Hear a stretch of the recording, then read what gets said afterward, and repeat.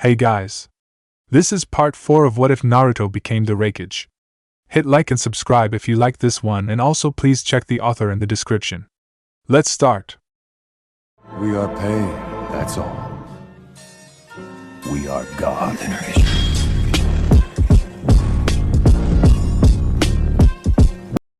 Chapter 10-8 Days later in Konoha. For the past 12 days, since Jiraiya informed Tsunade of Orochimaru's major assault, Konoha had been preparing for battle. The surrounding forest had been filled with shinobi traps. The hospital staff and equipment had been moved into the shelters inside the Hokage monument, as the hospital itself was not secure enough. The village itself was fortified with dozens of houses and buildings made into temporary bases of operations and command posts for the different shinobi groups. Shinobis were also stationed around the clock on the Konoha walls. In the event that Orochimaru and his allies sent in a vanguard or raiding party to weaken Konoha before it had a chance to defend itself, the civilians along with all non-combatants were evacuated out of the village and brought into hidden shelters built into a nearby mountain, and were guarded by a platoon of A and BU.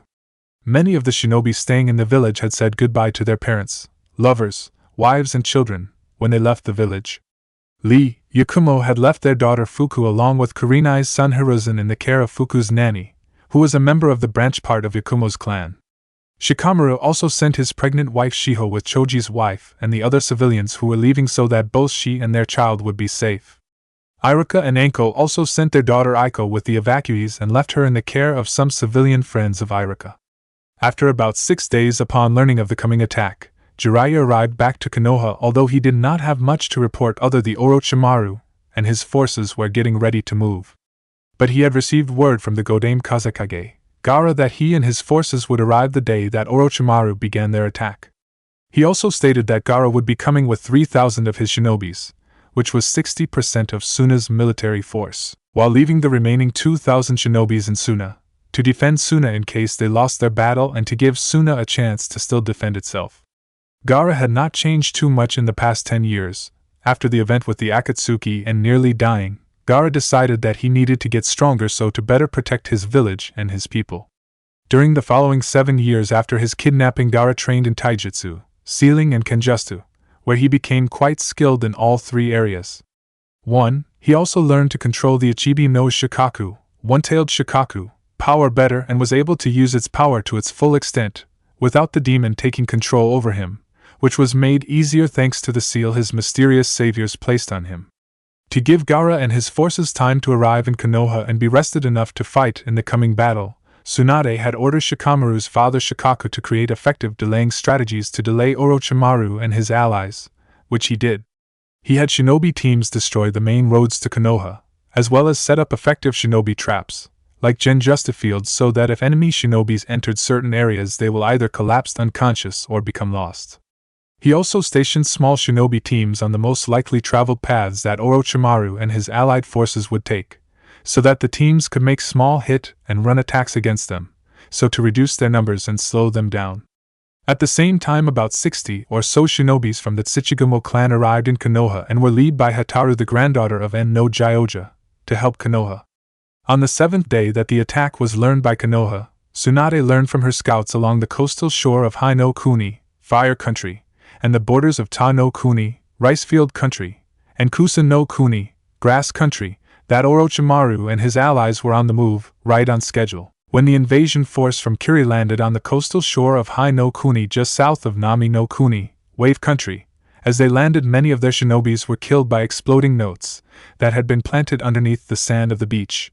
Shikaku had correctly calculated the correct position where Kiri's invasion force would land, as it was the best landing place for a force that size to land. As well, near enough to Konoha so that they would surround Konoha with the other forces of the Orochimaru's coalition at roughly the same time. At the same time, the forces from Oto no Kuni and the Hanya clan moved from their bases in Ta no Kuni and crossed the border of Hai no Kuni, where they attacked the Konoha outposts and bases along the border. But when they did, they discovered that the bases had exploding notes planted in them, so that when the invading forces entered the outposts and bases they would blow up, causing many casualties among the forces. The same thing happened to the forces of Iwa and Kusa when they crossed the border between Kusa no Kuni, Grass Country, and Hai no Kuni. The three separate forces also came under several raids and hit and run attacks from Konoha shinobis as they headed towards Konoha. The teams were led by members of the Hyuga clan, Aburame clan, Inazuka clan, and Anbu.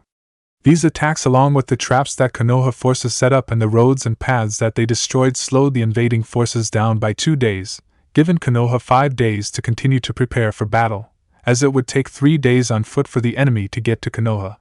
This gave Gaara and his forces enough time to arrive in Konoha and rest up, as well as integrate themselves with Konoha forces so that they could help with the defenses. On the 12th day, upon Konoha learning of the attack, Orochimaru and his allies were now in position and ready to begin their attack on the village. They had placed their forces all around the village and placed all 12 large mobile volley guns, which Kiri had brought with them, and placed them around the village, so that they could bombard the village before they began their main attack. They even loaded new poisons from Kusa in with the volley guns so to weaken the Konoha and Suna forces. From a small hilltop looking over Konoha, Orochimaru and his allies, the Yondaime Tsuchikage, Ryoku, the Godaime Mizukage, Shiro, the leader of Kyuzugakyur, Doku, and the leader of the Hanya clan, Shinrin, commanded their forces. The forces themselves were positioned in different areas around Konoha. The Kusa and Hanya clan forces were on the western side of the village, the IWA forces on the southern side of Konoha, Kiri forces positioned of the eastern side of the village, while the Odo forces were positioned in a hidden location behind the rest of the army, ready to move out on their leader's command. As Orochimaru looked over his former village, he started to laugh. Coo, I have waited for this day for many years.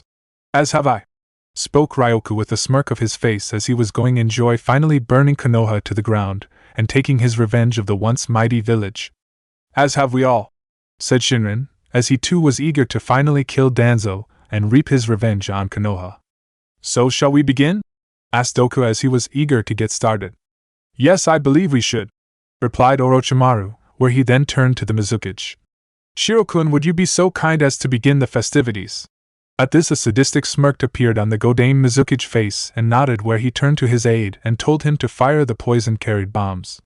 The aide nodded and then spoke onto the radio and told the Kiri forces below to be fire the first volley of kunai with large pouches filled with the new poison powder from Kusa tied to them. As soon as the order was given, the shinobi stationed at the volley guns unveiled the volley guns as they were covered in camouflage during the night after certain parts of the forestry were cleared to allow the volley guns to fire.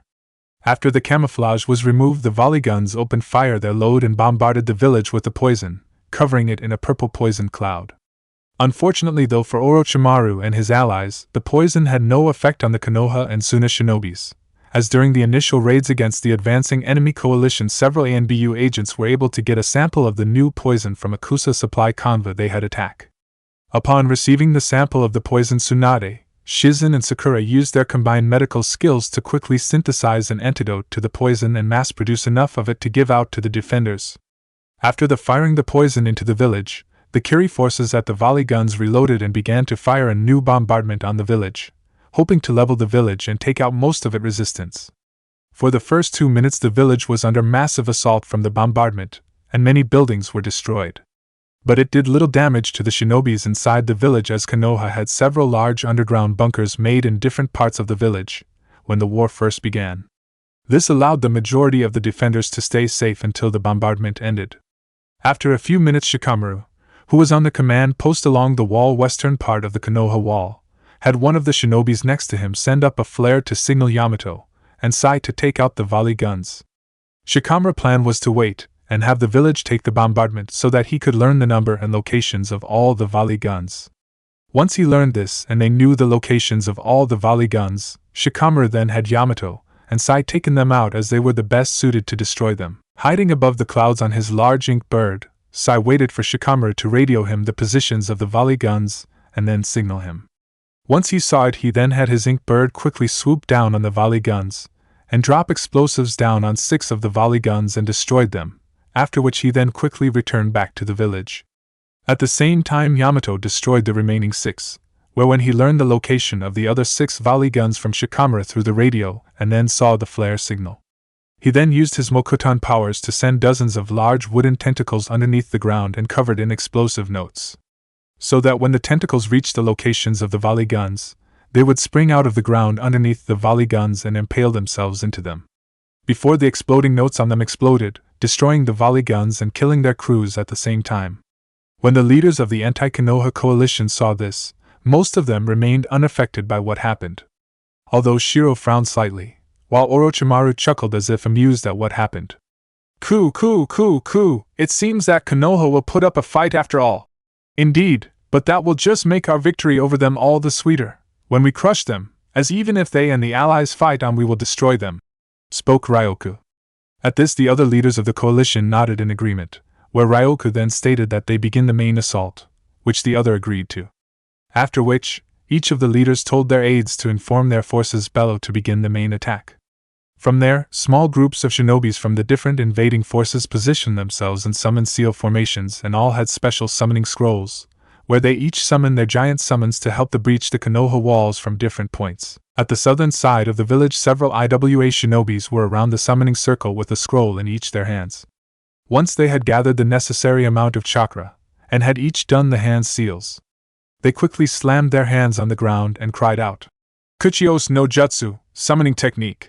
After which there was a massive puff of smoke appeared and a sloth, 2, of 5 bears appeared, 3.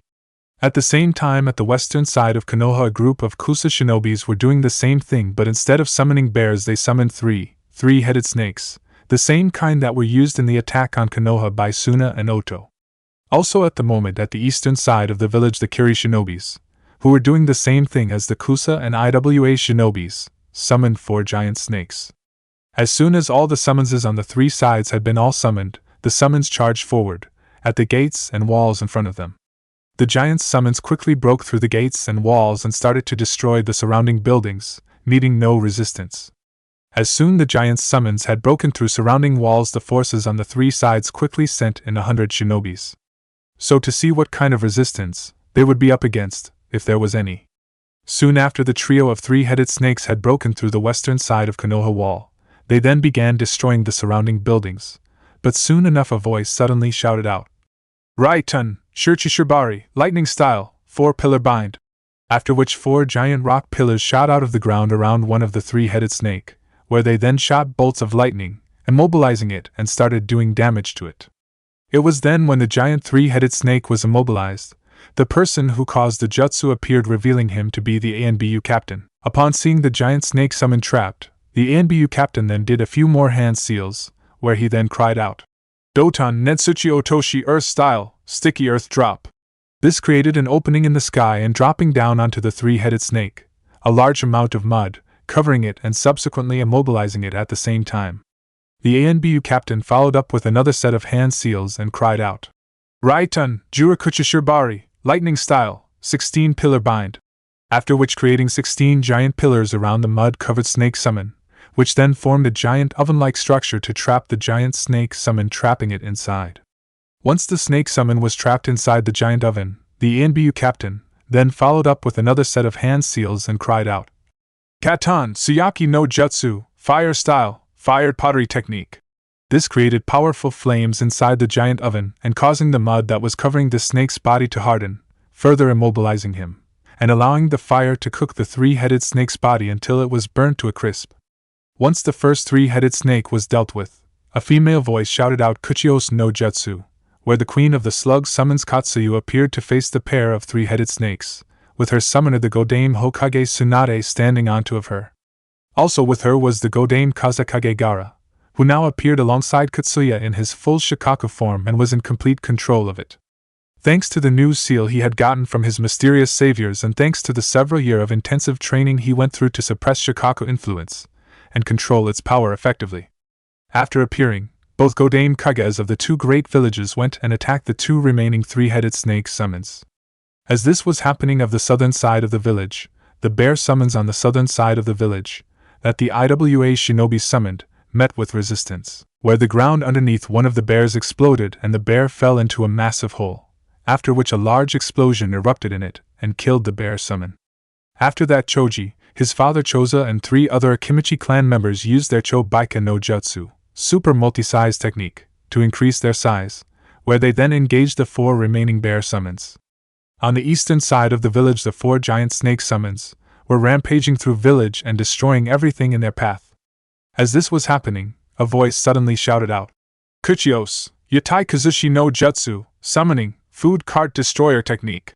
After which Gamabunta, the chief of the Toad summons, appeared from the air and landed on one of the snake summons and crushed it. Atop Gamabunta was Jiraiya, who was now in the middle of his introduction dance and shouting out, "Listen up, you chicks! Open your beady little eyes and take a good look! Behold, the divine ninja Jiraiya's, far east of Eden's, wild dance!" Upon seeing this, the remaining 3 snakes did not know what to do after seeing this and did not move. Seeing that the snakes had yet to do anything, Jiraiya continued on with his introduction. "You damn snakes that are frozen with fear in a toad's presence, get out of here!" It was after this intro that 2 more Jiraiyas appeared, where they each did a few hand seals and cried out, "Kuchios no Jutsu," and summoned 2 more of the great battle toads, Gamakin and Gamahiro. After that, the 2 Jiraiya then puffed away, revealing that they were shadow clones. When the 3 great battle toads arrived, they quickly drew out the various weapons that leaped forward and attacked the remaining 3 giant snake summons.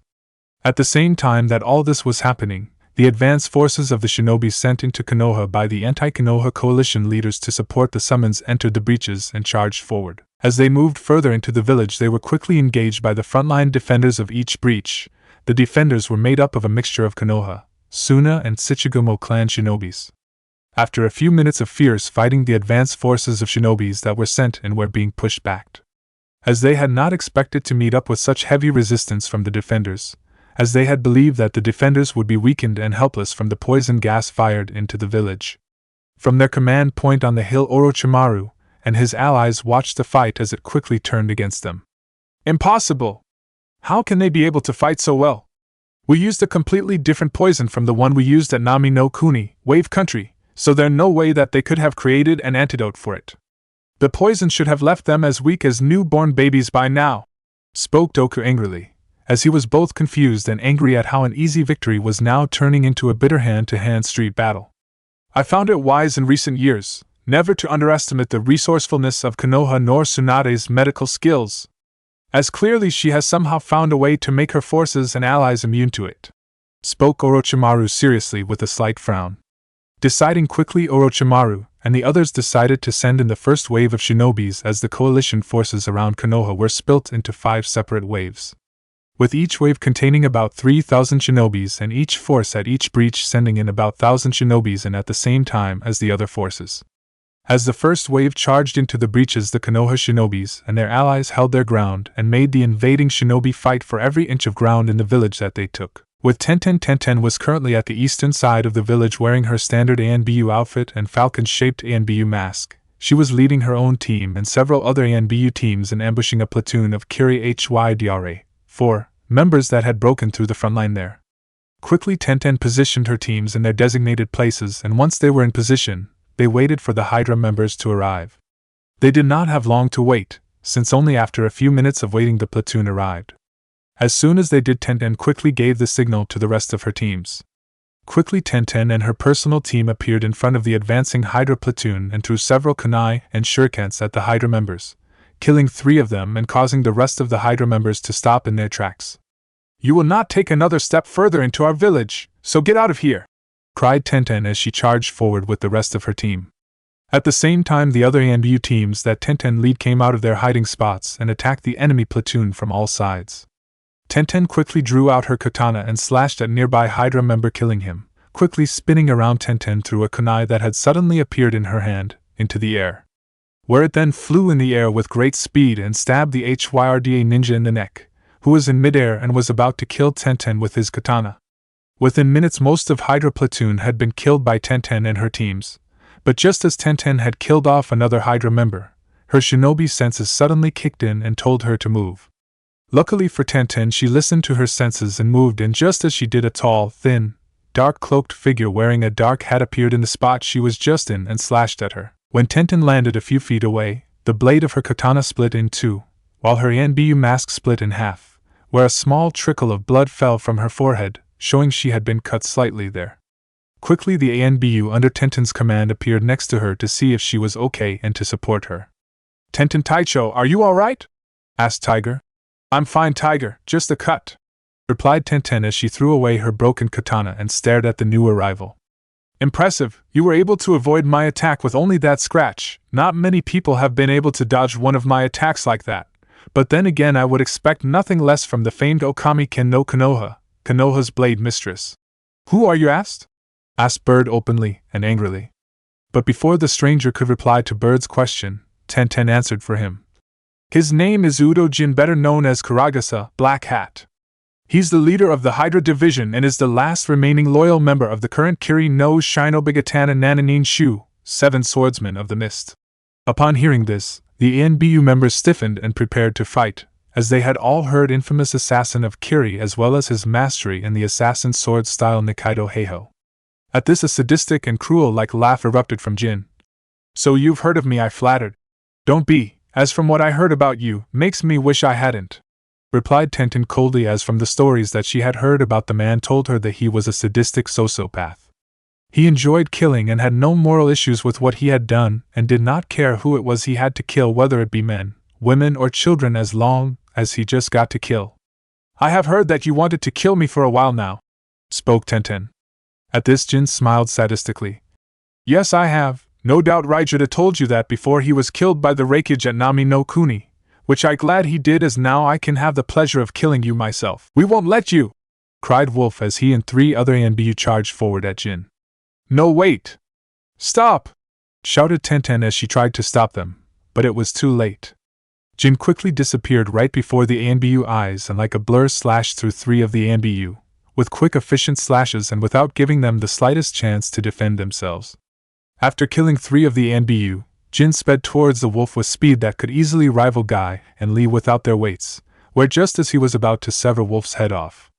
But before he could, Tenten appeared between them and blocked Jin's slash with her Jian sword, after which she then slashed at Jin with the spike ends of her metal fan in and attempted to cut his neck open.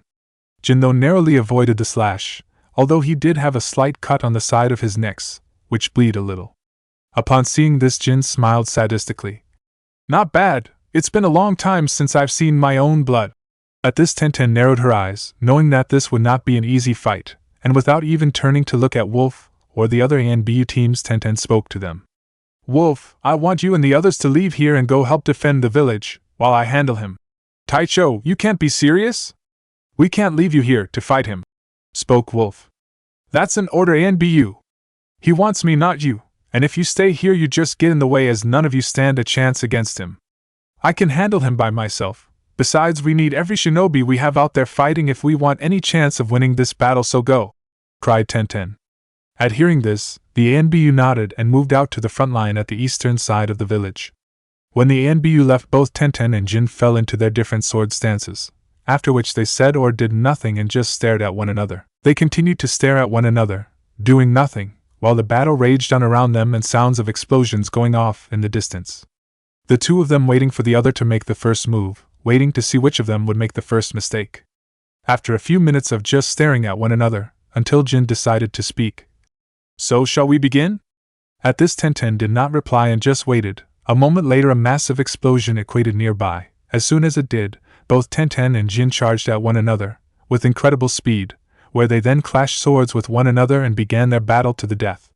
With Konohamaru was currently leading a group of Chunins and holding back the several teams of IWA shinobis that had broken through the main defense line at the southern part of the village.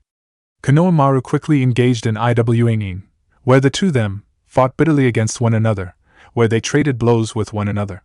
During the fight, Konohamaru quickly flipped backwards to avoid a horizontal slash from the IWA Nin's kunai, whereas he flipped backwards he kicked the IWA Nin right underneath the chin, thereby knocking several teeth out of the IWA shinobi's mouth and sending him flying into the air and crashing to the ground unconscious. Once he got back on his feet, Konohamaru quickly turned to another IWA shinobi coming at him from behind. Quickly spinning around and ducking the IWA shinobi's kunai stab, Konohamaru quickly did a Rasengan in his right hand and slammed it right into the unsuspecting IWA Nin's stomach, shouting out, Rasengan. After being hit with the attack, the IWA Nin was sent flying away and blasted right through a nearby wall. Just as he defeated that IWA Nin, Konohamaru's shinobi senses told his to duck, which he thankfully did, since as soon as he ducked, a kunai flew right through the spot where his head was just moments ago. Quickly doing a 160-degree turn, Konohamaru quickly located the IWA Nin that shot him, who was about 80 feet away on a rooftop with a Kwani. Seeing this, Konohamaru quickly threw a kunai of his own at the Iwanin, who was aiming to throw another kunai at Konohamaru. The kunai quickly flew through the air but missed the Iwanin and hit a pole next to Iwanin. Thinking he was safe, the Iwanin got ready to throw his kunai at Konohamaru. But what he didn't know was that Konohamaru had missed on purpose, as the kunai had an exploding note wrapped around the handle. Just when the Iwanin was about to throw his kunai, the note exploded, destroying the roof and killing the Iwanin. With the Iwanin dead, Konohamaru turned around to see the rest of his group battling the remaining Iwa shinobis. Konohamaru then quickly summoned Enma and had him turn into his Kongoni form and was about to join the battle and help his men, but before he could, his shinobi senses kicked in yet again and told him to move. Konohamaru quickly jumped away, where as soon as he did, a massive zanbato came down on the spot that he was just on. When Konohamaru landed, he looked up and saw a bulky and well-built Iwa Jonin with shoulder-length black hair, wearing a standard Iwa Jonin uniform and holding a massive zanbato.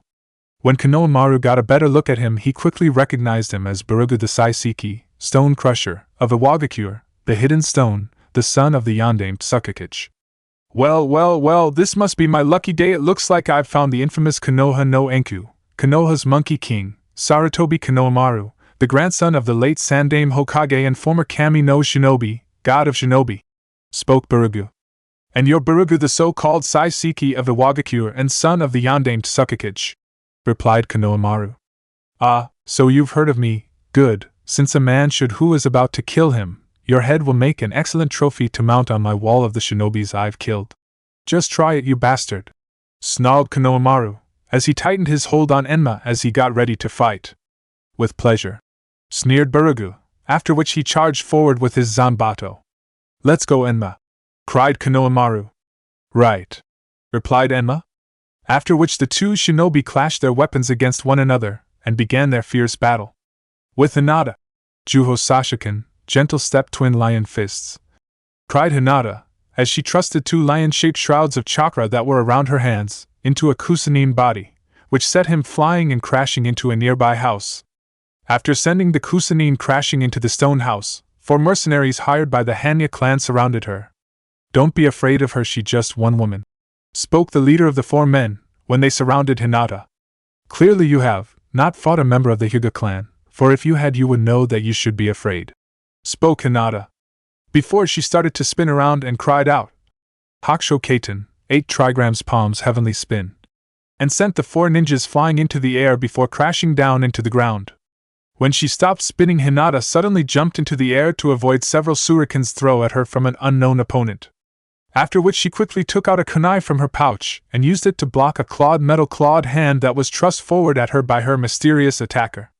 The mysterious attacker was still very strong though, since even though Hinata had blocked his attack, he was still able to push her back, causing her to fall from the air and skidded backwards when she landed back on the ground. When Hinata regained her footing, she was finally able to get a better look of her opponent. The man was very tall, as he was about 6'3", and he was well built with pale skin and long red hair done in several long braided tails. He wore a shinobi net vest with a gauntlet on his left arms with a metal shoulder guard and side breastplate. He also had bandages on his right hand and a metal chain warped around it. He wore metal spike knee pads with metal clawed-toed boots and heels, with black shinobi pants with red flames and a red cloth wrapped around his waist. Who are you? Asked Hinata, as she did not recognize the man from any known bingo book. My name is Fuma Kotaro of Kusugakure, Hidden Grass, replied the man now known as Kotaro. At this, Hinata's eyes widened slightly, as she had heard about Kotaro from passing stories from other shinobis. From the rumors that Hinata had heard about him, he was said to be a merciless killer that held no remorse for those he killed and was an extremely dangerous shinobi for anyone to fight. His reputation was said to be so fearsome that his own village and clan were said to fear him. You're the Kaze no Akuma, the demon of the wind? Asked Hinata openly and with slight surprise. Kotaro, of course, only nodded in affirmation. I thought you were only an urban myth, spoke Hinata, as no one who was said to have seen him outside his village and clan had ever lived to describe him or get a picture of him. Well, as you can see, I clearly am not, replied Kotaro, and I have heard a great deal about your skill and power, Hyuga Shikyo no Megami, Hyuga's goddesses of death, Hyuga Hinata, and I'm eager to see how much of those rumors I have heard about you are true." After which Kotaro quickly fell into a fighting stance, where Hinata quickly followed suit as she knew she would have to be on her toes in this fight and could not afford to go easy or underestimate someone like Fuma Kotaro. For a monument or two neither of them moved, as they waited to see which of them would make the first move. But after seeing no movement from the other, they both simultaneously attacked each other, where they then began their vicious hand-to-hand battle.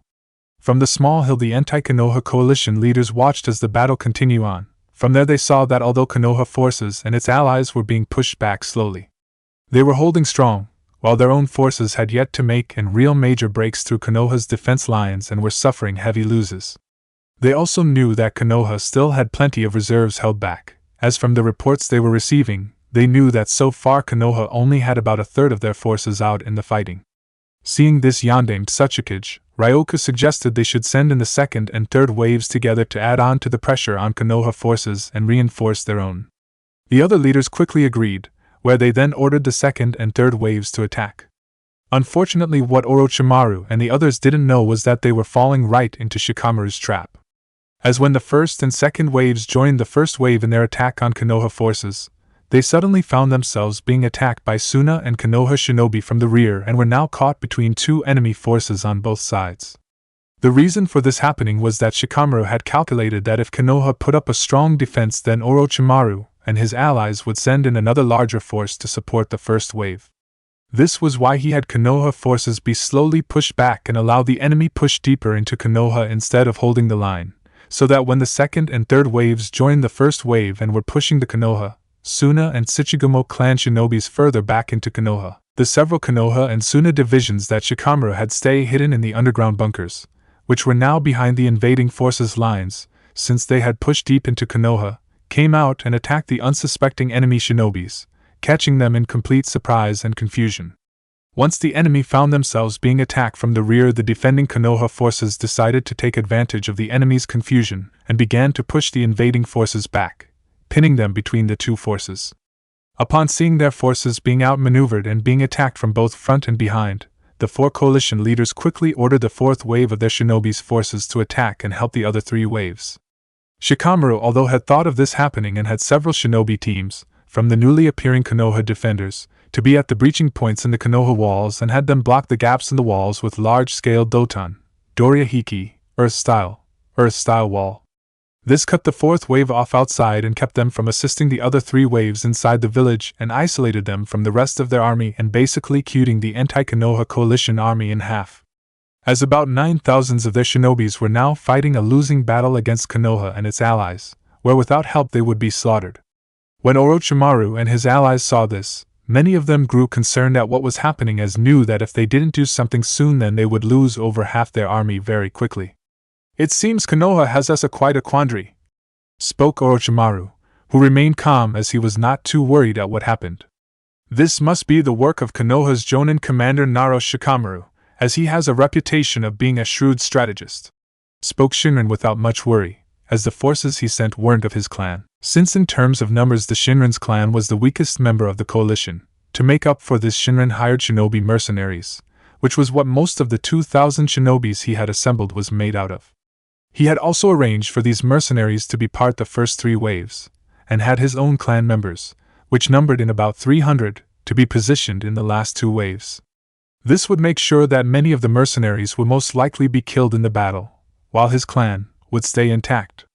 It also made sure that he would not have to pay too many of the mercenaries, if any survived, since the fewer that survived the better, as Shinran's clan did not have the money to pay all the mercenaries he hired. Hence, as far as Shinran was concerned, the mercenaries he sent in those first three waves were cannon fodder, as they were all weak shinobis who had left their respected villages because they were too weak, or were simply kicked out. "We need to do something now before we lose half our forces," spoke Doku. "Agreed," spoke Orochimaru, where he then turned to Kabuto, who was standing next.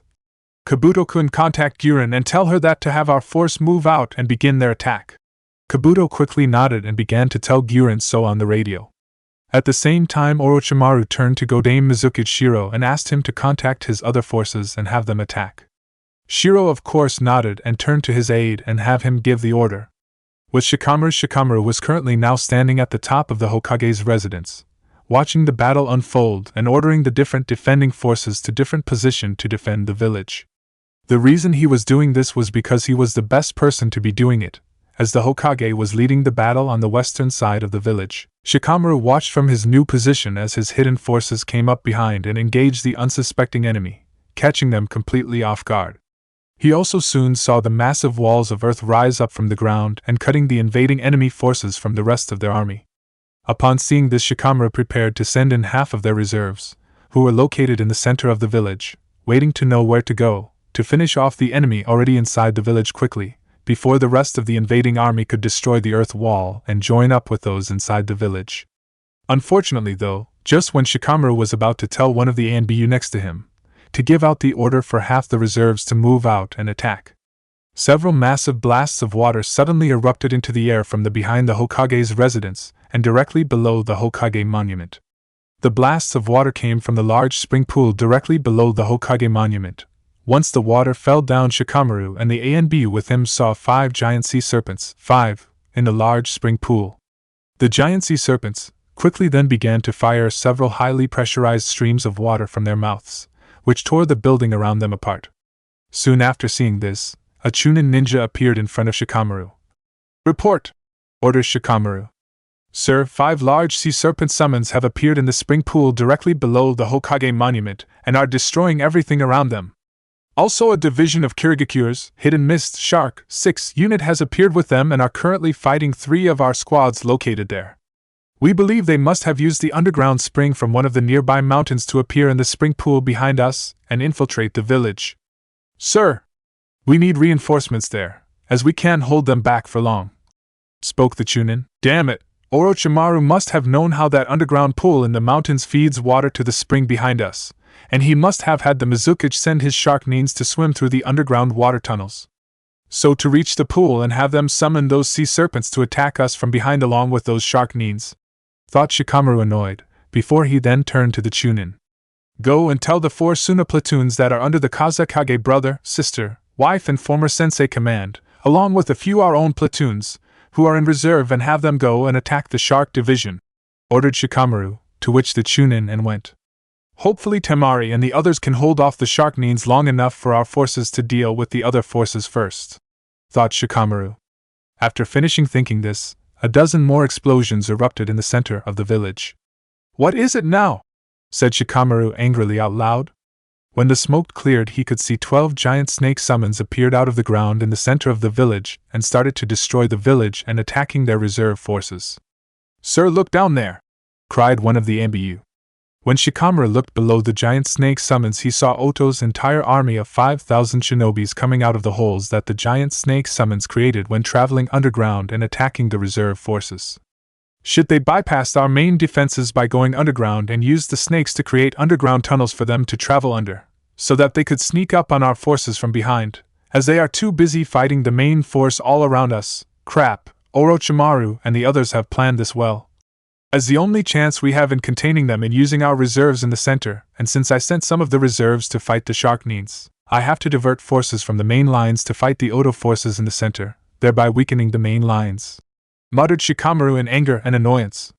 And just when Shikamaru thought things couldn't get any worse, yet another explosion happened and the other ANBU next to him cried out and pointed over to something.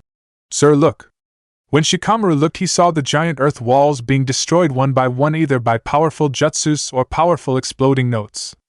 With the earth walls down, the 4th wave of invading shinobis from the different villages of the anti-Konoha coalition started to pour in through the gaps. "Shit," thought Shikamaru, before he quickly regained himself and turned to the ANBU on his left side. "You bull, I need you to go to the Hokage, the Kazekage and Jiraiya-sama and tell them that we need their help at the center to fight off those troublesome snakes." "Hi," replied the bull-masked ANBU before he then left. After which Shikamaru then turned to a turtle-masked ANBU on his right. "You turtle, go to the communication center and radio our forces that are attacking the rear of the first 3 waves of the enemy, and tell them that they are to either run through or fight their way through those forces and fall back to our lines before the 4th wave attacks them from behind and they are slaughtered by them," said Shikamaru. "Hi," replied the turtle-masked ANBU before he then shunshined, body flickered away. "This battle has just gotten a whole lot more troublesome, and if things keep going like this we're gonna lose," muttered Shikamaru. Before he jumped off the top of the Hokage's residence and headed for the southern side of the village where Ino, Choji along with his and their fathers were and joined them in fighting against the IWA forces. Upon receiving word from Shikamaru about what was happening and seeing the 12 giant snake summons in the center of the village themselves, Tsunade and Gaara quickly headed for the center of the village. Gaara had already killed one of the giant 3-headed snake summons by using his futon, Renkuden, wind style, drilling air bullet, leaving only one left, which Tsunade left to her summons Katsuyu. When Jiraiya heard about the sneak attack, he too quickly left with Gamabunta, who had just killed another giant snake summons himself by using his Gamadosuzan, Toad Sword beheading technique, after which he left the remaining 2 giant snake summons to Gamaken and Gamahiro. At the same time as that, the Konoha and Suna divisions that had snuck up behind the enemy earlier were now making a break through the enemy forces and making their way back to their lines, so that they could help deal with the Odo shinobis, who had appeared in the center of Konoha, right behind their main defense lines. Although those Konoha and Suna divisions had made it back to their own lines, they had suffered losses as they fought their way back to their lines, where they either lost shinobis as they fought through the enemy, or some of them were cut off from the others and isolated from them, and then killed. But even still, most of them made it back to their lines, where they then proceeded to go to the center of the village and fight off the Otonins that were trying to attack the main defense lines from behind. When the 3 Kage-level shinobis reached the center, they quickly went to engage the giant snake summons. Jiraiya quickly got Gamabunta to fire a Gamayuden, Totoro bullet, at one of the giant snake summons, after which Jiraiya himself then fired a Katon, Enden, fire-style, flame bullet, with the Gamayuden, thereby igniting the oil and creating an effect like a flamethrower, and creating a conflagration of far greater power and magnitude than the original fire ninjutsu used on its own could have. The enhanced fire ninjutsu quickly flew at the giant snake summons and quickly burned it alive, leaving a charred remains that puffed away soon after. At the same time that was happening, Gaara engaged the giant snake summons and once again used another futon, Renkuden, to kill another giant snake summons, but as soon as he did, one of the other giant snake summons snuck up on him by going underground. Whereas soon as Gaara had killed one of the giant snake summons, the other appeared out of the ground and wrapped itself around Gaara's full Shikaku form, and keeping him from moving for the moment. Once it had wrapped itself fully around Gaara's full Shikaku form, the giant snake summons opened its mouth and went to try and eat Gaara, who was on his full Shikaku's form head. Seeing what the giant snake summons was about to do, Gaara quickly deactivated his full Shikaku form, causing it to fall apart into a large mountain of sand and allowing him to move out of the way and avoid being eaten by the snake summons. After avoiding being eaten, Gaara quickly used the sand that had originally made give up his full Shikaku form and use it to create a Sabakuro, sand-binding prison, to capture the snake summons.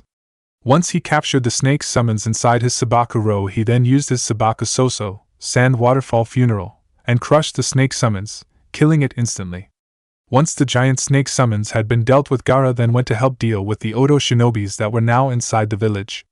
Tsunade did her own part in the battle against the giant snake summons, where she used her chakra to help her leap up high into the air and used her Tsutenkyaku, painful sky leg, to hit one of the giant snake summons on the head, stunning it for a few seconds, after which Tsunade then quickly did a mid-air spin kick and hitting it, stunning the summons in the side of its head, sending it crashing into the ground and knocking it out.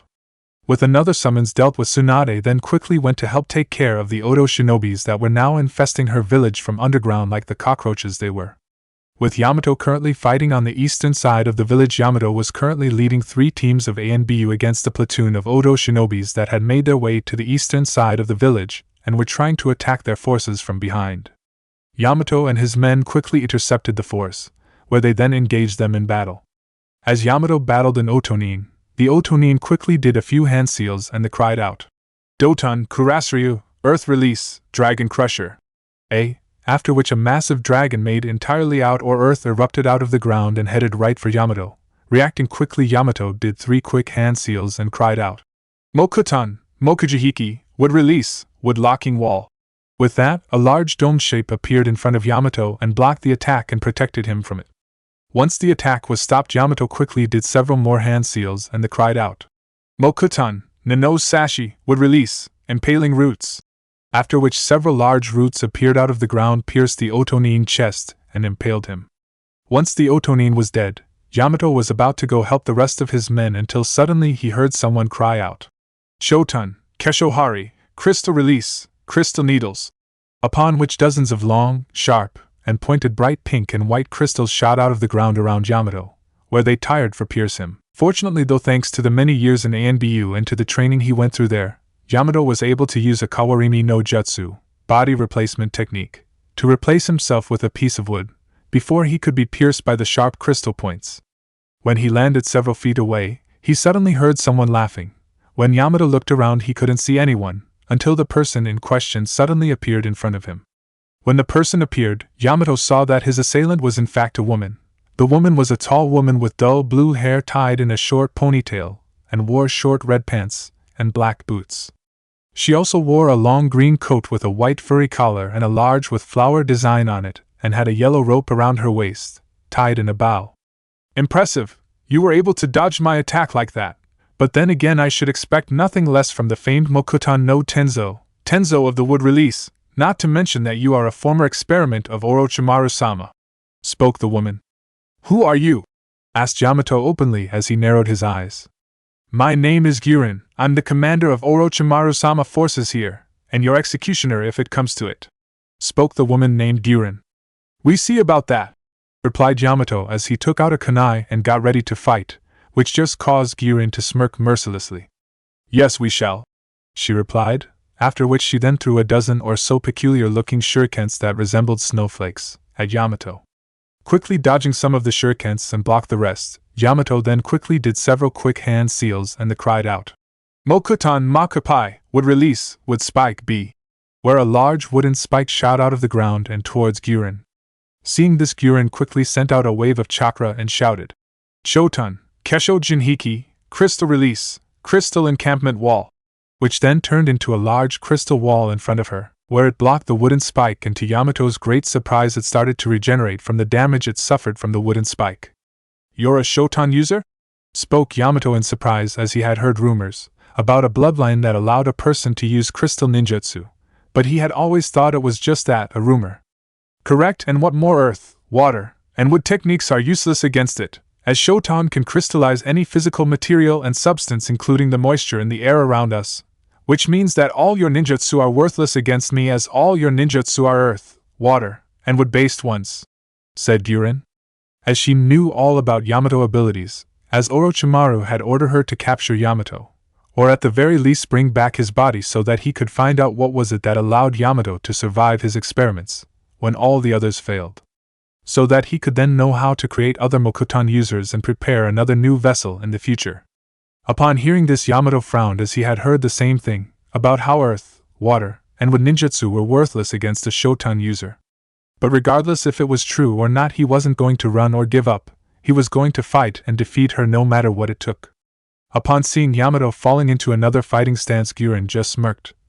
So you're still going to fight me even though you know that your elemental ninjutsu is worthless against me? Yamato didn't answer, and got ready to fight.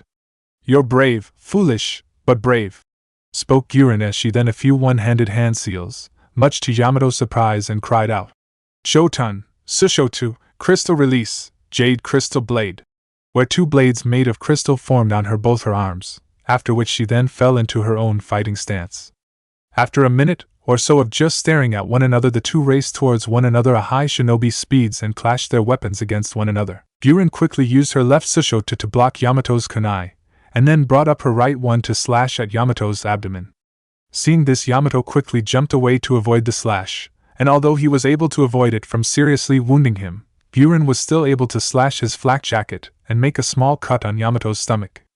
When Yamato looked at Guren, he saw her bring up the Sushotu that cut him up to her face and started to sniff at it, after which she started to laugh sadistically. Heh heh, I love the scent of blood. Not to be intimidated by her scare tactics, Yamato just fell into another fighting stance and got ready. Guren quickly did the same. After a moment or two of staring down one another, the two of them started battling again. With Orochimaru and the others from their command point on the small hill, Orochimaru and his allies watched as the Konoha forces along with their allies were struggling under the weight of numbers against them, and the fact that they were being attacked on all sides. Orochimaru then turned to Mizukage and the other anti-Konoha coalition leaders. Gentlemen, radio your men and have them fall back, please. At this the Mizukage and the other leaders nodded, knowing what Orochimaru was going to do next, and turned to their aides to have their forces temporarily fall back, after which Orochimaru then turned to Kabuto. Kabuto-kun, please inform the 3 curse-sealed divisions that we have in reserve to move forward, now that our allied forces have softened the Konoha forces enough on the 3 fronts, for our curse-seal users to break Konoha's lines there. After which we will send in all our forces in one final attack and utterly destroy Konoha, one and for all. Kabuto acknowledged Orochimaru's order and began to give out his order of the radio over to the leaders of those divisions. The curse-sealed divisions were 3 divisions made up of Oto shinobis and former prisoners that Orochimaru captured and placed curse seals on, turning them in vicious, brutal, bloodthirsty monsters that would not stop until either their enemies were dead or they themselves were killed. The reason why Orochimaru was having his allies fall back was because his crew's seal warriors would be just as likely to attack their own allies as they were to attack their enemies. The only way Orochimaru was able to control them was because of small groups of Oto shinobis in each of the 3 divisions, who were still able to retain their minds after getting the seals, and who were placed in command of the 3 divisions to keep the other curse seal warriors in line. Once the Iwa, Kiri, Kusa and Hanya clan forces had fallen back on their 3 fronts, the 3 curse-seal divisions moved in and started to wreak utter havoc and destruction on the Konoha, Suna and the Tsuchigumo clan forces, causing heavy losses on the already weakened defense lines where they begin to crumble. As thanks to the curse-seal warriors' strength, speed and power went far beyond the average shinobi's power, the seal also made it very hard for the Konoha, Suna and Tsuchigumo clan shinobis to kill. Since in their monstrous forms the curse warriors' skin became extremely strong and tough, where only high-level or powerful justice could kill them. After an hour and a half of bitter fighting, the Konoha forces and their allies had somehow held their lines, but just barely, and had just about killed the majority of the cursed seal warriors, although there's still many left that were fighting, but still most of them had been killed. But it had come at a heavy cost, as many of their shinobis had been killed or were too wounded now to fight, leaving them in a bad situation for the now refreshed enemy forces that were to come in. Seeing this from their command point, Orochimaru and his fellow leaders ordered the first 4 waves to re-engage the weakened Konoha defenders, while holding the 5th wave in reserve, in case one final push was needed. Once the anti-Konoha forces re-engaged the Konoha defenders, Orochimaru then turned to his fellow leaders. "Gentlemen, I believe it's time that we ourselves join the battle and finish off Konoha once and for all. Don't you all agree?" asked Orochimaru, where the other leaders of the anti-Konoha coalition nodded their heads in agreement. After which all 5 leaders and their aides headed off into Konoha. With Sakura currently in the center helping with the endless number of wounded shinobis, Sakura was desperately trying to do her best at stabilizing as many of them as she could and hand them over to emergency medic teams that would deliver them to the emergency hospital in the Hokage Monument, although that in itself was a dangerous mission, as with the HYDRA ninjas fighting below the monument with the Suna and Konoha forces, where the medic units transporting the wounded could be caught in the crossfire or attacked by HYDRA ninjas. After sending another wounded Konoha shinobi with a medic team back to the emergency hospital, Sakura was attacked by 3 cursed seal warriors that were still alive and had somehow broken through the main defense lines and had reached the center of the village. All 3 of them were hissing, growling and snarling at her like wild bloodthirsty beasts. Seeing this, Sakura quickly prepared herself for battle and fell into a taijutsu stance, which was none too soon, since as soon as she did, the trio of monsters charged forward and attacked. Reacting quickly, Sakura charged an immense amount of her chakra into her fist, and cried out, "Okasho, Cherry Blossom Impact!" and slammed her fist into the ground, pulverizing it into miniature pieces, and blasted the 3 monstrosities away. Once the 3 cursed seal warriors were shattered away from one another, Sakura quickly charged forward toward the nearest one to her, where she then quickly jumped into the air and cried out, "Satenkyaku, painful sky leg!" where she did a falling axe kick down on the crew's seal monster, where thanks to her superhuman strength she caused a gigantic crater, killing the crew's seal monster she hit instantly at same time. As soon as she hit the monster, Sakura quickly did an 180 spin around on her so to face the second crew's seal monster that tried to jump at her from behind, where when she did, she charged up her fist again and slammed it right in the face of the creature, and sending it flying into the air and into several buildings 100 feet away. With the second curse warrior dealt with, Sakura quickly looked around for the 3rd and final curse seal warrior. She did not have wait for long, as she saw the creature charging at her from her right-hand side. Quickly charging forward, Sakura ducked under the Curse Warrior's claw swipe and used her superhuman strength again to do a powerful high kick, while shouting out, "Sakura no Joshiku, Rising Cherry Blossom Kick!" See, blasting the Curse Warrior high up into the air, after which Sakura concentrated a large amount of her chakra to her feet to allowed her to jump up to the mid-air Curse Warrior. Where once she did, and was slightly above it, she brought up her leg and once again cried out, "Tsutenkyaku," hitting the creature dead on and causing it to fall rapidly to the ground and causing a large crater once it hit it, and killing the former human instantly. When Sakura landed back on the ground, after defeating the third and final Curse Warrior, she suddenly heard someone clapping nearby. When she looked around for the person, she saw none other than Orochimaru right-hand man Kabuto applauding her with an arrogant smirk on his face, as he leaned against the wall of a building near where Sakura was fighting, where he'd been watching her the entire time. Upon seeing the silvered-haired traitor, Sakura narrowed her eyes.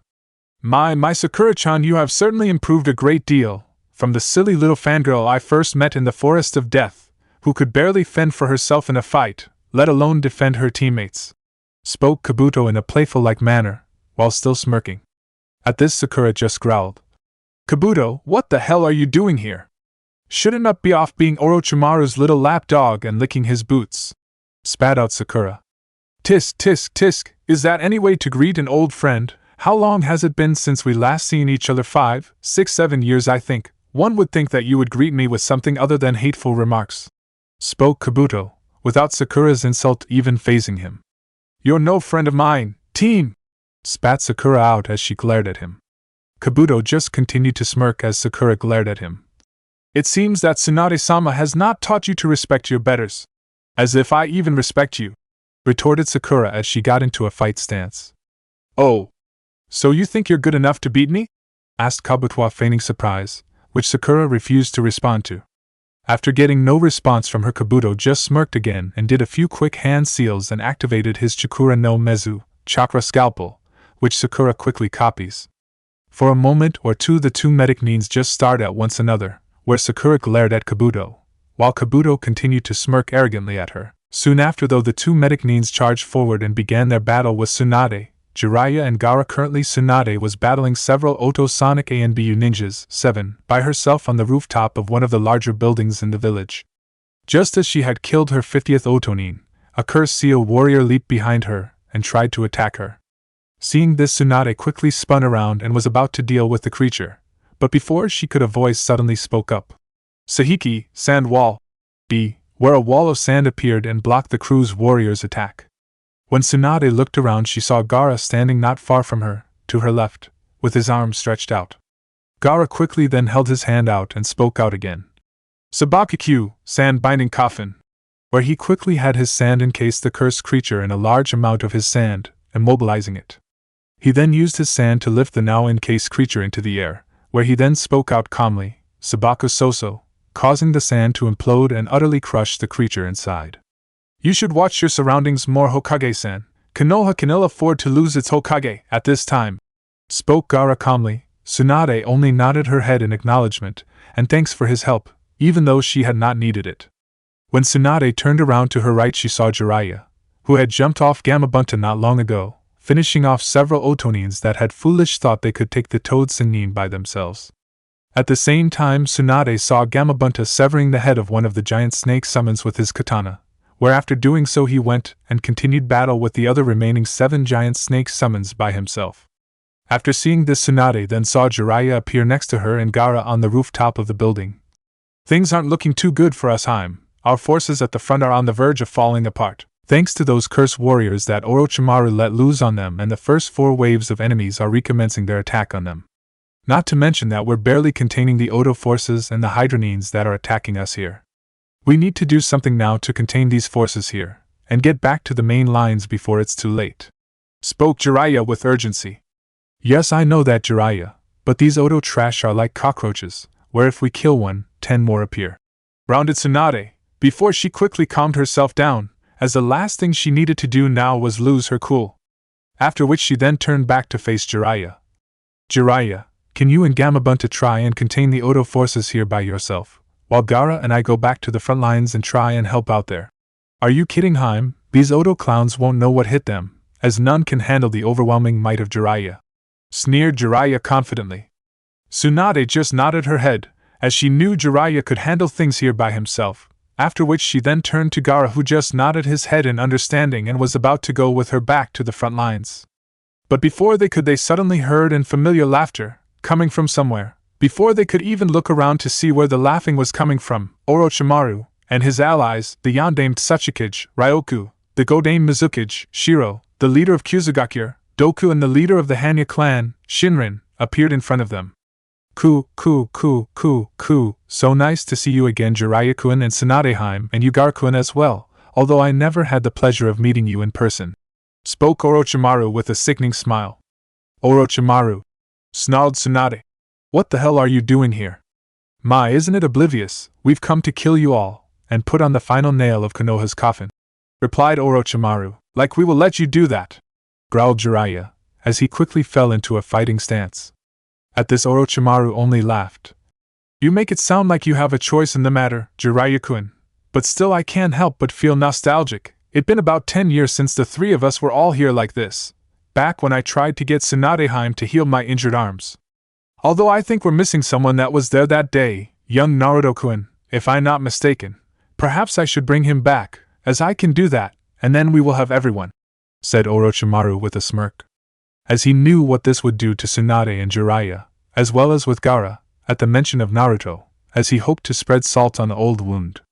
"Don't you dare mention his name, you have no right, you twisted bastard, and if you even try and use that jutsu, I swear I won't stop until you're nothing but a bloody stain on my fist," snarled Tsunade angrily, as she was barely able to restrain her rage at how casually Orochimaru mentioned Naruto's name, and reminded them of how he was dead, not to mention the thought of him using that jutsu to bring Naruto back. Jiraiya growled a little, while Gaara kept up his emotionless expression on his face, although Orochimaru could tell that the young Jinchuriki was also angry at the way his sand was moving about and looked ready to attack. "It seems that you struck a nerve with them, Orochimaru?" sneered Shiro, as he found the situation very amusing like the others. "Indeed," spoke Orochimaru, as young Naruto-kun was yet another victim of Tsunadeheim's cursed necklace. "It even more amusing, since he was betrayed by the very village he swore to protect, which just shows how decrypted this village has become." Upon hearing this, Tsunade was about to charge right at Orochimaru for what he said, only to be held back by Jiraiya. "Tsunade, control yourself, he goading you. He wants you to lose your temper and attack him. That way you be easier for him to kill when you're unfocused and blinded by your rage, so calm down," said Jiraiya, while still glaring at his former teammates, as like Tsunade he wanted to kill Orochimaru for what he said, as Naruto was a sore subject for not only Tsunade but for him as well. Considering that Naruto was his godson, and how he had not been there for Naruto when he should have been when Naruto was growing up. Soon enough though, Tsunade calmed herself down, still glared angrily and hatefully at Orochimaru, after what he said. Orochimaru, of course, ignored her glares and turned slightly to his allies. "So gentlemen, who would you like to fight?" "I want Jiraiya," spoke Ryoku, as he took off his Kage robe and had to reveal his bare chest, showing off his Hulk physique along with several numerous scars on it. Also, as well as showing his black shinobi pants and large gold belt on his waist with a bear's face engraved in the center. The Yondaime Tsuchikage knew that Jiraiya was the one who had trained the Yondaime Hokage, and wanted to have the pleasure of killing the man who trained his arch-nemesis and the cause of his disgrace, as well as erase any trace or connection to Yondaime Hokage from the world. "I shall deal with the Kazekage," spoke Shiro, as he took off his own Kage robes to reveal his blue samurai-like armor and black cape. Shiro had always wanted to test himself against the famed ultimate weapon of Suna, as he heard that very few shinobis could stand up to the Jinchuriki Kazekage. "I shall handle the Godaime Hokage," spoke Doku, as he was eager to test a special poison he had, in the hopes of using it against Konoha's Hokage. "I will also take the Hokage," spoke Shinrin, as he was hoping to deal a deadly blow to Konoha, by killing its leader, just like how Danzo had killed his father, who was his clan's leader. "Very well then, and I believe I will take Jiraiya-kun as well, if you don't mind, Ryoku-kun," spoke Orochimaru with a smirk.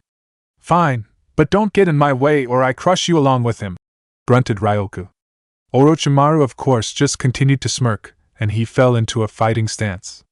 Soon enough though, both sides faced off one another and prepared to fight, where after a minute of staring at one another, the 8 leaders of their respected groups and villages attacked. With Tenten currently panting heavily with several cuts on her face, Tenten was staring at her opponent Jin, who was panting slightly and had a few cuts on himself as well, but was also grinning manically as he was enjoying this fight. Ha ha ha ha ha, this is it, this is the fight I have been waiting for, fighting someone who can match my strength and skill, and can actually kill me. I can finally test the true extent of my limits, spoke Jin as he continued to laugh. You insane, said Tenten as she stared at the laughing madman. Perhaps, or perhaps the whole world is insane and I the only one that is sane, as I'm true to what I am and I don't try and make myself to be some kind of hero.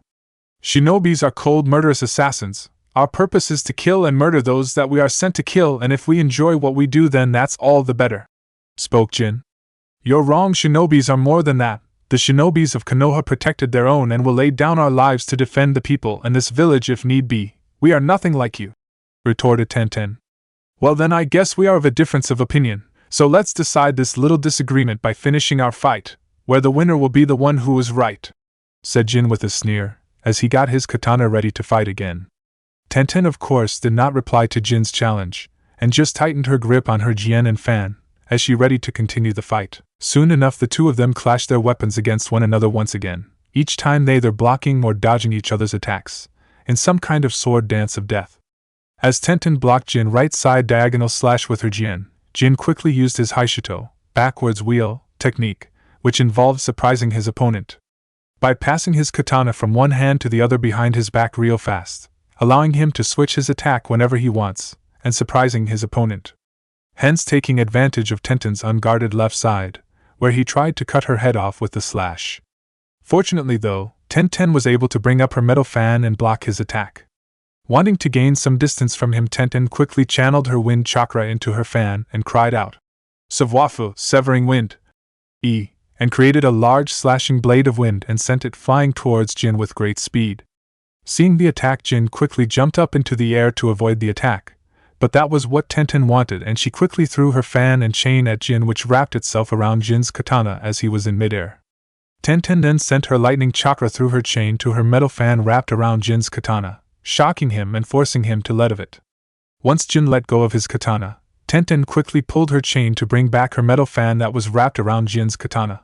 Whereas she did, the fan and chain loosened and the katana fell and stabbed into the ground several feet behind Tenten. Not wanting to miss a good opportunity to finish the fight, Tenten quickly charged forward with her metal fan and Jien's sword at her top speed, and slashed at the unarmed Jin. Although when she did that, Jin turned into a large piece of rubble, realizing quickly that Jin had used a Kawarimi no Jutsu, body replacement technique, and replaced himself with a piece of rubble from the village. Tenten quickly turned around. When she turned around, she saw that he now had his katana back. Not wanting to give him the chance to use it again, Tenten quickly channeled more of her wind chakra into her metal fan and threw it, causing it to spin like a disc at Jin. When she threw her now spinning fan, she cried out, Futon, Kaiten Fu Disuku, wind style, spinning wind disc, F. Jin quickly dodged the attack, although when he did, Tenten just pulled on her chain to come back and come at Jin from behind. Seeing this, Jin quickly leapt into the air, whereas the spinning fan and chain passed underneath him. He quickly drew out several kunai and threw them at the chain. The kunais hit the links of the chain with pinpoint precision, pinning the chain along with the fan to the ground. As soon as he landed back on the ground, Jin took full advantage of Tenten's surprise at what happened, and raced towards her at astonishing speed with his katana ready to deliver the final blow. By the time Tenten realized that Jin was coming at her, he was just about to slash her with his katana. Tenten was barely able to bring up her Jian sword to block Jin's attack. Although, even though she was able to bring her sword up in time to block it, Jin's slashing attack was so strong that it broke Tenten's sword in two and still slashed her in the chest. But thankfully though, Tenten was able to dodge the katana blade just enough to avoid the cut from killing her, or from being too serious, but was down on one of her knees panting heavily. As the cut was still serious enough, where Tenten knew that if she didn't get medical treatment soon, she would die from the blood loss of the wound. As Tenten put her hand over her large wound and ruined ANBU armor that had helped protect her from a lethal cut, she heard Jin laughing manically several feet away from where she landed, after jumping away to avoid Jin's previous slash. Ha ha ha ha, impressive, you were able to avoid my slash that much, but still with that wound now, you won't last very long and this fight will be mine, said Jin as he continued to laugh. Don't beat on it, team, said Tenten, as she ignored the wound and stood back up on her feet, where she then lifted up her arms slightly, showing a silver bracelets, with a large red jewel in the middle of it. 8. She then quickly rubbed some of the blood from her wound that was on her hands and spread it across the jewels of both bracelets, where as soon as she did, the bracelets expanded and turned into a large metal gauntlets with spike arms on their sides. The bracelets had been created by Tenten's father, who, after learning the special expanding technology developed in Kumo, Hidden Cloud, created the bracelets to give Tenten a hidden extra weapon to use. As soon as Tenten's gauntlet appeared, she quickly slammed her metal fist of her right-hand gauntlet into the ground, and using the superhuman strength she had learned from Tsunade, and destroyed the surround street around her, causing Jin to jump away to a nearby rooftop. Upon seeing the entire street destroyed, Jin could not help but laugh again. Ha ha ha, so the rumors are true, you do possess Tsunade-sama monstrous strength. My strength not quite at the level of Tsunade-sama or Sakura's, pant, but it's still enough to deal with the likes of you, spoke Tenten, as she was panting slightly, as she knew that she would not last long in a drawn-out fight due to the amount of blood she was losing. Good, that's the kind of talk I like to hear, as the more definite and determined you are, the better the fight, which will make killing you all the sweeter, said Jin as he prepared himself and signaled Tenten to come at him. Tenten just responded by activating her wrist blades on her gauntlets, and channeled her wind affinity in her left wrist blade, while she channeled her lightning affinity in her right wrist blade. Upon seeing this, Jin's smile grew bigger. Ho ho ho, I can see now why you're called the Okami Ken no Konoha, as you always seem to have some kind of bladed weapon on you, and by the look of this fight is about to get all the more interesting. Tenten's only response to Jin's comment was to jump forward into the air, cry out, Savwafu, creating another slashing bladed of wind and sending it at Jin, who quickly jumped to his left to the next building, where as soon as he did, he saw the building he had been just on a moment ago was cut in two, right down the middle by Tenten's attack. Impressive, commented Jin with a smirk when he saw it. If you like that, how about this? Cried Tenten, as she landed on one of the halves of the building she had just cut in two and thrust her right-hand gauntlet forward and cried out, Razeba, Lightning Saber, G, sending out a powerful blast of lightning toward Jin, who narrowly avoided being hit and being blown to pieces by the powerful attack, although the roof of the building he was just on was completely destroyed. As Jin dodged Tenten's attack, he charged forward at her so not to give her the space she needed to use her jutsu, and went to engage her in close combat, while at the same time covering his katana with his chakra, so that it could stand up to Tenten's lightning and wind-enhanced blades. For several minutes the two clashed blades with one another, where Tenten showed that despite her wound she was still able to fight well, as she and Jin traded blows with one another, where they either blocked or dodged each other's. These few minutes Jin found it hard to find any openings to attack Tenten, as she had proven she was equally as deadly with her wrist blades as she was with her Jian sword and metal fan. He was also finding it hard to protect himself, as he had only one katana, while Tenten had two wrist blades. Soon enough, though, the two of them broke apart to catch their breaths as they were both panting quite heavily. Pant, while I have to hand it to you. Pant. Okami-ken, you certainly surpassed even my wildest expectations, as I didn't think I have this hard time with you. Pant. I don't think I've had this hard a time with anyone, outside the Kiri no Shinobigatana Nananin Shu, 7 ninja swordsmen of the mist, spoke Jin as he panted tiredly. Don't go talking like this. Fight, pant, is over, as I'm not done yet, declared Tenten, although, right now she in a sorry state as she was still bleeding badly from her wound and was feeling dizzy. Oh, but I'm afraid it is, as I'm about to show you the secret technique of the Nikaido Heiho, spoke Jin. What secret technique? Asked Tenten. Allow me to explain, replied Jin. As you know, the most well-known and feared technique of the Nikaido Heiho style is the Shin no Ippo, one side of the soul, technique, whereby using my kinki, the spiritual energy that a warrior develops in a combat, on his opponent, I can penetrate my opponent's mind, putting him in a paralyzed state and prevent my opponent from retaliating. Much like killing intent, but unlike that, Shin no Ippo can also be used to kill my opponent. By concentrating all my force on his opponent, I can paralyze every muscle and every nerve in his body, causing them to stop breathing in a few minutes. But unfortunately this technique is useless against someone who is equal or strong than me in fighting strength, hence why I can't use it on you, spoke Jin, but was interrupted by Tenten before he could finish. What's your point? Said Tenten angrily, as she already knew all this and was in no mood of listening this. I was just about to get to that, said Jin with a smile as he brought up his sword to his face so to have the side edge facing him. You see, the technique I'm about to use is called the Hyoko no Jutsu 9. By using the Shin no Ippo on myself, with my blade, I can hypnotize myself. This causes my reflexes to improve, and my strength to increase tenfold, making me invincible. Allow me to show you, spoke Jin, as he brought the side of his blade to his eyes and cried out Shin no Ippo, where his eye glowed and there was a flash of light. Once the light died, Tenten watched with horror as Jin muscles started to grow and expand. Now you see, no one can stop me, cried Jin manically. Seeing this, Tenten knew she was in trouble, and knew the only chance she had of beating Jin was to use the Hashimen, 8 gates. Tenten had learned how to do Hashimen after many years of hard and intense training with Guy and Lee, although unlike them, Tenten could only open 2 of the gates. But still she believed that would be enough to defeat Jin, as the second Kumon, the Gate of Healing, forcibly increases one's physical strength and temporarily re-energizes the body, and that was what she needed. But the only problem was that with her body in its given condition she would only last a few seconds, hence she would have to make it count. Deciding to go for it, quickly going into a horse stance, Tenten began to open the first gate. As her chakra started to flow around her, Tenten began to open the second gate. As she was doing this, Jin looked on in surprise as he saw the now visible chakra surrounding Tenten and how her muscles started to grow, and she seemed to regain her energy. Upon seeing this, Jin started to laugh loudly. Ha ha ha ha, yes, even now in your wounded condition you still have this much strength to fight. This must be the famed Hashimen. Yes, grow stronger, Okami-ken. Grow stronger so that the moment I kill you will be a moment of pure bliss. Ha ha ha. Quickly, Tenten, after finishing opening the second gate, she knew she would have to finish this fight with one finally strike, if she wanted to win, as his body would not last long. Let's finish this, Jin, with one last attack and we see which of us is the stronger, spoke Tenten. Heh, yes, let's, so come at me with everything you got, Okami-ken and Konoha, cried Jin as he charged forward to attack, as did Tenten. Clang! Clang! Clang! Slash! Slash! Slash!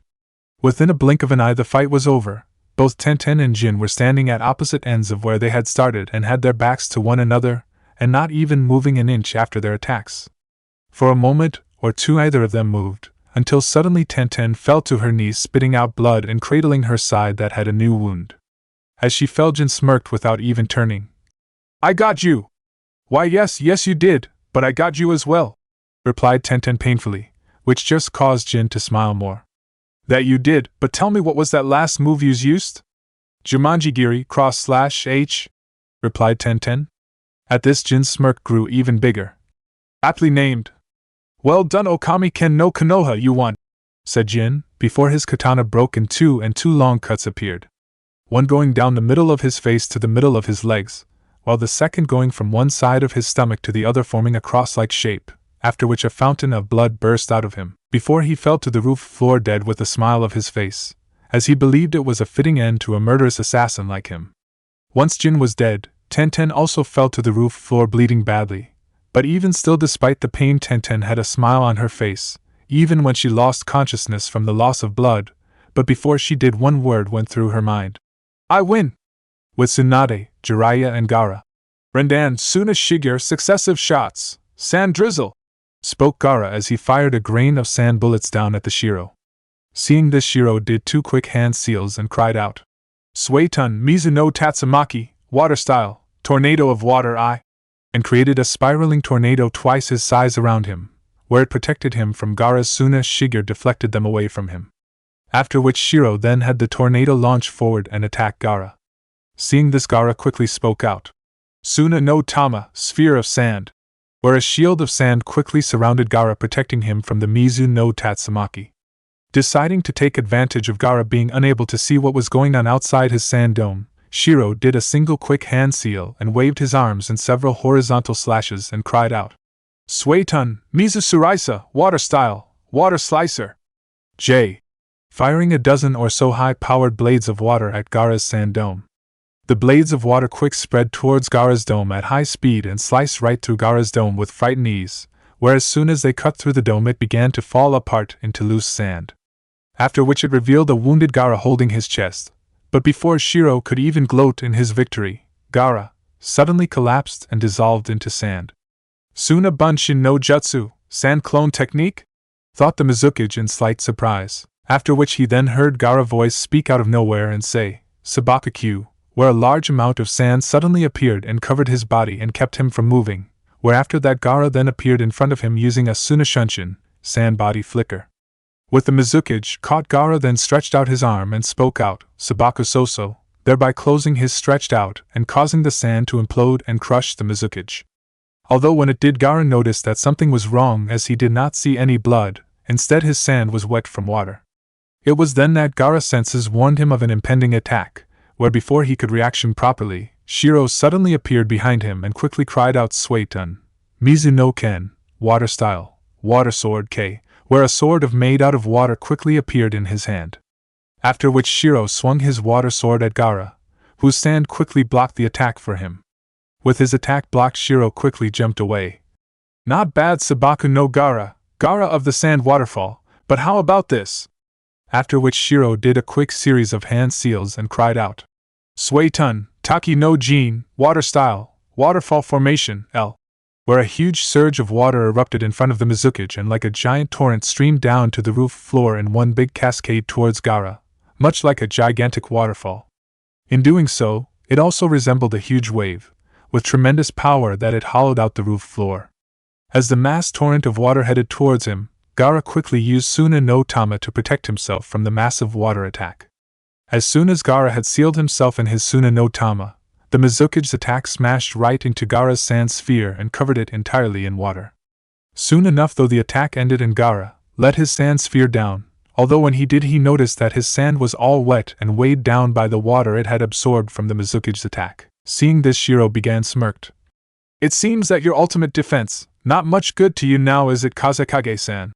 As this was exactly why he had fired the massive water attack. So make Gaara's sand wet, and weigh it down so that Gaara could no longer move it as quickly as he normally would. After which Mizukage formed yet another Mizu no Ken and attacked Gaara with it, only to be blocked by Gaara's katana, which he had hung from his back and had now drawn out. Do not think I will be defeated this easily by you, spoke Gaara, as he held his katana over his head as he blocked the Mizukage strike, where he then pushed the Mizukage back. After being pushed back, the Mizukage just sneered, not being the least bit worried at Gaara blocking his attack and still being able to fight, where he then charged forward at Gaara and continued with his battle with him.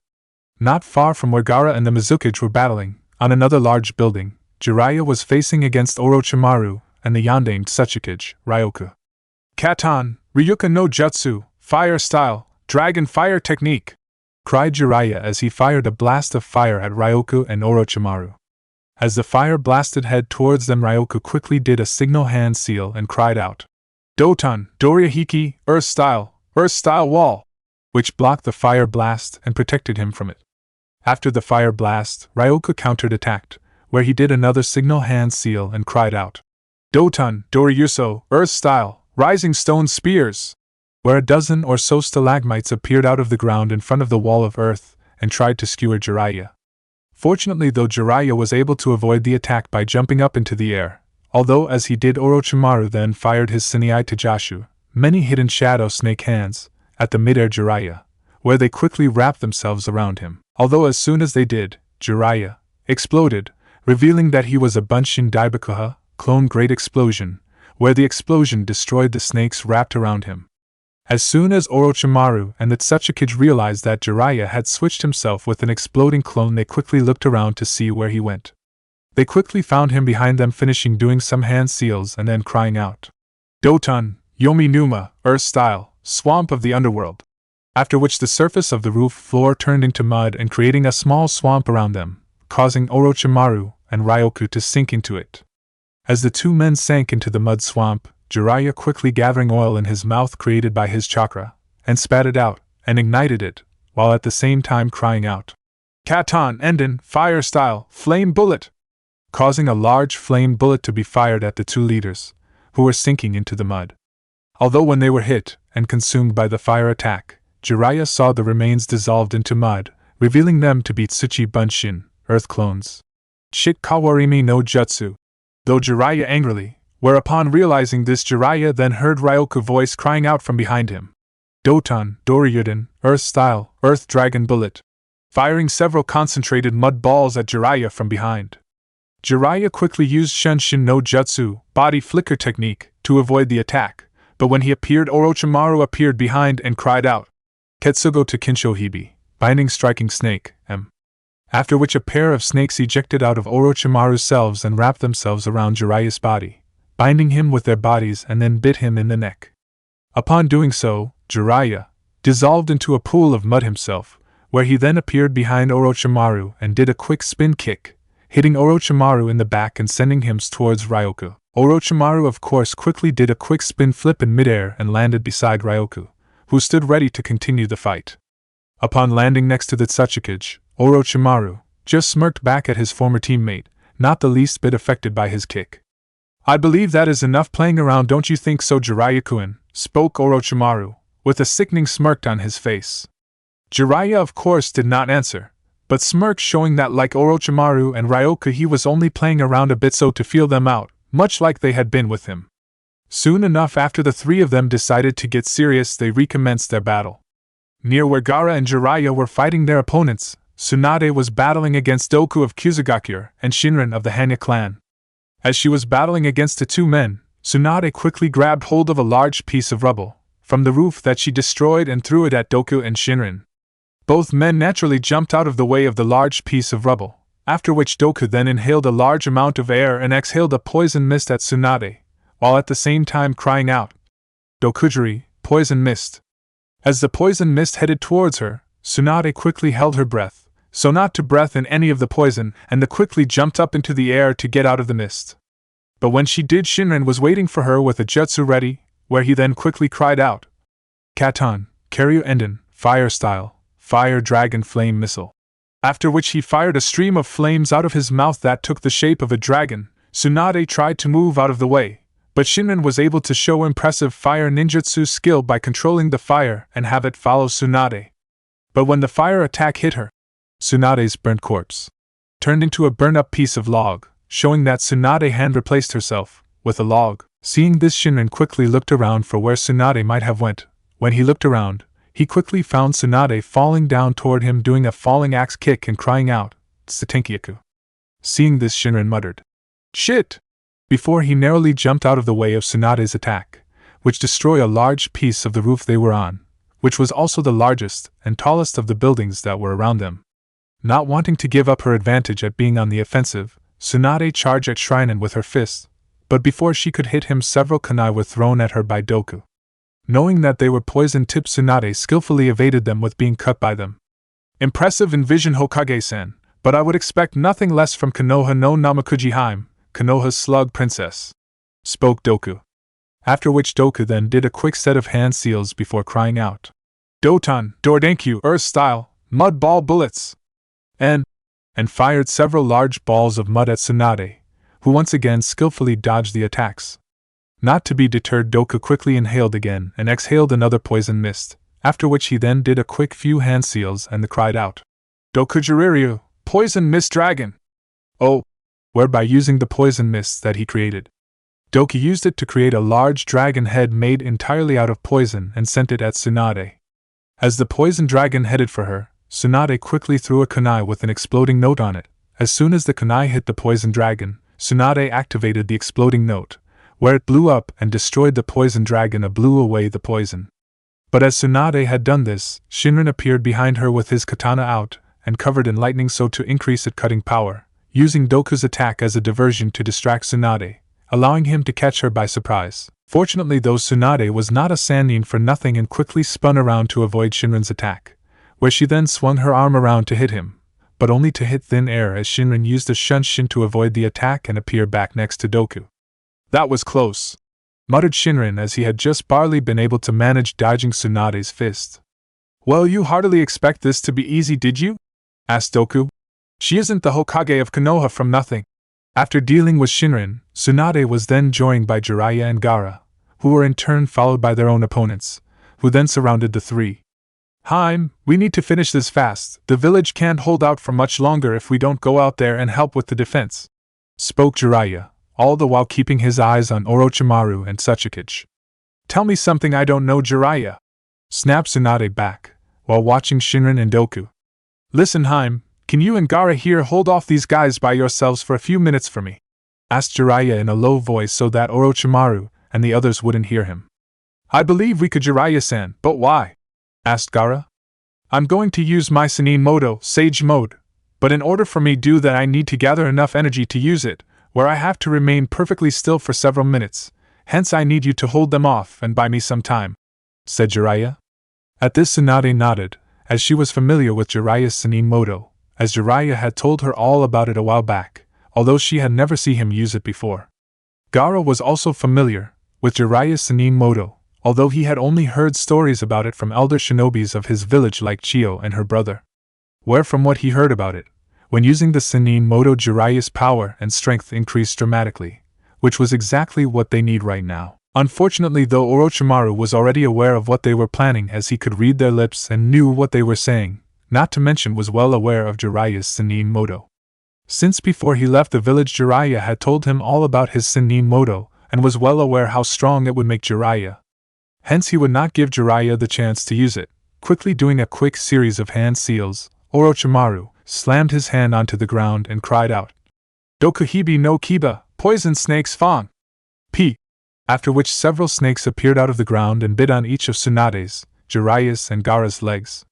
What the devil? Cried Jiraiya in surprise as the snakes bit his legs. As soon as the snakes had bitten each of their legs, they quickly retracted back into the roof floor from whence they came, after which Jiraiya, Gaara and Tsunade suddenly felt something wrong, as they struggled to breath and their bodies began to feel heavy. Poison! Declared Tsunade. Seeing the poison affecting his two former teammates and the Kazekage, Orochimaru couldn't help but smile in victory, as knew he had this battle won. As soon as Tsunade felt her body starting to get heavy, she tried and gather her chakra to try and cure herself of the poison, but quickly found out that she could not summon her chakra. Seeing what Tsunade was trying to do, Orochimaru could not help but laugh. Coo, I wouldn't bother trying to heal yourself, Tsunade, as you no doubt have realized now you cannot summon your chakra thanks to the poison that my snake's fangs were covered in. Orochimaru, you bastard, what did you use on us? Spoke Tsunade angrily as her body was getting heavier and her was starting to find it hard to breathe. Coo, only just a little concoction that Dokakun was so kind to give me. The toxin which he gave me was made out of the very rare flower, the purple dragon lily flower. Sadly though, we could only find 3 lilies which coated the fangs of my snake and infected you, but still they will do what I want. As I'm sure you know, Tsunadeheim, the effects of that toxin and how fatal it is if not treated soon. Spoke a smirking Orochimaru. Upon hearing this, Tsunade growled angrily, while at the same time became very concerned as she was familiar with the toxin, as it was widely used by Kusa during the Second Great Shinobi World War, which was why it became so rare. As the flowers were overused by Kusa during the war and they only bloom once a year in deep forestry areas in Kusa no Kuni, grass country. The poison effects were slow, but in active combat the effects of the poison would accelerate, to do the adrenaline of a person. The poison would slow down a person's movements, while at the same time make their bodies feel heavier. It would also interfere with a person's breathing, where it could cause the person's throat to swell, thereby obstructing the person's airway, slowly suffocating the person and killing them, while also having the side effect of preventing the person from summon and using their chakra, which was why it was so valued at the time. I suggest that you surrender now, where if you do, we will grant you a quick and merciful death, before the poison kills you first. Spoke Shinrin. Like we ever surrender to like the likes to you. Scoffed Jiraiya as he prepared to continue the fight, as if he was going down fighting and would sure as hell take as many of them with him as he could. Gaara and Tsunade were also of similar mind, as surrender was not an option. This was a fight for survival, where they would either win or they would die. So you're going to fight right up to the bitter end, eh? Spoke Ryoku, as cracked his knuckles and neck and then sneered. That fine by me. After seeing Jiraiya, Gaara, and Tsunade response, the other leaders of the anti-Konoha coalition prepared to continue the fight and finish of the weakened leaders. At the eastern side of the village. Raikyo, lightning hound! Cried Kakashi, sending a bolt of lightning shaped like a hound at a Kirinin, who tried to avoid it but could not, as Kakashi was able to control his attack and had it follow the Kirinin until it hit and killed him. After dealing with the Kirinin, Kakashi took a quick look around his surroundings, seeing what was going on around him, and what he saw he did not like. All around him he saw hundreds of Kirinins swarming all around them, Although the eastern front was still holding, it was just barely, as if something did not change soon they would be overwhelmed. To his left he saw Yugao killing a Kiri swordswoman with her former lover Hyade's katana. To his right he heard someone yell out Mojo no Kiba, Beast Fang Q. When Kakashi looked over he saw that it was Kiba who was charging forward at a Kiri Chunin with his claws out, and did a cross/ripping at the man's chest, killing him. Once the Chunin was dead, Kiba then called out Akamaru who was nearby, after which he used his Jinju Kambi Henge, Sotoro, Man-Beast combination transformation, double-headed wolf, to transform with Akamaru into a large, two-headed wolf. Where after transforming into it they charged forward, and used their Garoga, dual wolf Fang, to pierce right through one of the two remaining giant summons that was right in front of them. With that snake summon dead, the giant battle-toad Gamahiro was freed to go help Gamabunta, who was fighting the snake summons in the center of the village, while also leaving the last snake summon in the eastern part of the village to Gamaken. Not far in front of him Kakashi saw Shino using his Mushidama, insect sphere, to cover a Kiri Jonin with his bug and have them drain him of his chakra and then devour him, while still alive, until there was no trace. Seeing this, Kakashi could not help but shudder slightly, as that was not a pleasant way to go. Nearby as well Kakashi saw Sai using Sumi Nagashi, Ink Flush, to bind several Kirinins with his ink snakes and then kill them with one of his tantos. After which he then used his Choju Giga, Super Beast imitation picture, summoned several ink lions, to attack and kill some Kiri ninjas that were sneaking up on a pair of unsuspecting Konoha Anbu, who were busy fighting several Kiri Hydranins. Quickly though Kakashi focused back at the battle at hand, he noticed a large group of Kiri shinobis heading towards them. Seeing this, Kakashi prepared to fight them, but before he could, a large hawk summons appeared above him, where a dark figure jumped off it and attacked the advancing group of Kiri shinobis, whilst the hawk summons flew over to fight the last remaining giant snake summons with Gamaken. When Kakashi looked back at the Kiri group that had been heading towards him and the others, he saw that the figure that had attacked the Kiri shinobis had been Sasuke. When Sasuke engaged the Kiri group, he quickly used his Katan, Gokaku no Jutsu, fire style, great fireball technique, to cause the Kiri group to scatter, so to avoid the massive ball of fire. Unfortunately, two Kirinins were not so lucky in being able to avoid the attack and were hit by it, where they were burnt to a crisp. Quickly though the Kirinins reorganized themselves, where several of them used the kunai launchers that they had and fired them at Sasuke. Sasuke though quickly drew his Chikuto and skillfully dodged or deflected all the kunai fired at him, without getting as much as a scratch. Seeing this, a dozen or so Kiri swordsmen charged at Sasuke with their katanas. For the next few minutes Sasuke fought with the Kiri swordsman with his Chikuto, where with his superior skill in it he was able to kill several of the Kiri swordsmen. Soon after though, Sasuke used his Kusanagi no Tsurugi, Kidori Katana, Kusanagi sword, 1000 birds katana, so to increase the cutting power of his Chikuto. Within a few minutes Sasuke had killed the remainder of the Kiri swordsmen that had attacked him, by using his lightning-enhanced Chikuto to cut through the Kiri shinobi's katanas with ease. Just as Sasuke had finished up killing the last of the Kiri swordsmen, another Kirinin came up behind him and tried to sneak up on Sasuke from behind and stab him with his Tanto blade. Unfortunately for the Kirinin, Sasuke was well aware of what he was trying to do, and just when the Kirinins was about to stab Sasuke in the back, Sasuke quickly turned his sword in a reverse grip and then stabbed backwards right in the Kirinin's gut, who could not see it until it was too late thanks to Sasuke's black cloak blocking his view. As soon as he had done that, 3 more Kiri shinobis, who had been hiding in the buildings around Sasuke, appeared with their kunais in hand out of the buildings and attacked Sasuke from all directions. Seeing this, Sasuke then used his Chidori Nagashi, 1000 birds current, to release his Chidori in every direction around him, so that when the Kirinins touched the Chidori their bodies would misinterpret the lightning nature as electrical signals from the nerves, making their muscles contract, causing their bodies to involuntarily go stiff, while at the same time receive severe damage. When the paralyzed ninjas fell to the ground, Sasuke took his Chikuto out of the gut of the now dead Kiri ninja and finished off the remaining other Kirinins around him. Quickly after that, several more kunai were fired at him by 3 Kiri shinobis with kunai launchers on a nearby rooftop. Sasuke of course quickly used a Haishunshin no Jutsu, fire body flicker technique, to dodge the kunai. Sasuke then reappeared a few rooftops behind the Kiri ninjas with the kunai launchers, where he then fired his Katan, Goryoka no Jutsu, fire style, great dragon fire technique, which completely destroyed the building the Kirinins were on and killed them along with it. After using his Katan, Goryoka no Jutsu, Sasuke noticed two Kiri Jonins to his right, where he then used his Kuchios, Reiko Kenka, summoning, lightning blade creation, to summon several shurikens at them. The two ninjas of course dodged the shurikens, although what they didn't know was that Sasuke had translucent strings on the shurikens, and was using his Sashiraika no Jutsu, manipulated shuriken technique, to have them come behind the Jonin and wrap themselves around the two. After which Sasuke then used his Katan, Ryuka no Jutsu, fire style, dragon fire technique, where the two Jonins were nothing more the charred remains after the attack. When the two Jonins were dead, Sasuke noticed another Kiri shinobi at the corner of his eye, preparing to fire his kunai launcher only a few feet away from him. When he saw this, Sasuke quickly used his Chidori Iso, 1000 bird sharp spear, and fired it at the Kiri ninja, where it pierced right in the head, killing him instantly.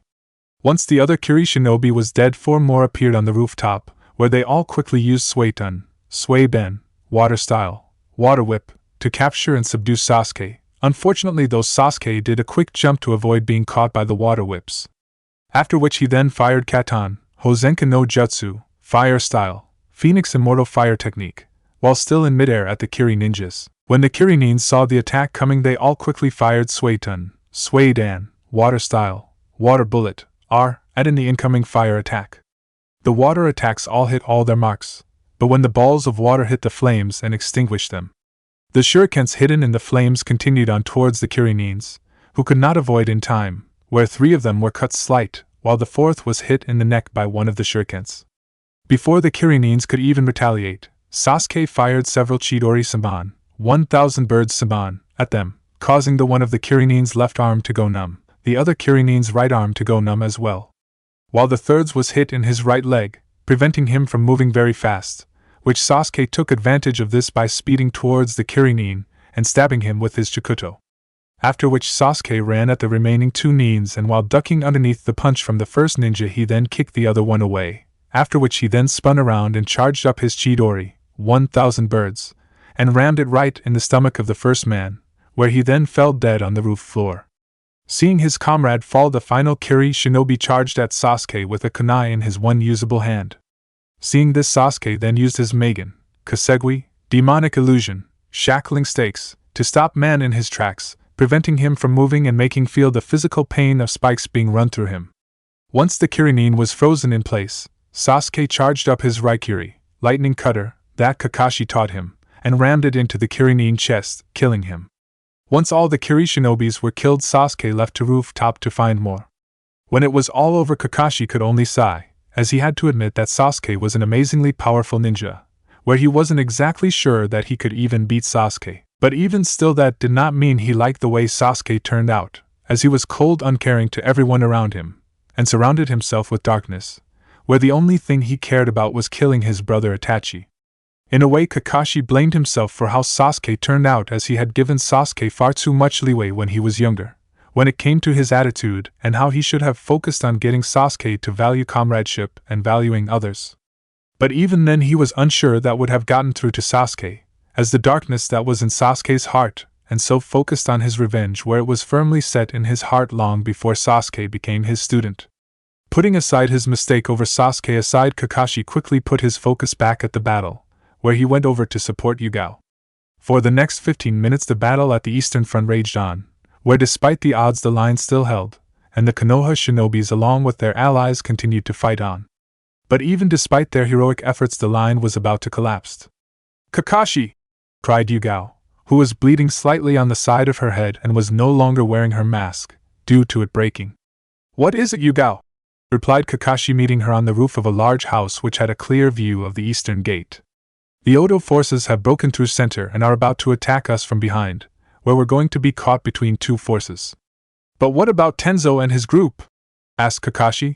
"Tenzo is currently fighting the leader of the Odo forces, a woman that can use Shoton, while his teams are being overwhelmed. Most of them are now dead, and those that are left and fighting the Oto nins," replied Yugao. "Shit! If we're caught between the Odo forces and the Kiri forces, we be slaughter, and there nowhere we can fall back to, as we're being attacked from the front and behind, and even if could retreat somehow, the line would collapse if we did," thought Kakashi before he then came to a hard decision, one he never hoped to make. "Yugao, go gather everyone around our sector and have them gather here, we're going to make our last stand here," spoke Kakashi, where Yugao nodded in understanding, knowing what that meant. Soon enough Yugao had gathered all the remaining defending forces of Konoha in Kakashi's sector. Out of a force of 250 shinobis that he had been in this sector at the beginning of the battle, only 70 were now left. All the others were either dead or too wounded to fight, while the other forces in the other sectors were cut off from them. The remaining defenders were made out of mainly Konoha shinobis along with a dozen or so Suna shinobis and 2 or 3 Tsuchigumo clan shinobis. Among them as well were Kiba, Sai, Shino, Sasuke and Yugao. Soon after gathering together, the defending shinobis came under attack from the Kiri shinobis and the Oto shinobis on both sides. For several minutes there was fierce fighting between the two sides. As Kakashi killed another Otonin with his kunai, he heard Yugao call him out from the rooftop he had been talking to her on earlier. When Kakashi jumped up to her on the rooftop, he looked to where she was pointing to, with defeated look on her face. When Kakashi looked, his heart sunk like a stone in water, as all hope of survival was gone. As when he looked to the Konoha Eastern Gateway and the breach in the eastern wall, which Yugao had been pointing to, he saw the fifth and final wave of Kiri shinobis moving into the village, and if they were moving forward, so were the other waves on the other sides of the village. Konoha was doomed. At the same time, Kiba, Shino, Sai, Sasuke along with several other Konoha shinobis stopped fighting to see what was most likely their doom coming towards them. The Kiri and Oto shinobis on the other hand were encouraged on with the sight of reinforcements arriving, where they began to fight with even more enthusiasm. But just as all hope was lost, the fifth wave of Kiri shinobis were about to enter the village gateway and the breach in the eastern wall. There was a sudden bright flash of light from the sky and a large explosion at the Konoha eastern gate and in the breach in the eastern wall, which killed the dozen or so Kiri shinobis who were just entering the village. The bright flash was then followed by a dozen more bright flashes of light and many more explosions. "What the hell?" cried Kiba out loud when he saw what had happened. "Kakashi! Look up there in the sky!" cried Yugao, pointing up in the air. When Kakashi looked up along with everyone else there, he could not believe what he was seeing and thought he was seeing things at first, but he quickly realized he wasn't. Insert Gundam 00 OST 2-29, Counterattack 4. Right above the village and flying in the sky were 11 new Cumo airships along with over 100 Skyhawk ninjas flying around them in their portable wing gliders. At the same time, they also the airships firing their lightning cannons down on the now confused and disorganized Kiri forces, as well as firing their volley guns, along with the new Cumo ninjas on the catwalks, who were firing their jutsus and dropping bombs down on the Kiri forces. Along with them as well were the Skyhawk ninjas who were also firing jutsus and dropping bombs on the fifth wave on Kiri forces. "It's new Cumo, they're here, and they're fighting on our side, we're saved!" cried a Konoha shinobi who saw the new Cumo airships and Skyhawk ninjas arriving and firing down on the Kiri forces. "Thank the stars," spoke Kakashi with clear relief. "But still, why are they here?"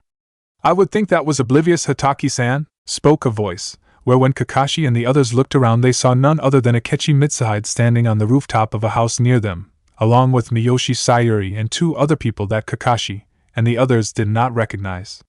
One was a young man in his earlier 30s, who was dressed like so kind of noble. He wore white shitage, a black kosode, a black hakama, a white hakamahimo, white tabi, and waraji and a white haori over the black kosode.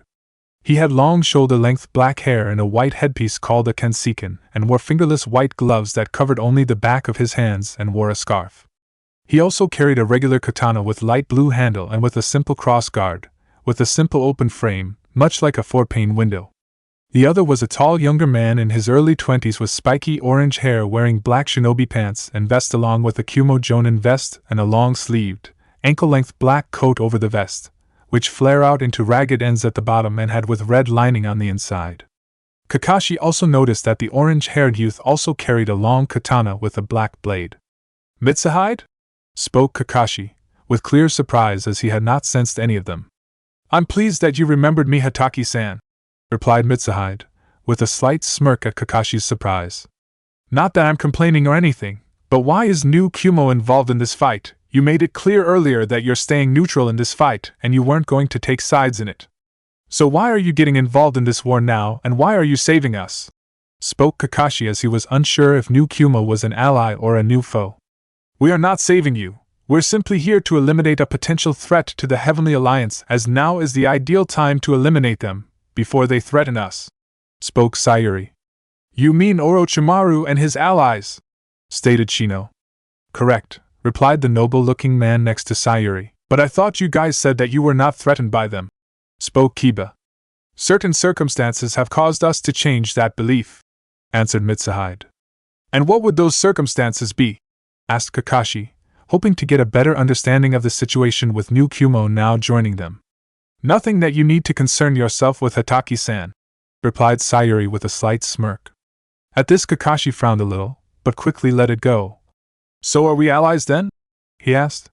No, stated Mitsuhide with a frown of his own. We're not your allies, but neither are we your enemies. We simply share a common enemy, so for now at least, we will fight at your side. At this Kakashi sighed. Oh well then, I guess that's good enough. Or Mitsuhide just nodded, before Sayuri suddenly spoke. Mitsuhide, we should go! To which Mitsuhide just nodded to and turned to the other two members of his group. Ichigo. Byakuya! Let's go! To which the two other members nodded and they all disappeared and reappeared engaging the Kiri and Oto forces.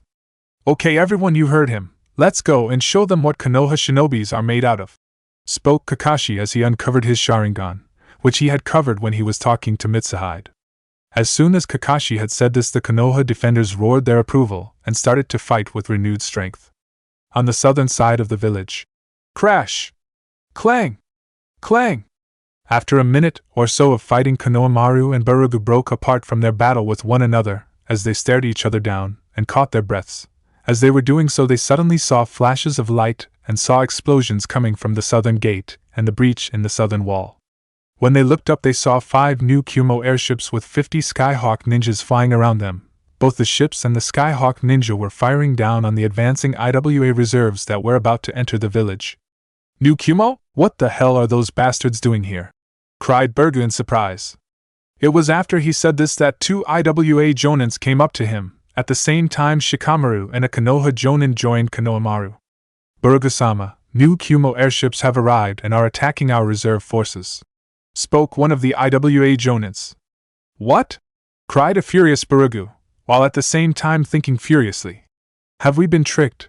Did Konoha actually succeed in allying with new Kumo and the Heavenly Alliance, and we're just lured here? Shikamaru, is that true? Asked Konohamaru, surprised. Yeah, it is. The new Kumo airships and the Skyhawk ninja are decimating the IWA reserves, and from the reports they're doing the same on all sides against the coalition, replied Shikamaru. Upon hearing this, Barugu growled as he knew he had to regain control of his forces and prepare them for the new Kumo's forces that were sure to come soon. We will finish our fight another time, Sarutobi, spoke Barugu before he and his men disappeared. But why is new Kumo here? I thought they were going to stay out of this war, asked Konohamaru with some confusion. I don't know, replied Shikamaru. But let's not look a gift horse in the mouth, as with new Kumo attacking them from the rear and their support we might actually win this war. Konohamaru nodded in agreement before both he, Shikamaru and the Jonin went to get back in the battle. On the western side of the village, Hack, Hazangeki 8 trigrams, Mountain Crusher, cried Hinata as she released a high-speed palm thrust forward, fired a powerful wave of chakra, sending Kotaro flying back into a wall nearby and right through it. After sending Kotaro flying, Hinata started panting heavily, as fighting Kotaro had not been easy as he had lived up to his infamous reputation. Hinata had many cuts on her face and her arms, and her robes had been badly torn up from Kotaro's lethal wind attacks, which she had been able to just avoid or block, but not without some damage done. But even still, she had been able to give Kotaro a hard fight as well and give him some bruises of her own to him as well. But just as she thought the fight was over, she heard Kotaro speak out from the hole in the wall that she had just sent him through. Impressive, Hinata-san, you have indeed lived up to my exception, and I can see how you earned your fearsome reputation, spoke Kotaro as he stepped out of the hole he made in the wall covered in a wind-like armor. But how? Said Hinata in surprise that attack should have crippled Kotaro. Knowing what Hinata meant, Kotaro decided to answer her question. This is my Futon, Kaze no Yoroi, wind style, armor of wind, which creates a small whirlwind-like armor around my body. That protected me from your attack. Also with this on, your taijutsu is worthless against me. Although I will admit that last attack did some damage to me, as I broke a few ribs from it, but still, you have lost this fight. We see about that, cried Hinata as she did a few quick hand seals and cried out. Suetun Mizutepo, water style, water gun, and fired a powerful blast of water from her mouth at Kotaro. Unfortunately, though, the water attack was ineffective against Kotaro wind armor and was just blew apart and scattered when it hit it. After Hinata's attack, Kotaro deactivated his Kaze no Yoroi and thrust his hand gauntlet forwards, where a chain-bladed whip fired out of it, and shot at Hinata, who saw it coming and tried to avoid it. But Kotaro channeled his chakra through the chain-bladed whip and controlled its movements to follow Hinata as she tried to avoid the whip. After which it quickly wrapped itself around Hinata, preventing her from moving. "This fight is over," said Kotaro, with a smirk at his victory, as he was about ready to twist and pull his whip and have the blades on the whip to dig into Hinata and kill her. "Not yet, it hasn't," cried Hinata as she released a massive amount of her chakra, causing the chain blades to widen and expand out a bit, where she started to spin around and cried out, "Hakusho Kaiten," and breaking the chain blade whip. Kotaro quickly retracted what was left of his blade and prepared to continue his fight with Hinata, but before either of them could, they noticed several large explosions and flashes of light. After which they then noticed the new Cumo airships. Before either of them could even begin to wonder what was going on, two voices suddenly shouted out Hinata's name. When Hinata turned, she saw Niji and Hayashi running towards her. Ignoring Hayashi's arrival, Hinata turned to look at Niji, all the while watching Kotaro with her Byakugan on. "Niji, what's going on? What are new Cumo airships doing here?" "We do not know, they just appeared a few minutes ago and are firing down on the Kusa and Hanya forces outside the village walls," replied Niji. It was upon hearing this that Kotaro decided to speak. "It seems we will have to continue our fight another time, Hinata-san." After which, before Niji, Hinata or Hayashi could respond or even try and stop him, he dropped a smoke bomb and disappeared. "Well, now that was very impressive," spoke a new voice, where Niji, Hinata and Hayashi quickly used their Byakugans to look around for the person who spoke, but couldn't see anyone when they looked around. "Who's there?" spoke Niji, believing the person to be another enemy, where he quickly went into a defensive stance. It was after Niji had asked this, that a woman with standard Cumo uniform with a Cumo headband appeared right out of the wall like a ghost, telling the three Hyugas that she was from the Yuki clan, that Jiraiya had told the council and everyone else about. "You're from New Cumo," stated Hinata, as she eased her guard a little, but just a little, as she was still unsure what the woman's intentions were yet. "Yes, I am. My name is Yuki Nadia. I'm head of the Yuki clan of New Cumo. It is a pleasure meeting you in person, Hinata-sama, as I have heard much about you," spoke Nadia respectfully to Hinata. "May I ask why you are all here? And why you are helping us, as the Rokudame Raikage made it quite clear he had no wish to have your village or the Heavenly Alliance involved in this war?" asked Hinata. "I'm afraid I cannot say exactly as of yet, but I will tell you that it is in my village's and the Heavenly Alliance's best interest to see to it that your enemies do not win this battle and that they are destroyed here," answered Nadia, before she disappeared into the ground. Once Nadia left, Hinata, Niji and Hayashi quickly went off to join the other members of their groups and help in the battle. As the battle raged on in the village, the Raikage's personal airship along with 5 other airships and 50 Skyhawk ninjas broke apart from the remaining 5 airships and 50 other Skyhawk ninjas on the eastern side of the village. They then began to move in on the center of the village, where the Odo forces were fighting the Konoha defenders. After which, they began to fire down at the snake summons there and the Odo forces. Upon seeing the airships, the Konoha defenders in the center were cheering with joy at the arrival of their unexpected saviors. The most notable of these people were the 2 Konoha no Ketakaki Aoi Moju, Konoha's sublime green beasts of prey. "Yosh! The youthful shinobis of New Cumo have arrived to help once again, Gai-sensei!" cried Lee. "Yes, they have, Yosh! The flames of youth truly burn brightly in the shinobis of New Cumo!" cried Gai. "Gai-sensei, we must now fight twice as hard now, so that our flames of youth will match those of the youthful New Cumo shinobis," cried Lee. "Yosh, you are right, my beloved student. We must not allow our flames of youth to be dampened by these unyouthful shinobis," cried Gai. At this point, the Odo shinobis that Gai and Lee had been fighting now had large sweat drops at the back of their heads, and began to wonder if all Konoha shinobis were this crazy. But before they could even think more on the subject, they suddenly heard Lee and Gai shout, why, youth, and attack the Otonines, sending them flying to every direction. With Tsunade, Jiraiya and Gaara currently on their knees, Jiraiya and Tsunade were struggling to keep breathing as the poison effects were worsening and the bodies were becoming more and more sluggish and harder to move in time to block or fight.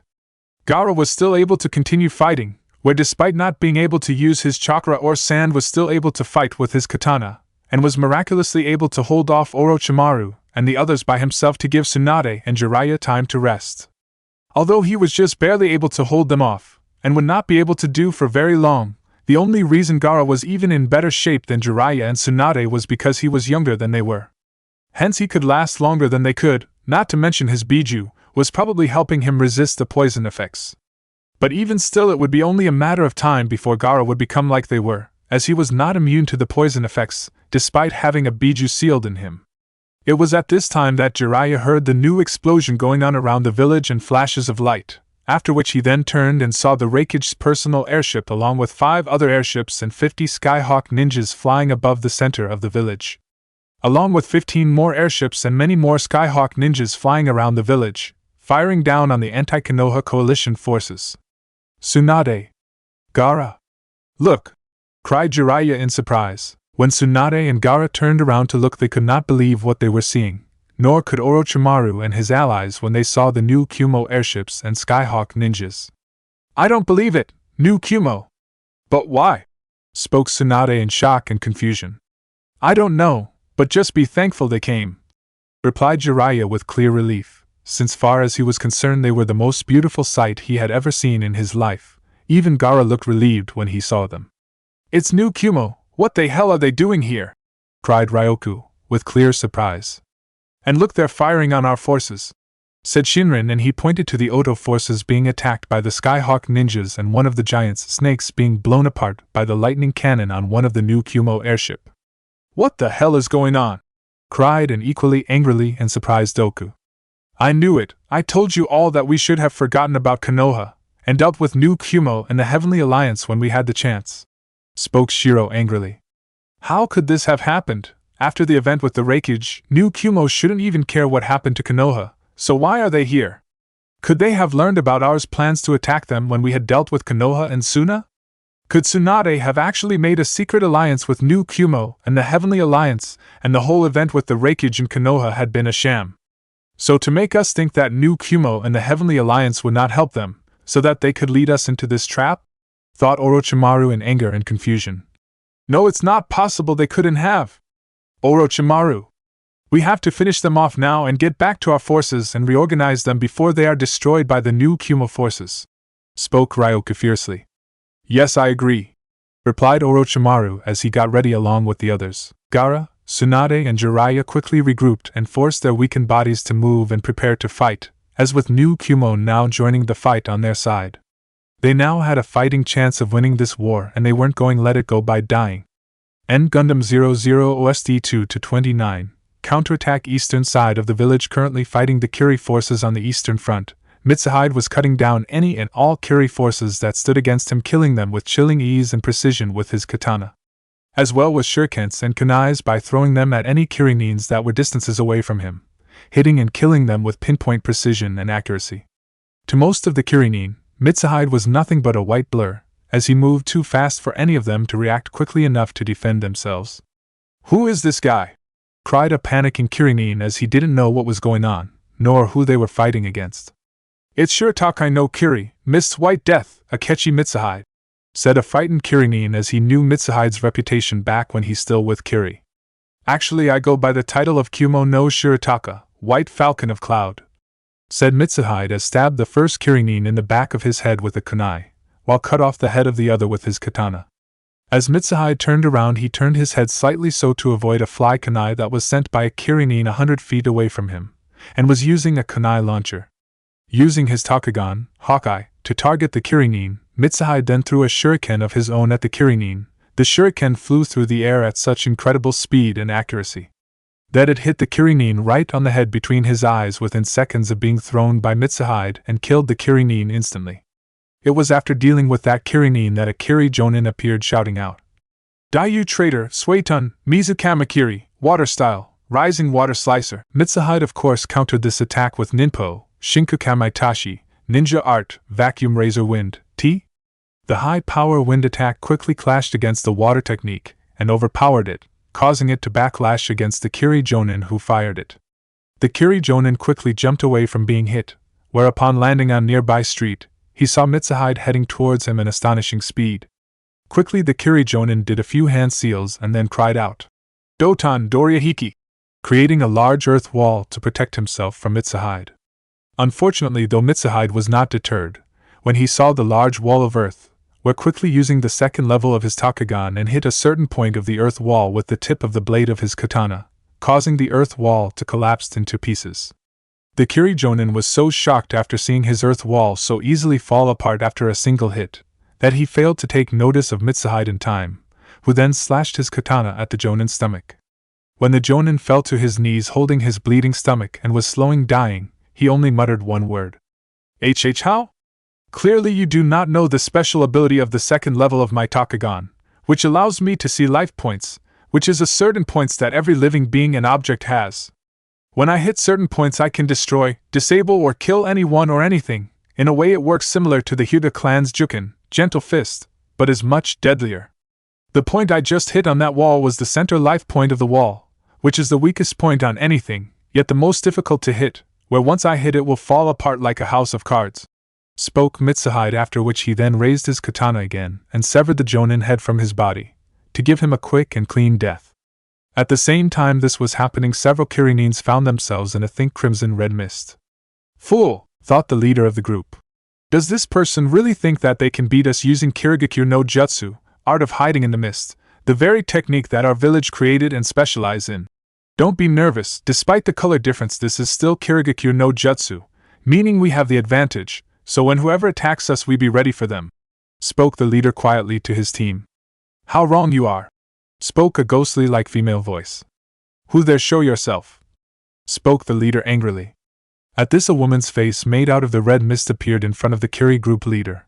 When the Kirinins saw the face made out of mist they were naturally surprised. But soon after, the surprised look on the group leader turned to a look of fear, where his face turned pure white with fear. Since he then recognized the face of the woman that they were now seeing, as he had seen her face of Kiri's bingo book. Kiri no Shinkutaki, Crimson Death of Mist, Miyoshi Sayuri!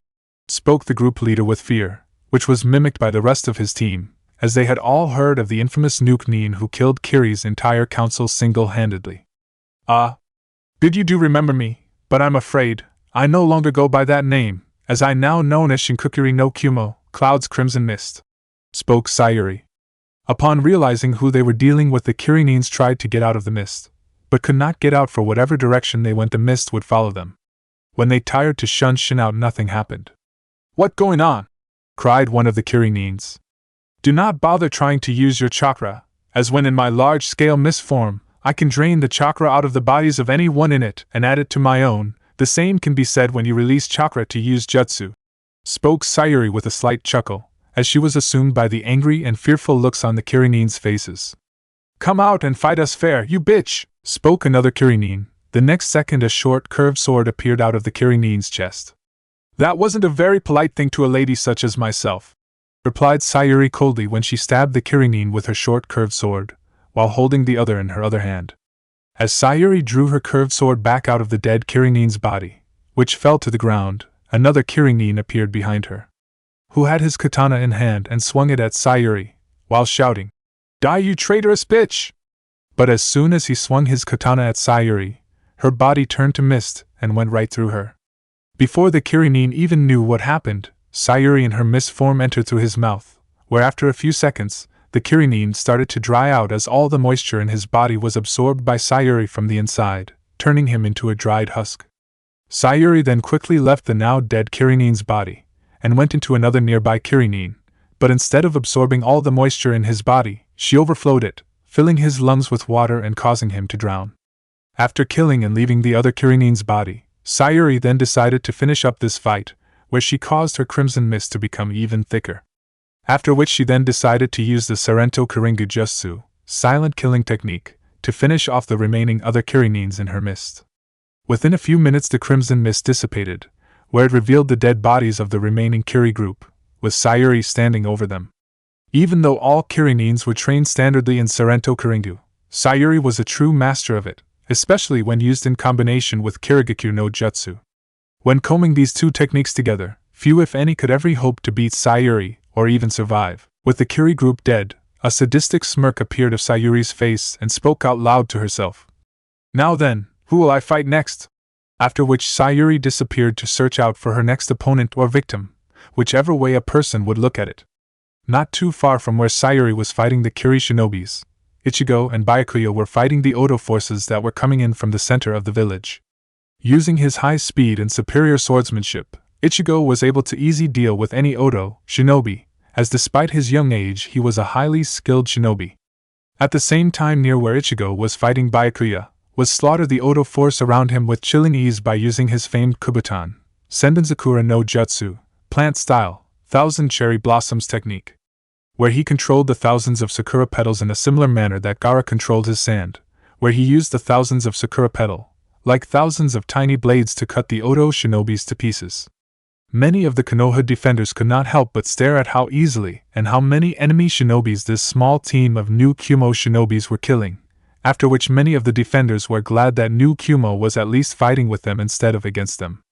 As this was happening, Kakashi was knocking out an Otonin, where he was then called by an ANBU. "Kakashi-san, look!" spoke the ANBU wearing a monkey-shaped ANBU mask, who then pointed out to the main gate and breached to the eastern side of the village. When Kakashi looked, he saw 800 new Cumo shinobis charging forward out of the forestry, attacking the now decimated fifth wave outside the village, which was barely even at half strength thanks new Cumo's surprise air attack. Within minutes, the new Cumo forces that arrived swept away the remainder of the Kiri fifth wave, where they were killed, captured, or retreated, after which the new Cumo force quickly moved forward into the village and started to attack the surprised Kiri forces in the village from behind. Upon seeing the arrival of the new Cumo forces, all the remaining Konoha defenders of the eastern side of the village were emboldened even further by the arrival of more reinforcements from new Cumo. The Konoha defenders then began to push back the Kiri forces back, while the new Cumo force attacked the Kiri forces from the rear, where once again the Kiri forces were wedged in between to enemy forces pushing forward. During the fight, Yugao was doing her part as she fought several Kirinins by herself, but just as she finished off the last one, another appeared from behind with a kunai launcher in his hand and fired it.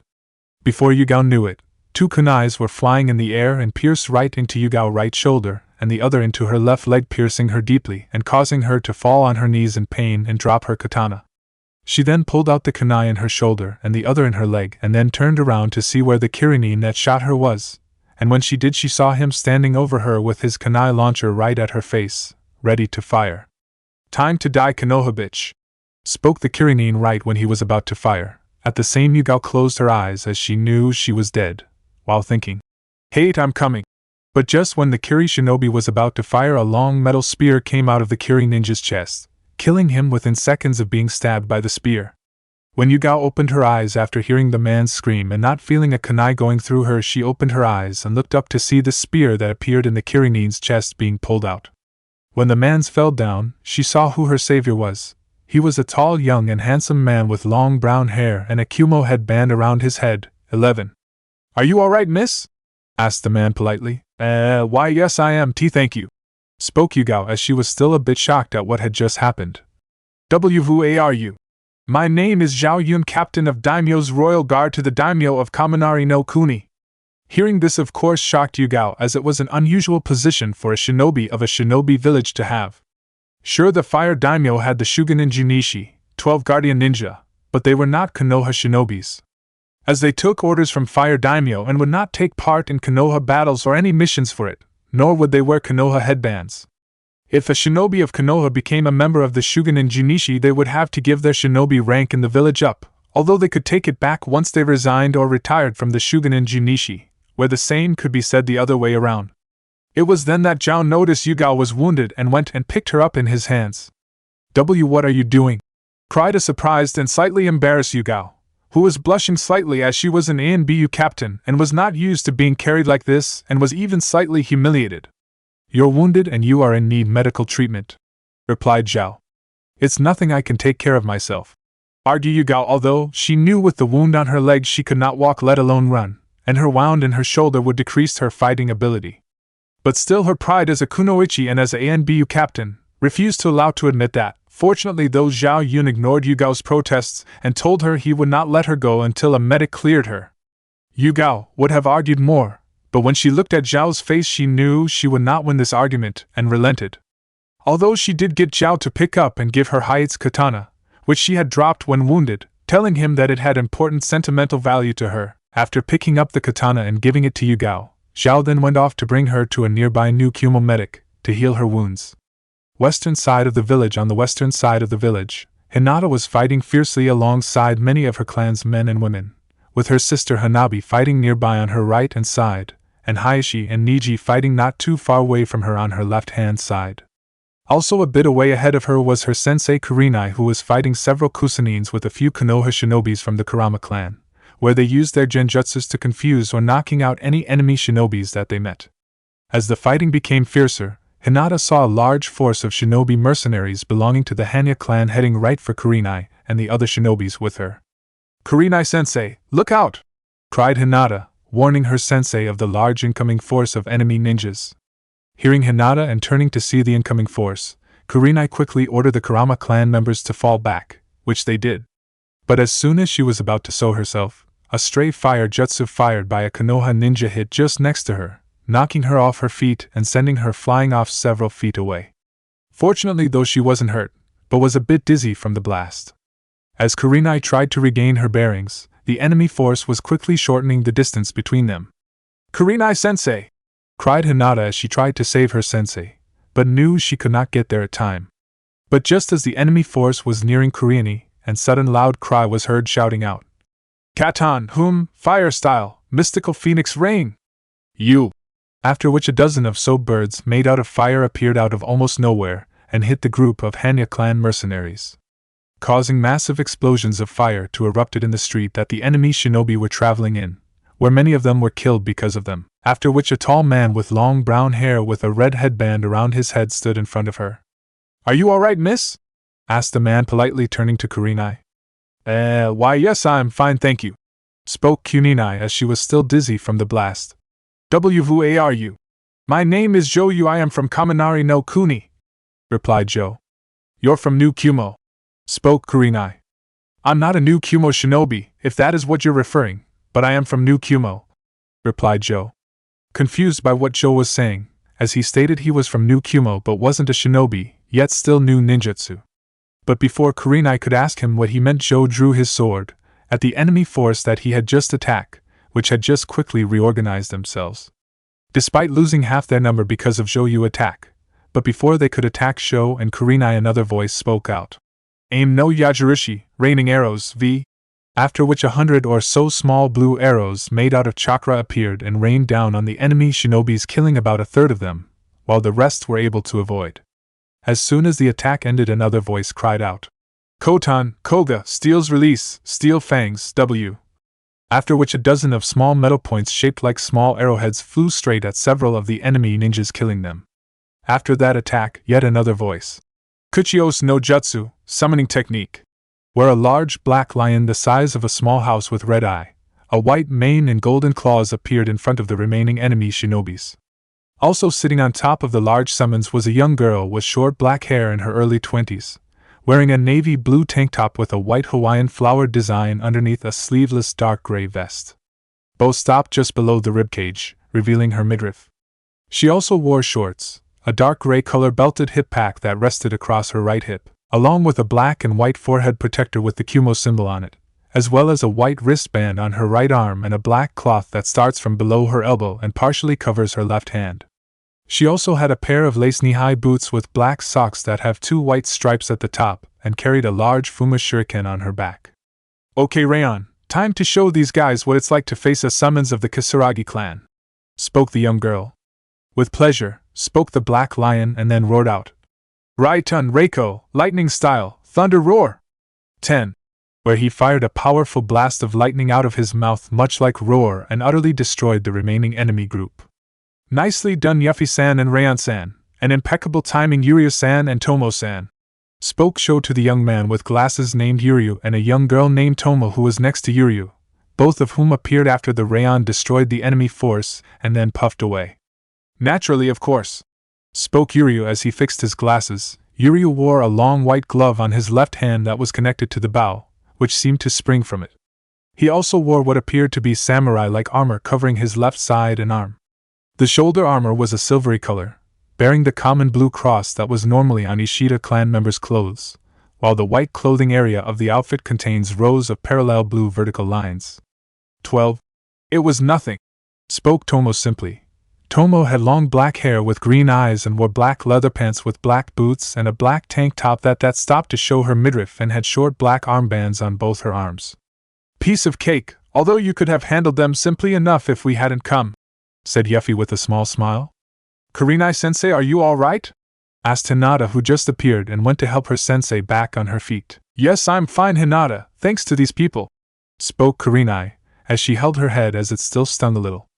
I assume that you're from New Kumo, spoke Niji as Hayashi and Hanabi arrived together with Hinata, although he already knew they were, as Yuffie wore a Kumo headband unlike the others. Yes, they are, as they are with me, spoke Nadia as she appeared out of the ground like a ghost, surprising the Konohanins for a moment as they were still not used to that. Even though Niji, Hayashi and Hinata knew she could do that after meeting her earlier. It was after Nadia's sudden appearance that Kurenai noticed explosions caused by lightning jutsus along with a few other elemental ninjutsu explosions coming from the western gateway and the breach in the western wall behind the Kusa and Hanya clan lines. She knew that they weren't from the new Kumo airships and Skyhawk ninjas, as they were no falling to the ground like the others. What going on over there at the gateway and the breach? There shouldn't be any fighting at either of those places, as the Kusa and Hanya clan forces already have control of them, spoke Kurenai as she pointed to the direction of the western gateway. That would be our ground forces attacking the Kusa and Hanya clan forces from behind, spoke Joe.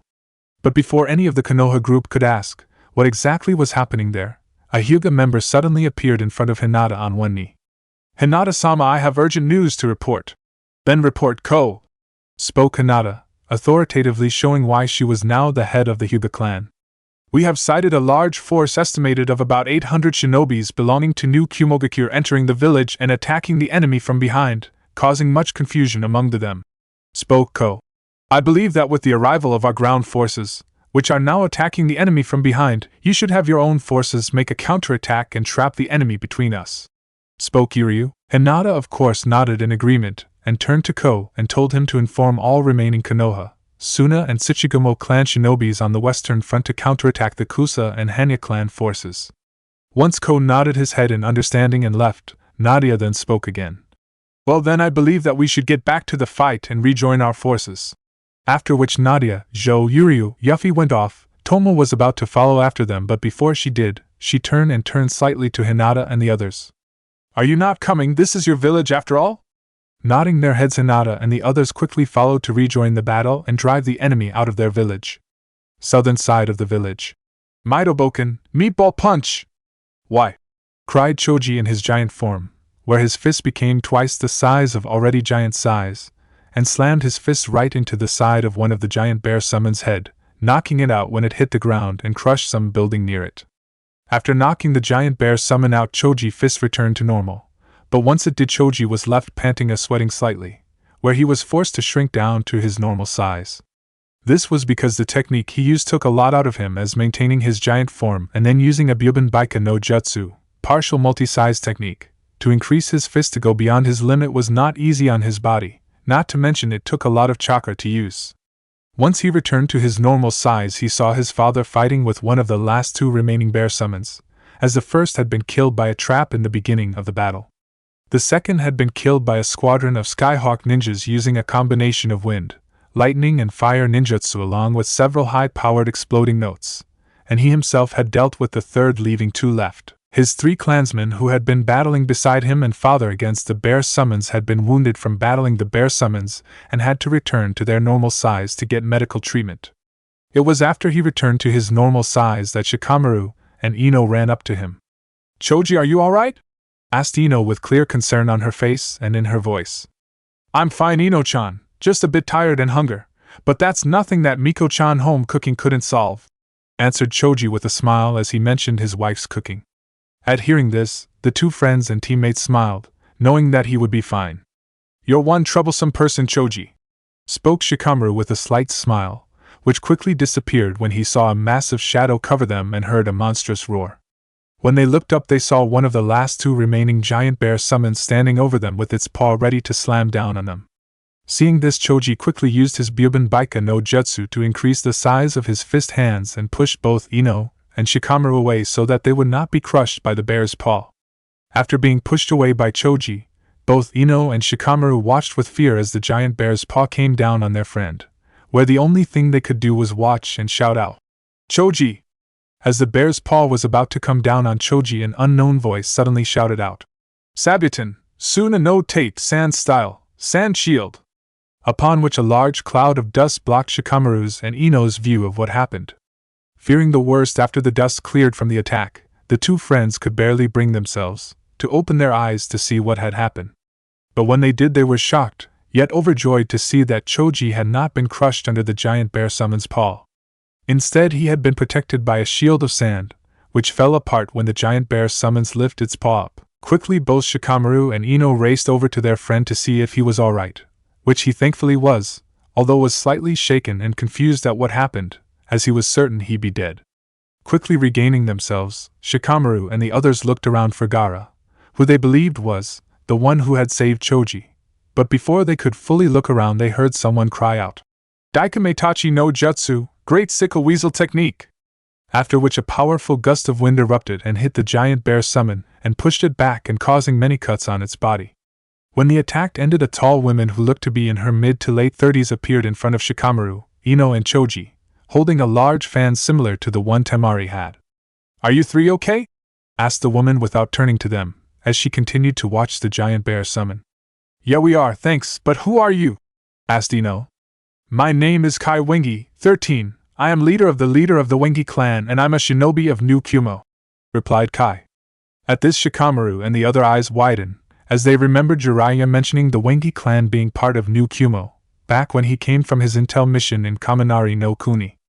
"Troublesome, now I remember, Jiraiya-sama mentioned that the Wengi clan were able to mimic Gaara's sand jutsus to a certain extent.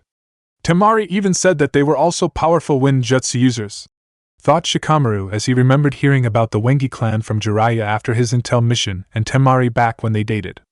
Soon after, though, the giant bear summons let out another loud roar and was about to attack Kai Wengi, Shikamaru and the others. But before it could, a black blur suddenly appeared beside the bear's head, where it then hit it, causing the bear summon to stumble slightly sideways from the force of the hit. Before the bear could even regain itself, the blur appeared on top of its head, revealing it to be a tall blonde woman. The woman then charged her hands up with a massive amount of lightning chakra and slammed her hands down on top of the giant bear's head and cried out, "Jinrai, thunderclap! Z!" After which massive voltages erupted all over the giant bear summon's body, causing it to roar out in pain from the lightning attack, where soon after it fell to the ground unconscious. Where Kai, Shikamaru and the other had to jump away to a house rooftop nearby to avoid being crushed by the bear summon's body, like several other buildings that it crashed on. After which the air around the unconscious giant bear became filled with the smell of burnt fur. When the dust cleared from the giant bear summons falling, the women that had been on top of the bear's head appeared in front of them. "Must you always make a scene when you arrive, Tera?" spoke Kai, who was slightly annoyed at the destruction the woman named Tera caused when the giant bear collapsed on the ground. At this, Tera just smirked and said, "Well, like the old saying, if you want to make an entrance, you might as well make it big." Tera was a tall and extremely attractive young woman in her mid-20s with long blonde hair that went down to her rear and wore black leather pants with tall black leather boots. She also wore a strapless short corset that stopped short to show her midriff.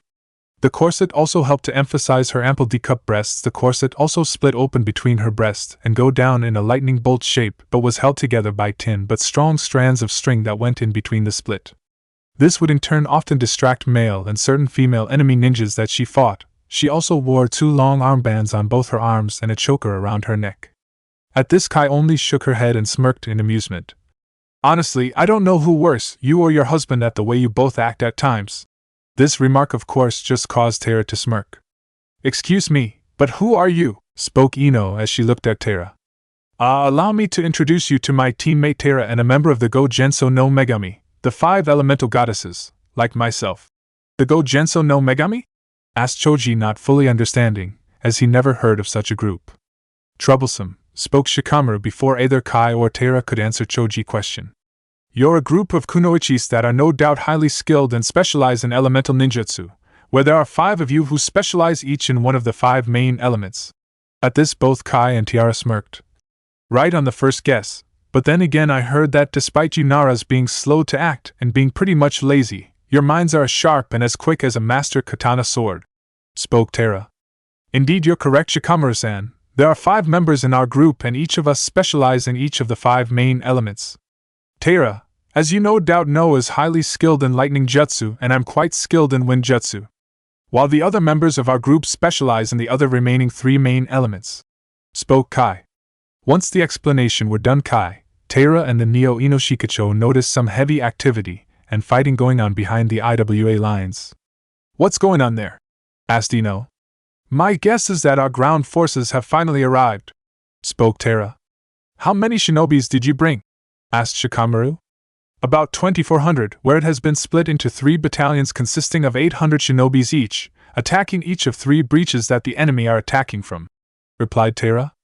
At this Shikamaru nodded in understand, where even though the new Cumo force was about 1/10 of the enemy coalition size, they had the advantages of surprise, outmaneuvering the enemy, and had air support. With these along Konoha and its allies, they stood a real chance of winning this battle.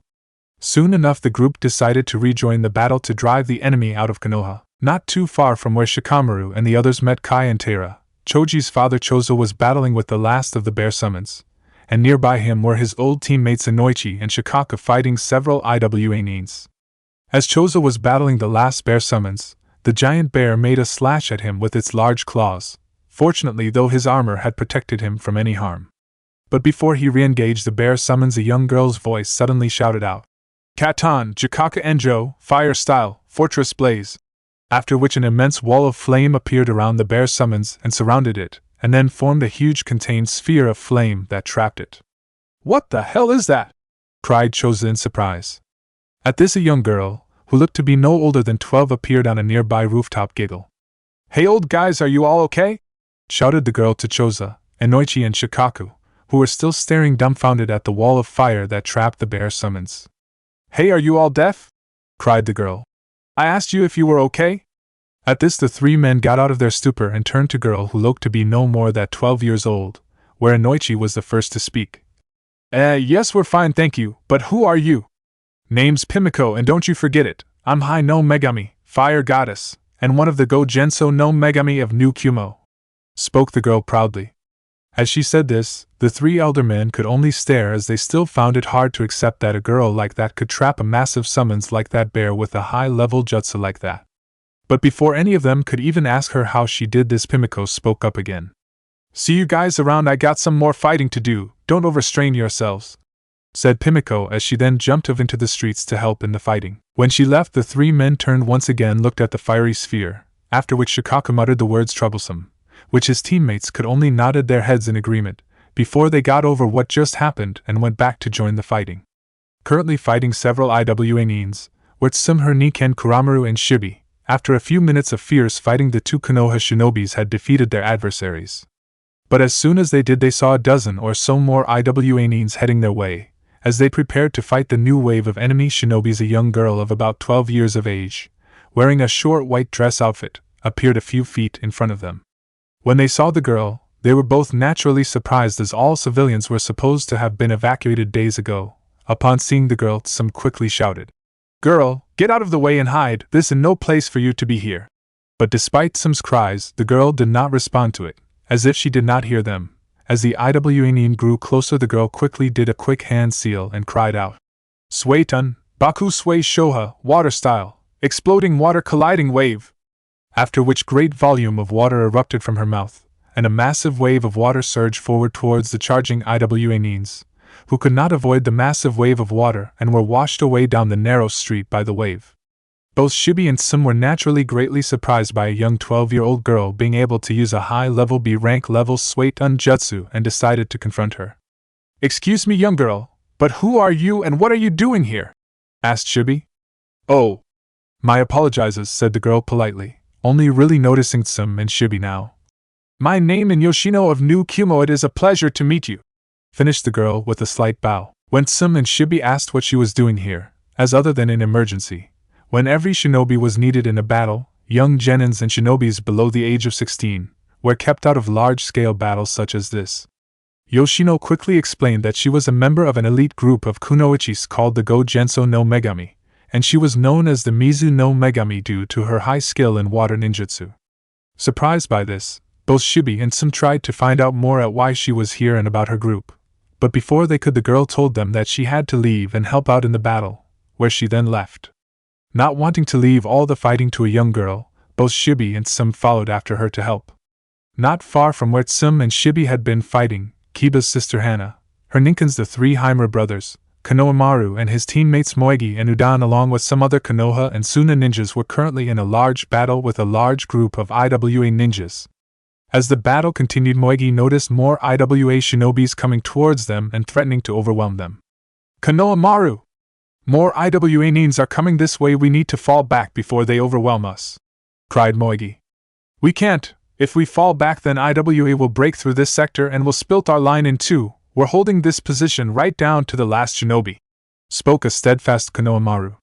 As he wasn't going to allow the village that his parents, grandparents, and uncle fought and died for be destroyed, and would not allow Konoha fall, at least not until he accomplished his dream of being Hokage both for himself and for Naruto. "Well spoken, Konohamaru-san," spoke an unknown female voice from above. When they looked up on a nearby rooftop, they saw a tall woman with long brown hair that went down to her mid-back, clad in ornate, armored green kimono, along with Cumo headband around her head. "Who are you?" asked a surprised Konohamaru as he did not recognize her, although he knew she was from New Cumo due to her headband symbol. "I am Shimen Yukai of New Cumo, also known as Chi no Megami, goddess of earth, and member of the Go-Genso no Megami," spoke the woman named Yukai. "Shimen Yukai of the Shinmen family," spoke one of the IWA nins who was the captain of the group, with slight confusion look that quickly turned to anger. "You traitor! You betrayed our village by joining our enemies." "I am no traitor. The only traitors here are Ryoka and those like you who support and follow him, those who helped him murder the rightful leader of the Wagakure Tenden no Inoki of both scales, the Sandaime Tsuchikage along with his clan. As well as my family who were murdered by mercenaries hired Ryoku, because they were the only ones that had the courage to speak out and resist Ryoku's tyrannical rule," spoke Yukai with clear anger and hatred in her voice when she said this. "Don't listen to her, she nothing more than a filthy traitor, trying to discredit the Tsuchikage, and even if what she said is true about her family, they were nothing but traitors themselves as well, as any who defies the Tsuchikage are traitors to IWA," spoke the IWA captain to his shinobis. "Just as I expect for a stooge of Ryoku to say," spoke Yukai with a slight disgust. "Kill her!" cried the IWA captain, but before he or any of the other IWA nins could even attack her, Yukai did a quick ram seal and cried out, "Doton, Doriahiki!" and created a massive wide wall of earth that split the Konoha defenders from the IWA force apart, with Yukai standing on top of the wall. After which she did another hand seal and slammed her hand on the massive wall of earth and cried out, "Doton Iwanijitaku, Earth Style, Rock Bombardment!" A1, upon which the massive wide wall of earth broke apart into large pieces and collapsed down on the large group of IWA nins who could not avoid it due to the sheer size and width of the wall when it collapsed down on them, where they were crushed by the falling boulders. When the attack ended, any buildings or IWA nins within 100 meters of the collapsing earth wall were crushed by the falling rocks.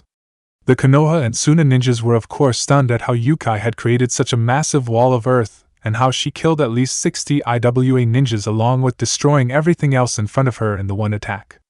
"Damn! I'm glad she on our side," spoke Konohamaru, which got nods of agreement from the rest of his group, as they watched Yukai go off to fight more IWA nins.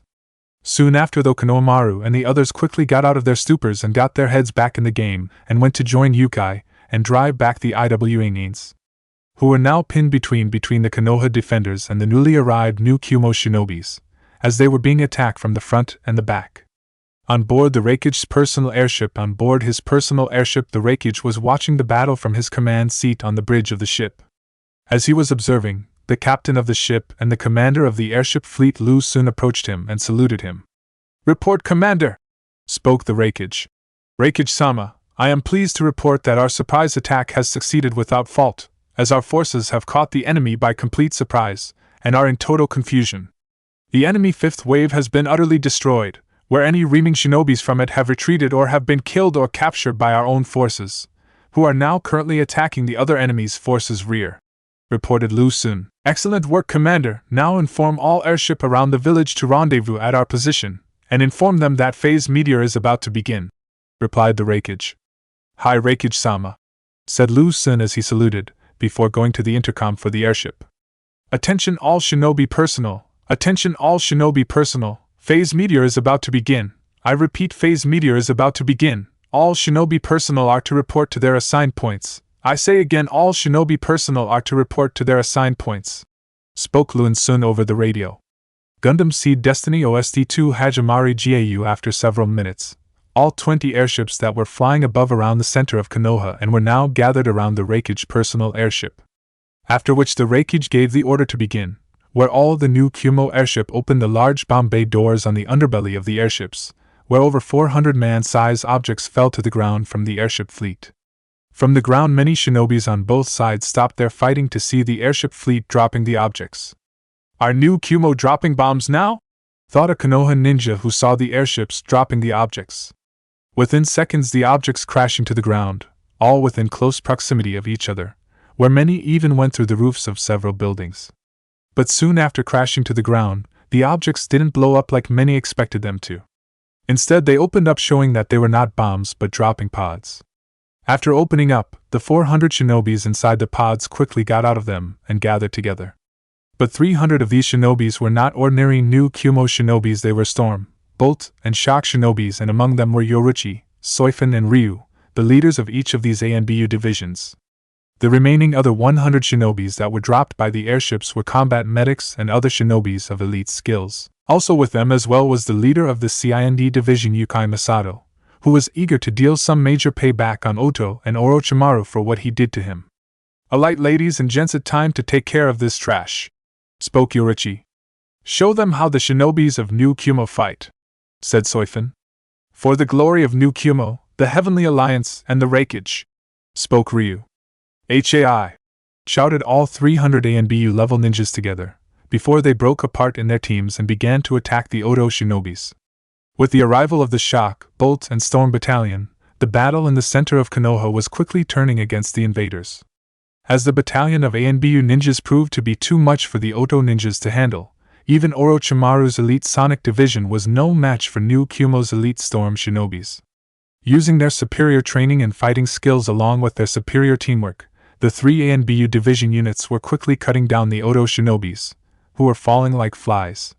At the same time that the 3 ANBU divisions from New Cumo arrived, Gamaken and Katsuyu along with Sasuke's Hawk Summons also arrived in the center of the village to help Gamahiro and Gamabunta against the remaining 7 giant snake summons. As the ANBU battalion was tearing through the Oto forces in the center of the village, the most noteworthy person to be fighting the Oto forces was Masato, who was in his partially transformed demon state and was literally ripping the Otonins apart, where his eyes were glowing bright crimson red, and his hands became claw-like, strength became monstrous-like as well. As he fought them, he showed no mercy whatsoever to the followers of Orochimaru.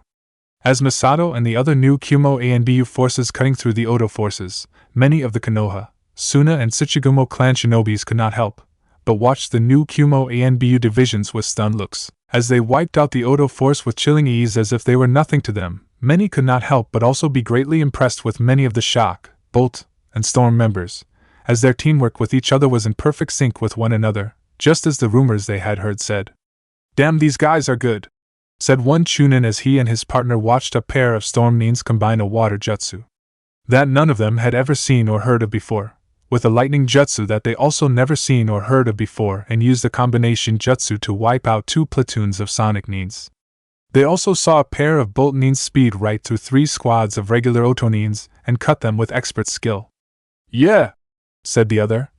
"I'm glad they are on our side, or else we would be in big trouble," where his partner only nodded in agreement. It was then that a large framed shadow of a man stood over the 2 Chunin and the other group of Konoha defenders from the roof of a small house. When the 2 Chunin and the others noticed it and looked up, they saw Marino Ibiki, head of the torture and interrogation division in ANBU and one of the most feared men in all of Konoha. "In case you lot haven't noticed, there's an invasion going on," Do any of you guys want to face your sweethearts tonight knowing that we left all the fighting to a foreign village, and do you also want to let new Kumo take all the glory from this battle? Shouted out Ibiki, who despite his angry look was as equally impressed with the three new Kumo A and BU divisions' fighting skills as any of the others, but did make sure not to show it or interfere with his duty to defend the village. This open question of course quickly snapped the two Chunins and the others out of their stupor, and they directed their efforts to repelling the invasion force. At this point, both Sofan and Yoruchi stood on a large building, which gave them a clear view of three of the large snake summons, deciding to take care of them. Both Soifan and Yoruchi charged up their Shunko, Flash Cry, where Soifan's Haori and Yoruchi's orange overshirt were ripped apart, revealing their backless ninja outfits. Once both their Shunko's were fully powered up and ready, both female commanders cried out, "Shunko!" After which a loud screeching sound was heard, which caused many shinobis on both sides to stop fighting when they heard it and looked towards Soifan and Yoruchi, while others covered their ears due to the loudness of the attack, after which a massive blast of lightning chakra was fired from them, right at two of the three giant snakes.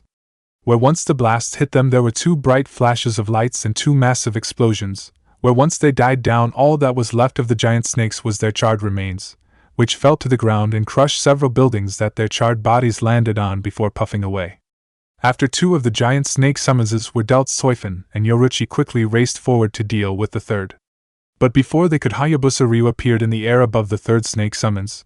Ryu then quickly used a powerful fire jutsu in the shape of a large wheel of fire that hit the summon right on the head, which caused the snake summons to howl in pain from the attack as its whole face was burnt badly from the attack. Ryu then unsheathed his katana that was on his back and charged it up with his lightning affinity to enhance his katana's stabbing power. Where he dropped down on the giant snake's head, he stabbed down hard right down on the snake summon's forehead, killing it instantly, where he then quickly ran forward and slid down the snake summon's scaly, all the while channeling more of his lightning chakra into his katana so to enhance its cutting power. Whereas he was sliding down the snake's body, he cut the snake's body in two, right up till he reached its tail, where when he reached it, he did a quick front somersault flip and landed right in front of Yoruchi and Soifan, who were at the end a few feet away from the end of the snake tail, which puffed away after its body fell down on some nearby buildings. End Gundam Seed Destiny OST2 Hajimari Gau, show off, said Yoruchi with a slight smirk.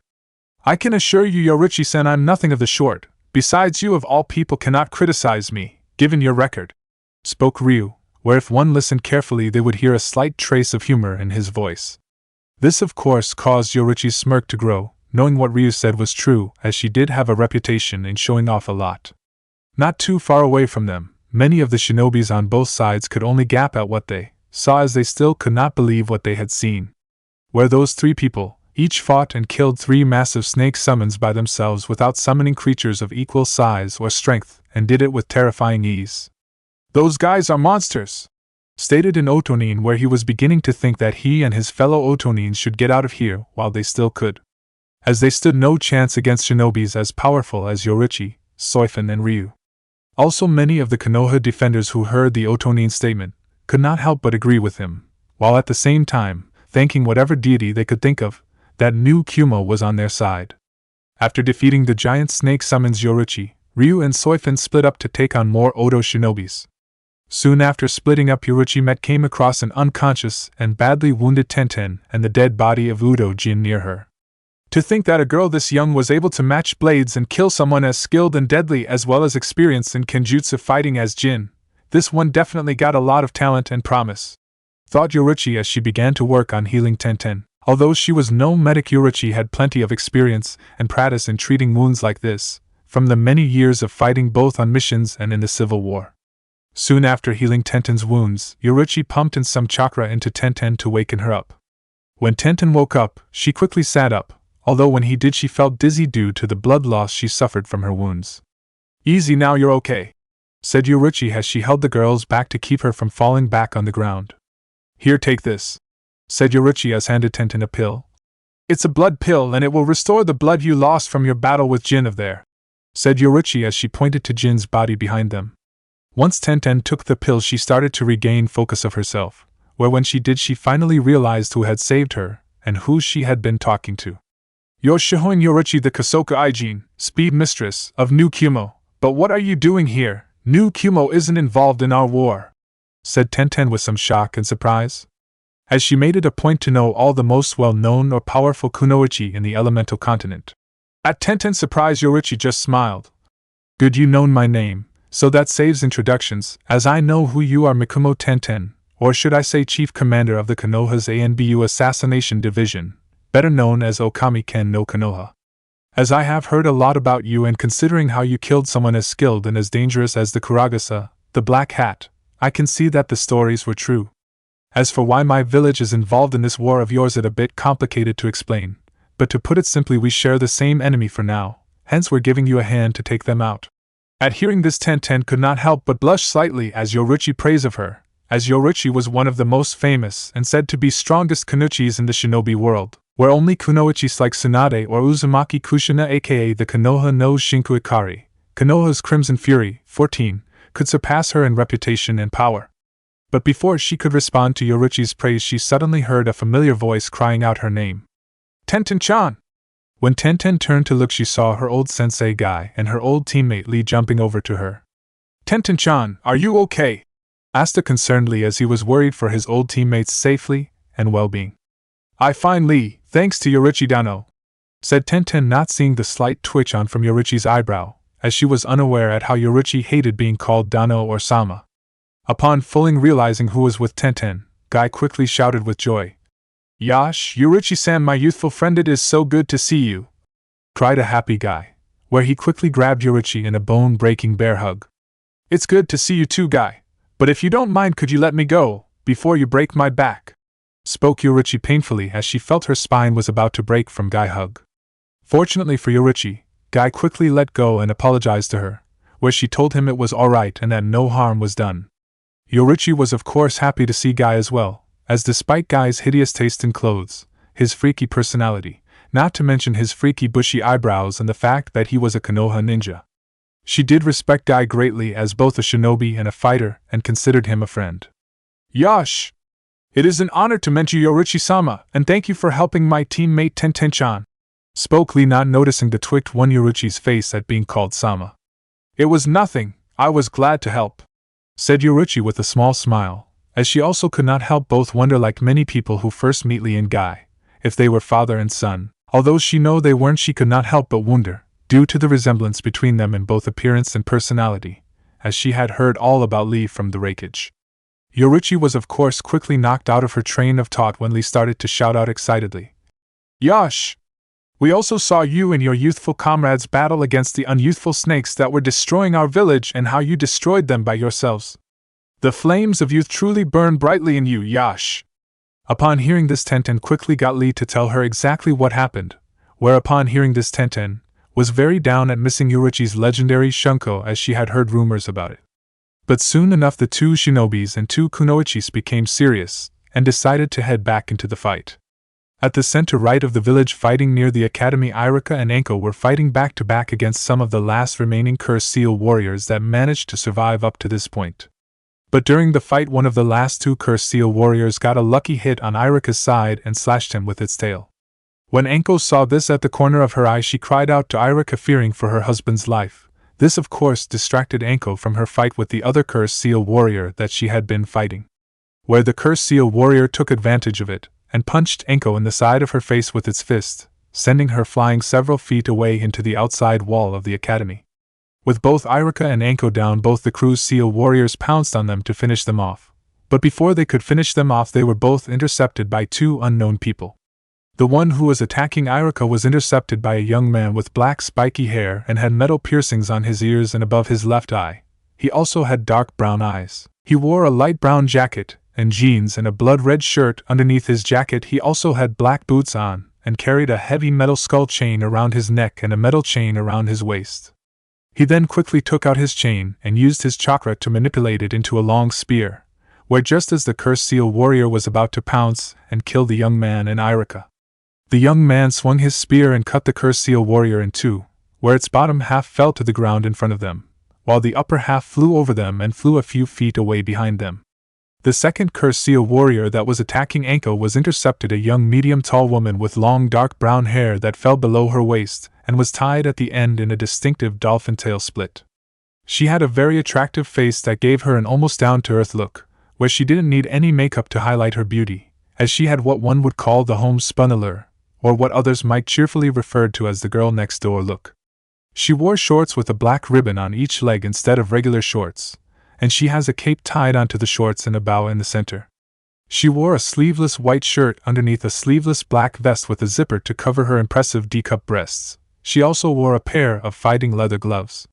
The woman quickly appeared to the left side of the cursed seal warrior and delivered a powerful right hook, with her right hand that was surrounded by lightning, to the creature that sent it flying over 100 feet away and through the outer and inner walls of the school, showing that the girl possessed strength and power, which could easily rival Tsunade's and Sakura's superhuman strength, which the creature dealt with. The girl helped Anko back on her feet, while the man helped carry the wounded Irika, where Anko quickly went over to see if he was okay. Once Anko saw that Irika was not in any serious danger, both she and her husband introduced themselves and thanked the two. "Thank for saving us there, as we would have been goners there if you hadn't saved us there," spoke Anko.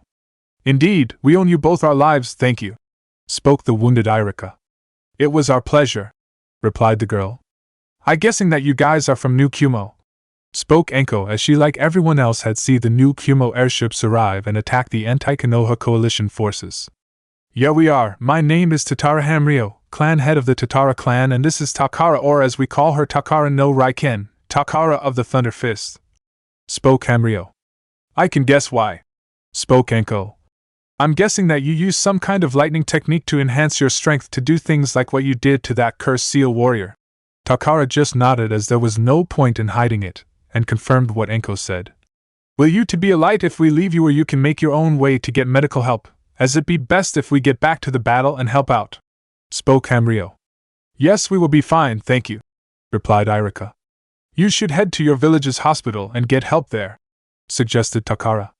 "Can't, the hospital would be too dangerous, as the Otonins were swarming in it not too long ago. Besides, the staff and everything was moved to the Hokage monument shelters, as the hospital was too exposed," spoke Anko. "I don't believe that would be the case now, as our own forces should have control of it by now, and it should be secured, and our combat medics should be treating the wounded there now," spoke Takara. "Right then, thanks, we head there now," replied Anko, before she and Irika headed off there, while Takara and Hamryo went off to get back into the battle. Konoha Hospital. When the Otonins made their surprise attack from underground, they took over several large buildings like the Konoha Hospital and made them into operation bases for their forces. The Konoha Hospital had been abandoned before the battle began, as it was too vulnerable to enemy attack. But for the Oto army, it made a perfect base of operation, as it gave a clear view of the village and was large enough to hold many shinobis. Unfortunately though, when the new Cumo forces made their surprise attack and the ANBU battalion were dropped down into the center of the village, the hospital was quickly taken over by the new Cumo forces. As the Oto ninjas stationed there were no match for several squads of shock and bolt shinobis, where they were either killed or captured. After capturing the hospital and securing it, Unohana Retsu, better known as the Chiyu no Megami, goddess of healing, took command of it. As the battle raged on out in the village, more and more wounded came in, where they were brought in by either the new Cumo shinobis or the shinobis of Suna and Konoha. As the wounded were brought in, Retsu and her medics did not just treat their own forces or those belonging to Konoha and its allies. She and her medics also treated the shinobis of the opposing side. They were even helped by Konoha and Suna medics, who had been cut off and couldn't get back to the emergency hospital in the shelters of the Hokage monument. Although when they were told that they would also have to treat enemy shinobis, many of the medics had some objects to it. Although the matter was quickly settled when Retsu had conversed with them and reminded them of their Hippocratic oaths to help and heal all those in need. When Retsu was finished speaking to them, the medics were more than cooperative and willing to help, although after their talk with Retsu the medics were all shaking like leaves and white as ghosts, as if they had just finished speaking to the Shinigami himself. On board the Raikage's personal airship, currently sitting in his command chair, the Raikage was listening to Lu Xun report on the battle, where despite catching the enemy by surprise and outmaneuvering them, as well as taking heavy losses, the enemy forces were still holding and putting up a strong fight, but even still were slowly being worn down. After Lu Xun had finished his report, the Raikage got out of his seat and turned to speak to Lu Xun. "Lu Xun, you are now in command of the fleet. Have them continue firing down on the enemy forces and weaken their lines so that our forces and the Konoha forces along with their allies can break them. Also have the Skyhawk ninjas do the same," spoke the Raikage. But Raikage-sama, where are you going? Spoke Lu Xun just as the Raikage was about to walk out the bridge. The Raikage stopped, and then turned his head slightly to face Lu Xun and answered simply. The best way to kill a snake is to chop off its head. After which he walked out. With Yamato currently kneeling on one knee with his left arm bleeding badly and hanging loosely as well as having several cuts on his face and his clothes baldly torn up was Yamato aka Tenzo. For the duration of most of the battle Tenzo had been battling against Guren. The battle though had been entirely one-sided where no matter what he did, Guren always defeated him. As she had stated his water, wood and earth ninjutsu were worthless against her as her Shotan crystallized his attacks. She was also more than a match to him in Taijutsu and in weapons fighting. When he used his jutsus for defensive purposes her Shotan jutsus would easily pierce them. But even being so heavily outmatched he still fought on like a true shinobi and gave Guren a tough enough fight.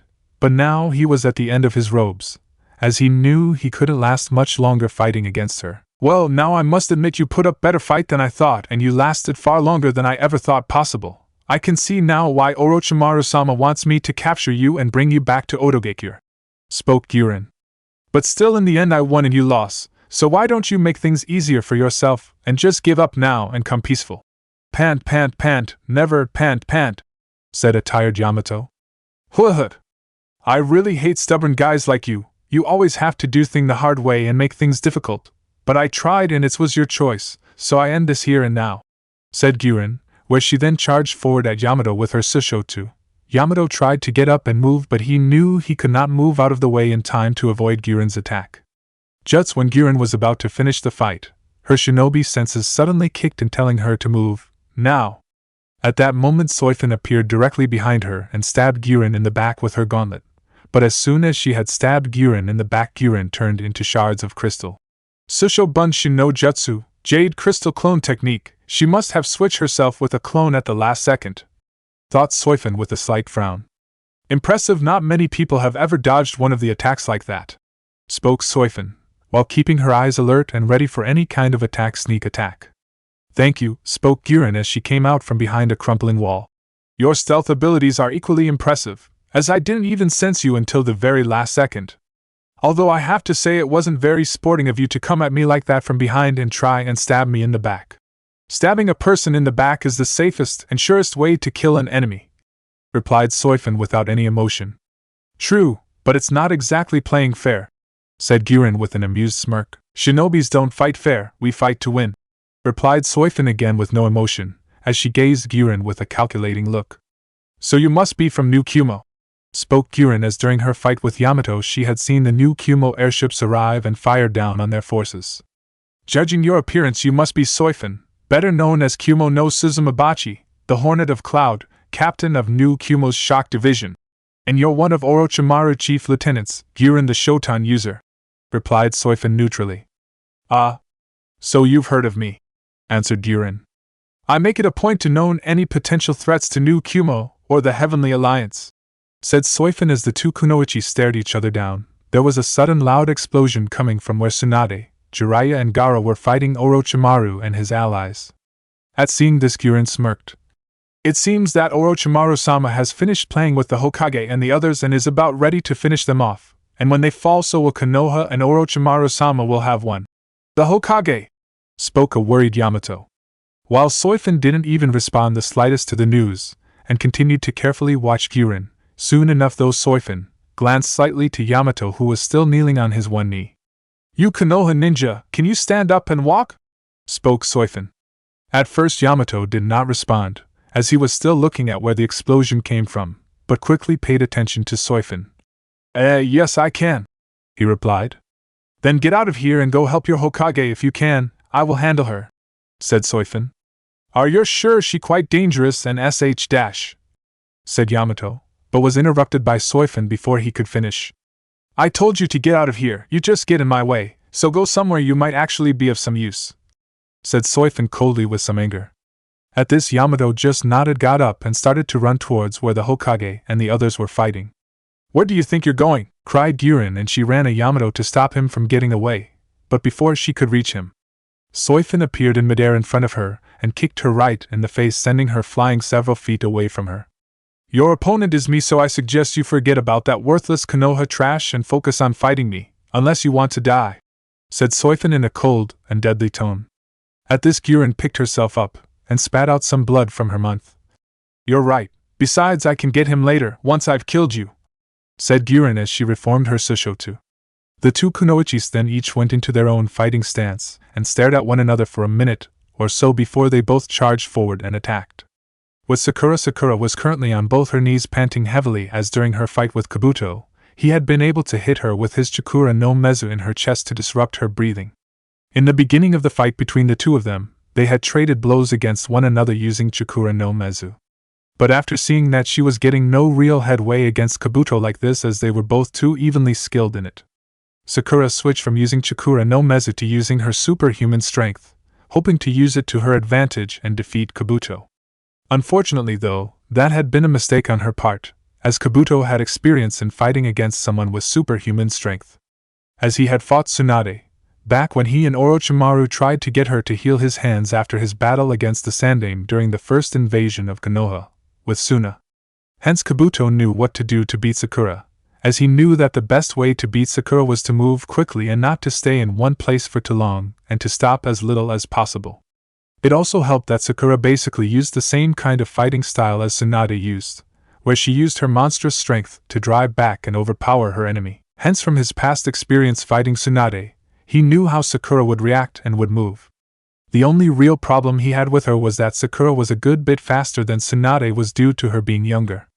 Also as well was that Sakura had created some of her own fighting moves, which he wasn't able to predict or expected, but it still wasn't anything he couldn't handle. For the most part of the fight, Kabuto dodged and avoided Sakura punches and kicks, where whenever he saw an opening he took it and hit Sakura with his Chikura no Mezu to slow her down and wear her out. Eventually, though, after using so much chakra from using her superhuman strength, along with fighting for so long against Kabuto, as well as from the damage Kabuto did with his Chikura no Mezu on her body, Sakura was getting exhausted, which was only made worse when her breathing was disrupted by a lucky hit Kabuto got when he hit her chest. After a few more minutes of fighting, or dodging in Kabuto's part, Sakura was no longer able to use her superhuman strength, as she didn't have enough chakra to keep using it for much longer. When Kabuto saw a wore-out Sakura fall to her knees to catch her breath, he knew he had this fight just about won. "Well now, Sakura-chan, that was quite the entertaining fight, but in the end you're no match for me. You might have stood a chance at beating me, had you not relied so much on that monstrous strength of yours and fought me differently. But still, in the end you lost and I've won, as I have more experience than you did, and that is what usually counts in a fight," spoke Kabuto with a cocky smirk. "We'll see about that," cried Sakura as she drew her tanto out and charged at Kabuto with it, but due to being so tired from fighting him, she was not able to move as fast as she usually could, where Kabuto easily saw her coming, where he easily ducked under her tanto's swing and then slammed both his Chikura no Mezu at Sakura's chest, pushing her back and causing her to spit out blood and fall backwards to the ground. When Sakura fell to the ground, Kabuto then deactivated his Chikura no Mezu and took out his curved kunai and prepared to finish the job. "Goodbye, Sakura-chan, send my regards to Naruto-kun in the next life," said Kabuto as he held her down by grabbing the lower part of her neck, where he then went to cut the upper part of Sakura's neck open. But just as he was about to slice Sakura's neck open, a sudden gleaming flash was seen and the blade of a katana slashed at Kabuto's head, who was able to narrowly avoid having the upper half of his head being cut off by using Shunshin, where he then reappeared several feet away from where he was. When Sakura realized that she was still alive, she looked up to see who her savior was. When she looked, she saw none other than Akechi Mitsuhide with his katana in hand and his Takugan ablaze, staring calmly but deadly at Kabuto. Seeing that Mitsuhide was now going to fight Kabuto, Sakura decided to take the chance to heal herself from the damage Kabuto inflicted on her, where she began to heal herself. "Humph! I missed," spoke Mitsuhide, with what sounded like slight annoyance at not killing Kabuto. "I'm afraid you're mistaken, you didn't miss," replied Kabuto as she raised his head up to show that Mitsuhide and made a cut on the left side of Kabuto's head. "I was aiming to cut off your head. I do not count a scratch like that as a hit," replied Mitsuhide.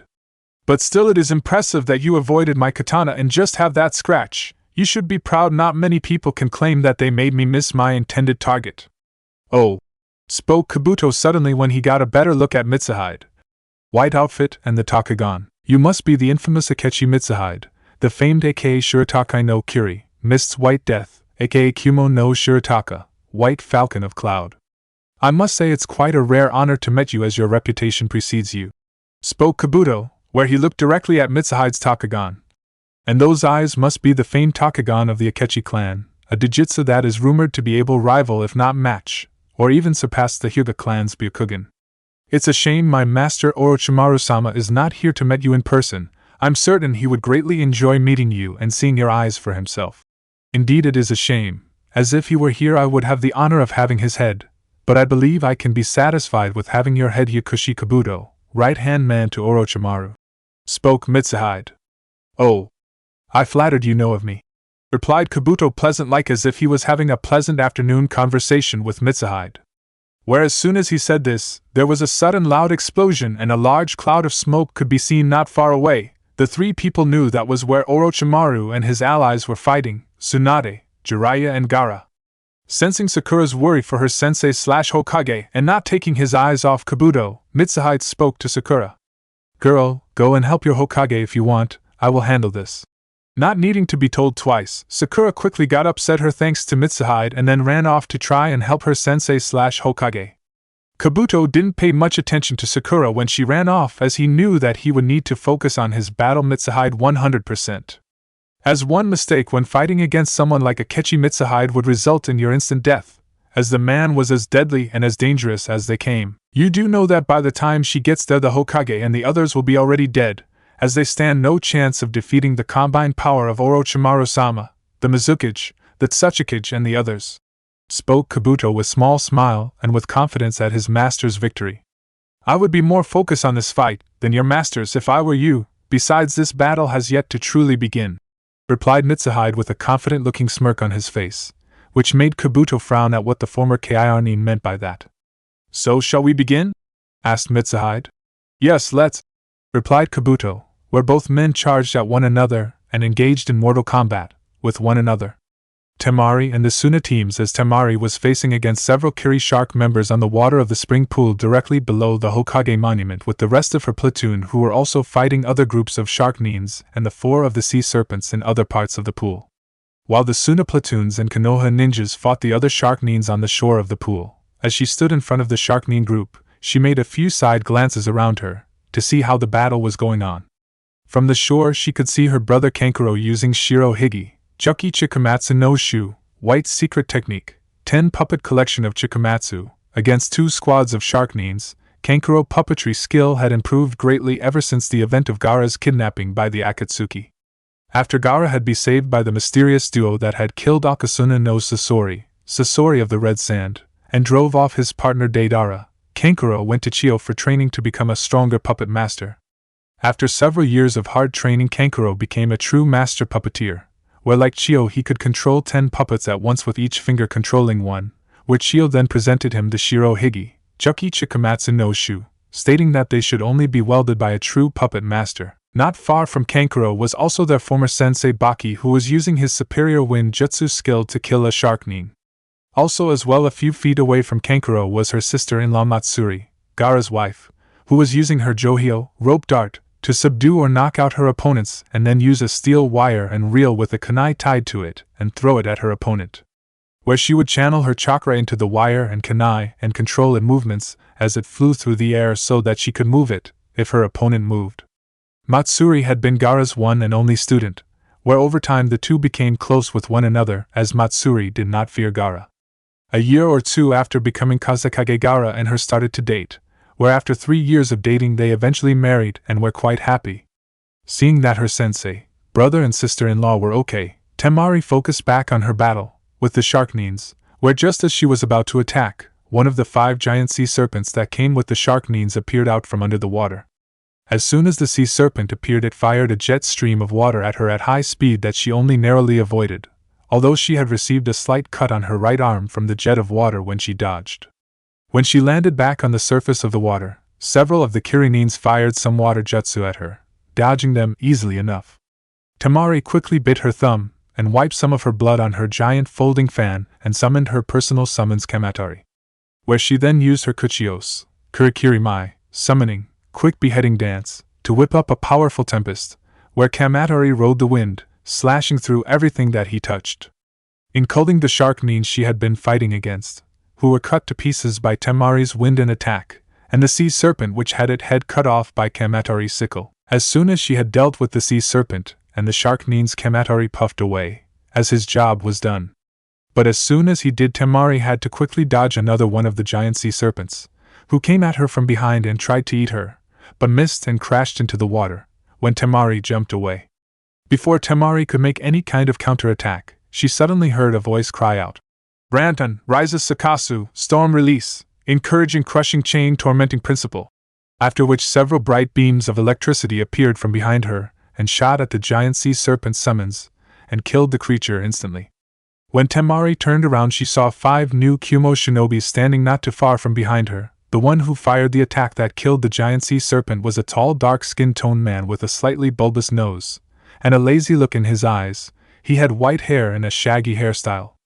He had high-collared sleeveless uniform and one strap over one shoulder flak jacket of a Kumogakure Jonin. He also had the characters for water and lightning tattooed on his right and left shoulders respectively, also carried on his back a large, cleaver-like blade.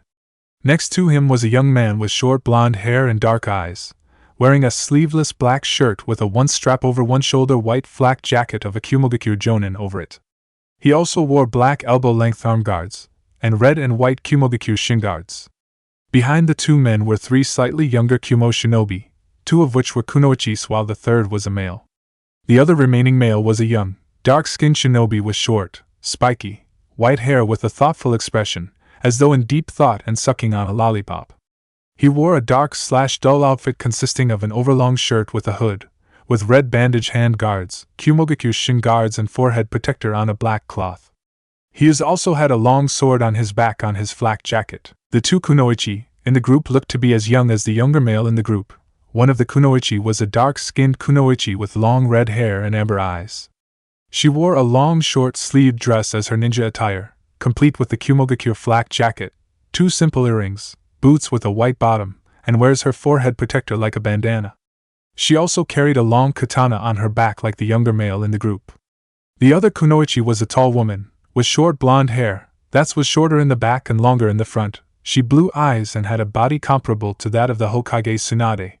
She wore a very low-cut outfit with mesh armor underneath, a short skirt and red handguards, high boots and what appears to be a modified Kumogakure flak jacket that covered her stomach only, similar to a girdle. She also had what appeared to be a sword strapped horizontally to her lower back. "You okay there, miss?" asked the shaggy white-haired shinobi. "Yeah, I fine, thanks, although I could have handled it myself," spoke Temari.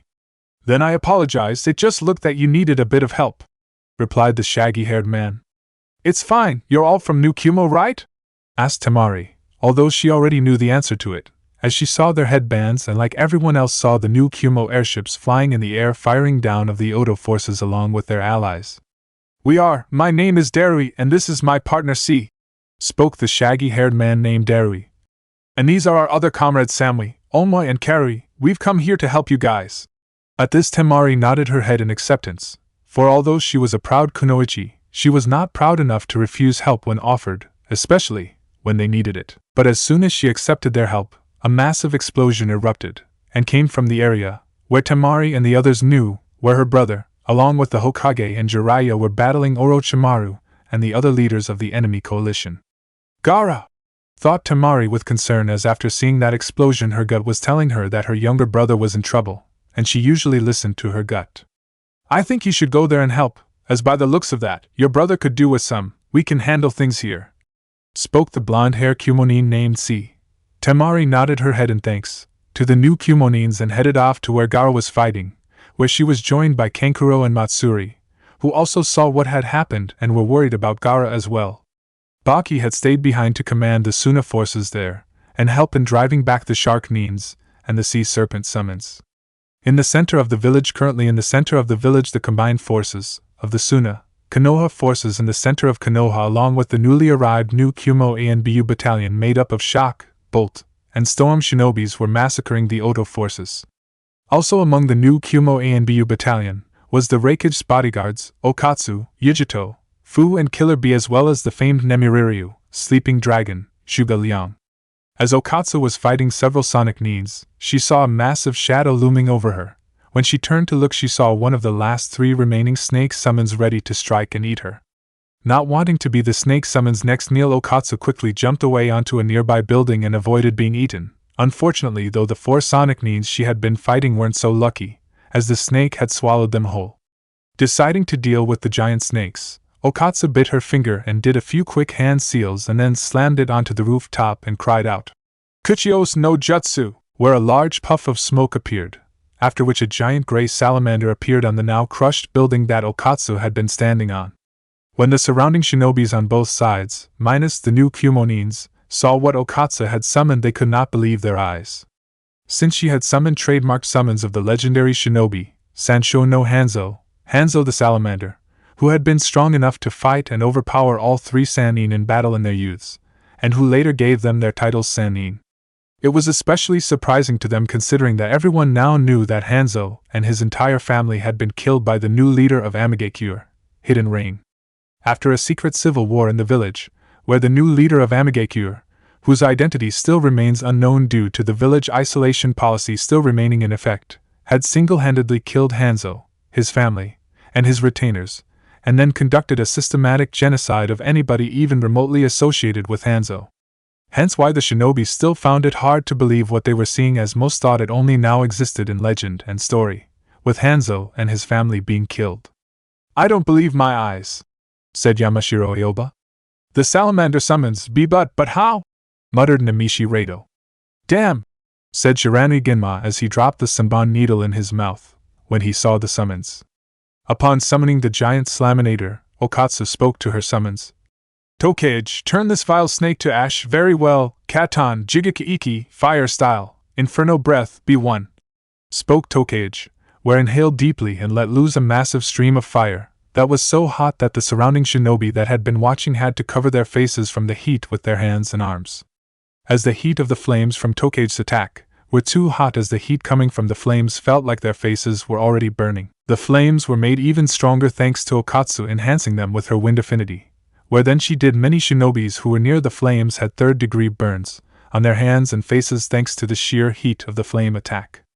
The massive inferno quickly traveled towards the giant snake summons with seconds and hit the giant snake, where its screams of anguish and pains could be heard by the surrounding shinobis, as its body was covered in the powerful flames.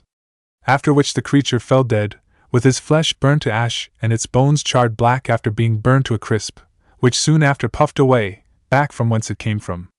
Not too far away from Okatsu, Shuga Liang was dealing with several Otonins who foolish believed they could overwhelm the legendary Ronin ninja with the numbers. "Don't be afraid, he's only one single man," cried the Oto captain as he saw his squad hesitating to attack Shuga Liang. The surrounding Otonins quickly began to do hand seals and prepared to fire multiple jutsus at him at once. But before they could finish, Shuga Liang shook his head and said, "Only fools enters the cave of the beast when they knows not what lies in it first," spoke Shuga Liang, before he swung his feather fan and said, "Futon, Tenpumidarit, wind style, heaven's gale blows. C1. After which a spinning whirlwind vortex appeared around him, right when the Otonins fired their individual elemental ninjutsus at him. The spinning whirlwind absorbed the fire, water, lightning, earth and wind ninjutsus and made itself stronger, after which it expanded outward and exploded, blasting the Otonins away and through several different walls and buildings. After defeating the Otonin, Shuga Liang noticed the last 2 remaining giant snake summons heading towards him, as they had somehow gotten away from Katsuyu, Sasuke's hawk summons, Gamabunta and the other 2 great battle toads. Also as well behind the 2 giant snake summons was a battalion of Otonins, where together they were inflicting heavy losses against the Konoha and Suna forces in the center of the village. Upon seeing this, Shuga Liang did not panic nor did he worry, as he remained calm, where he then began to do a series of single one-handed hand seals, with speed that none of the nearby shinobis could keep up with. For every one-handed seal they saw, Shuga Liang had done 5 more. When he finished the long set of one-handed seals, Shuga Liang brought his 2 front fingers to his lips and said, "Katon Yamakaji Tsunami, fire style, wildfire tsunami, D1. After which a giant wave of intense fire came from Shuga Liang's mouth and grew in size until it was as tall as the 2 snake summons. Once the giant fire wave was at full size and Shuga Liang sent it forward, he then channeled his wind chakra into his feather fan and swung it, making the giant fire wave even strong and larger. The now enhanced fire tsunami quickly traveled towards the two snake summons and quickly enveloped the two summonses and the battalion of Otonins behind them, who couldn't get away as the wave was too large to avoid. Where the summons and the Otonins were burnt alive, whereas the fire died a few minutes later, all that remained of them was their ashes. When the Konoha, Suna and Shichigamo clan shinobis saw this, many were unnerved at what they saw, as they still could not believe how easily Zhuge Liang wiped out the two giant snake summons and the battalion of Otonins all with a single fire ninjutsu.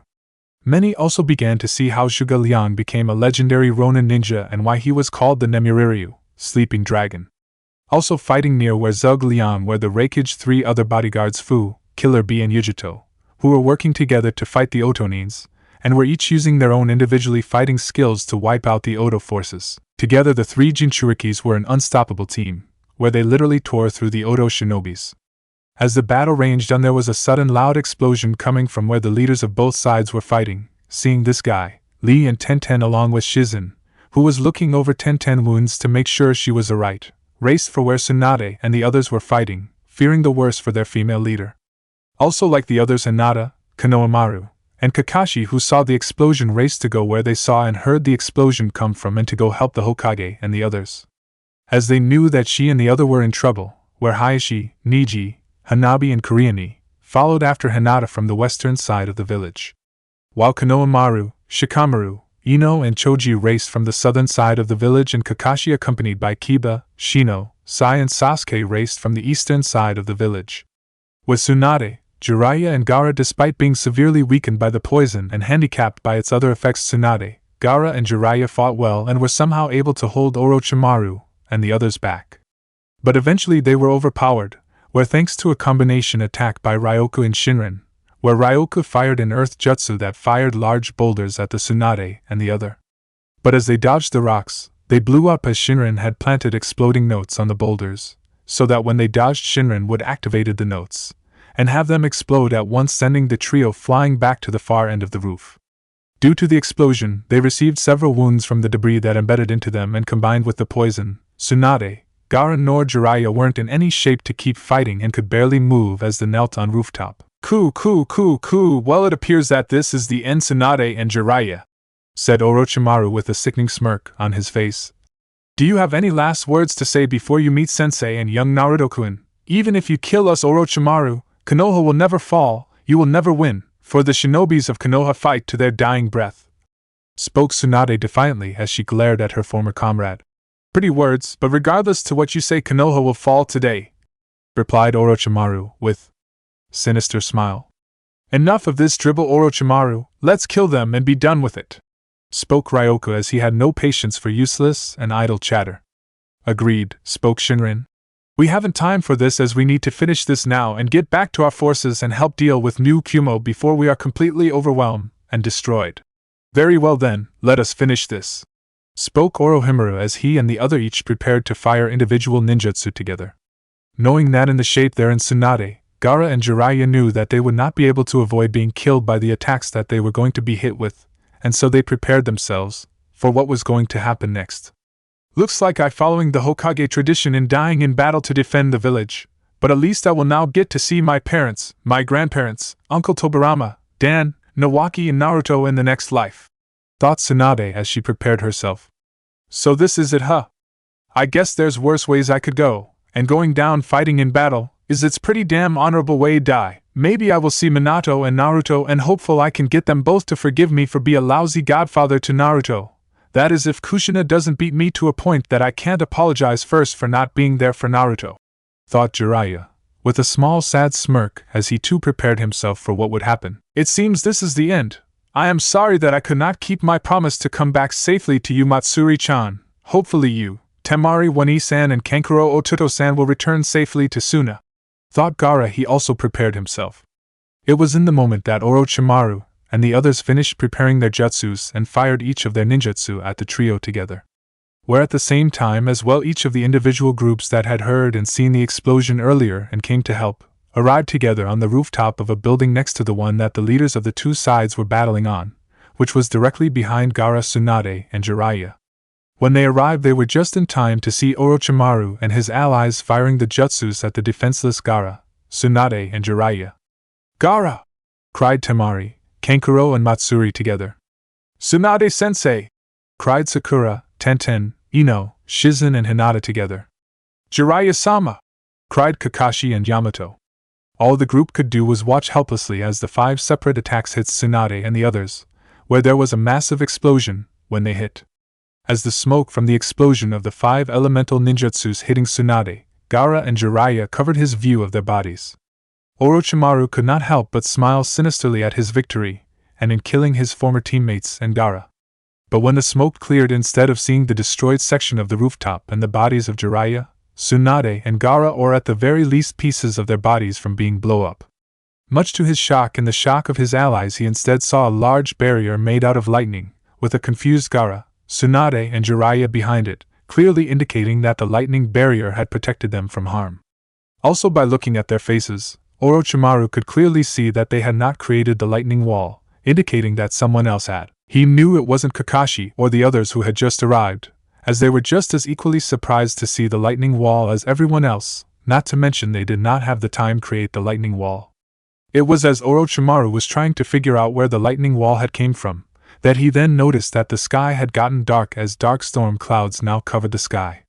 Also, a strong wind was now blowing and lightning was now just starting to appear in the sky with sounds of thunder, yet there was no rain. Fairy Tale OST Volume 117 Fairy Law. But just as he was wondering this as well, he felt a powerful surge of power coming from above him. When he along with everyone else felt this and looked up, they then realized who had created the lightning barrier and saved Tsunade, Jiraiya and Gaara. For descending down from the sky surrounded by lightning and landing gently onto the rooftop like some kind of deity descending down from the heavens was the Raikage. Where he now stood in front of Gaara, Jiraiya, Tsunade and the lightning barrier he had created to protect them, with his back to them, and was still surrounded by lightning which could be seen sparking all around his body for a minute or so until it finally died down. The Raikage! Was the exact thought that went through everyone's head in that moment as they looked at him in surprise. As they looked at the Raikage, everyone could see a powerful blue aura surrounded him, which emanated pure and unyielding raw power from him, as it was so strong that it made the hairs of everyone around him standing on ends. Also as well, they saw his eyes were glowing bright blue, where his eyes were actually emanating lightning from them, which made his appearance all the more intimidating. After landing on the rooftop, the Raikage grabbed onto his yellow Kage robes and threw them off, revealing a blue long coat with 3 tails and a white lightning-like pattern on the right side of the coat, as well as black lightning blots at the edges of the coat and at kanji for storm on the back of it in black. He also wore a short-sleeved black t-shirt with A and BU chest plate and black fingerless gloves and a Cumo headband wrapped around his right arm. He also had black jeans and boots with steel tips and had a black strap around his shoulders. The strap helped what looked to be a sword which was covered in cloth that was on his back in its place. But he did retain his Kage hate and his mask that covered his lower face. After getting over their shock of the Raikage's appearance, Temari, Hinata and the others quickly jumped over to Jiraiya, Gaara and Tsunade to see if they were okay. "Gaara, are you okay?" cried Temari as she helped her younger brother up with Kankuro's and Matsuri help.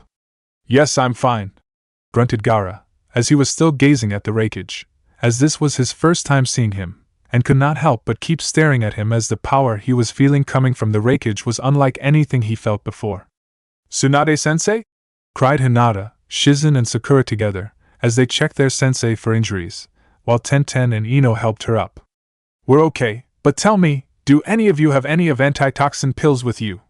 spoke Tsunade, where Sakura nodded and held some out, where Tsunade took some and had Sakura give some to Jiraiya and Gaara, as the antitoxins pills would reduce the current effect of the poison they were infected with, and slow its effects down for a while, although they still could not use their chakra. As the pills were not a cure, but only something to slow the poison down enough for them to be treated later on, as now was neither the place nor the time to be treated for the poison. "I suggest that you take your Hokage and the others away from here, as I will handle Orochimaru and the others myself," spoke the Raikage without even looking at the group. "Are you mad you can't take on 3 Kage level and 2 high Jonin level shinobis on by yourself?" spoke Kiba in disbelief. "I suggest you listen to him," spoke a new voice, where when the group turned they saw Zhuge Liang behind them accompanied by Yujito, Killer Bee, Fu and Okastu. "You can't be serious. As strong as the Raikage is, he can't fight them alone," spoke Yamato. "We are deadly serious, and if you know what's good for you will move away from here, as you would only get in the way and get caught in the crossfire," spoke Yujuto, with a serious look on his face. Although the group were still not entirely convinced, they did decided to move away a bit, as Tsunade, Gaara and Jiraiya were in no condition to fight, and it would be best that they were a distance away. Where they quickly shunshined away to a building not too far from where the Raikage was facing Orochimaru and his allies, where they could see and hear everything clearly enough, and were joined by Suga Lian and the others. Once the group was gone, the Raikage let down his lightning barrier, as there was no need for it. As he did, Orochimaru and the others watched him carefully in case he would try anything, although Orochimaru was looking at the Raikage with greater interest than any of the others were. SSSSS, so this is the infamous Raikage, thought Orochimaru with no small measure of interest, as he was almost exactly how Kabuto described him. He seemed to almost emanate power, and he could feel the same powerful essence that Kabuto spoke of, which made everyone around the Raikage feel a combination of fear and respect for him, something that Orochimaru himself wanted to have everyone feel when they were around him. Orochimaru then turned to see how his allies were handling the appearance of the Raikage. Ryoka kept an emotionless face up as if not worried, although the concern could still be seen if one looked carefully enough. Orochimaru could also see the angry look on Shiro's face, and by the way he was standing, Orochimaru could tell that the man was barely able to contain his rage at seeing his sworn nemesis. Shinran and Doku both had concerned and slightly worried looks on their faces, as they had not accounted that the Raikage would appear, and considering the Raikage's reputation, and what he showed in the Battle of Nami no Kuni, Wave Country, their concerns were not without good reason. SSS, the legendary Raikage at Lalaoist, we finally meet face to face, spoke Orochimaru. And I take it at how your forces are attacking our own, that you have allied with Konoha and sided against us, spoke Orochimaru. I have not allied myself with Konoha, as the only side I have taken in this war is my own, and the only reason I have come here is not to save Konoha, but to eliminate you and your allies, for you did not heed my warning, replied the Raikage. What do you mean by that? Spoke Orochimaru with a frown. Do not play me for a fool, Orochimaru. Do you really think that your plans to wage attack my village and the Heavenly Alliance are not known to me? Spoke the Raikage, which caused a look of surprise to appear of the faces of the 5 leaders of the coalition. I also know that my village now holds the library of Benzaiten, and as I told your lackey that if you ever threatened my village, I would destroy you. And I do not make idle threats, said the Raikage, where he finished with a strong intense burst of killing intent that made the coalition leaders take a step back. This revelation of course shocked Orochimaru and his allies, along with the elder shinobi members of the Konoha group, as well as confused the younger shinobis. The library of what? Said Konohamaru in confusion. The library of Benzaiten, said Jiraiya. So what is some big library? Said Kiba, not understanding why all the senior members of the group were so shocked and worried. The library of Benzaiten is not just any library, it is the greatest storage of knowledge in the entire elemental continent. It is said that during the Age of Endless War, before the Sage of the Sixth Paths spread the great shinobi arts to people, there existed an ancient order called the White Lotus Society, made up of scholars and monks trained in an earlier form of the ninja arts before the Sage of the Sixth Paths built the foundation of chakra and founded ninjutsu. When they saw the endless amount of lives being lost and the villages, towns, cities along with hundreds of books and scrolls being destroyed, the society decided to do something about it. They built a massive library dedicated to collecting and preserving knowledge and began to collect and gather books and scrolls of every kind, and even writing and recording great events and things they had seen. They did this for hundreds of years, recording, collecting, and even in some cases stealing the books and scrolls so to preserve them.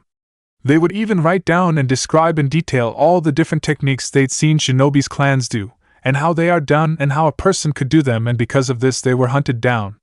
As the shinobi clans learned that the White Lotus Society was writing down all their secret techniques that they saw, and even stealing scrolls from them in other cases, the shinobi clans decided they could not be allowed to continue to exist and hunted the society members down so to keep their secrets.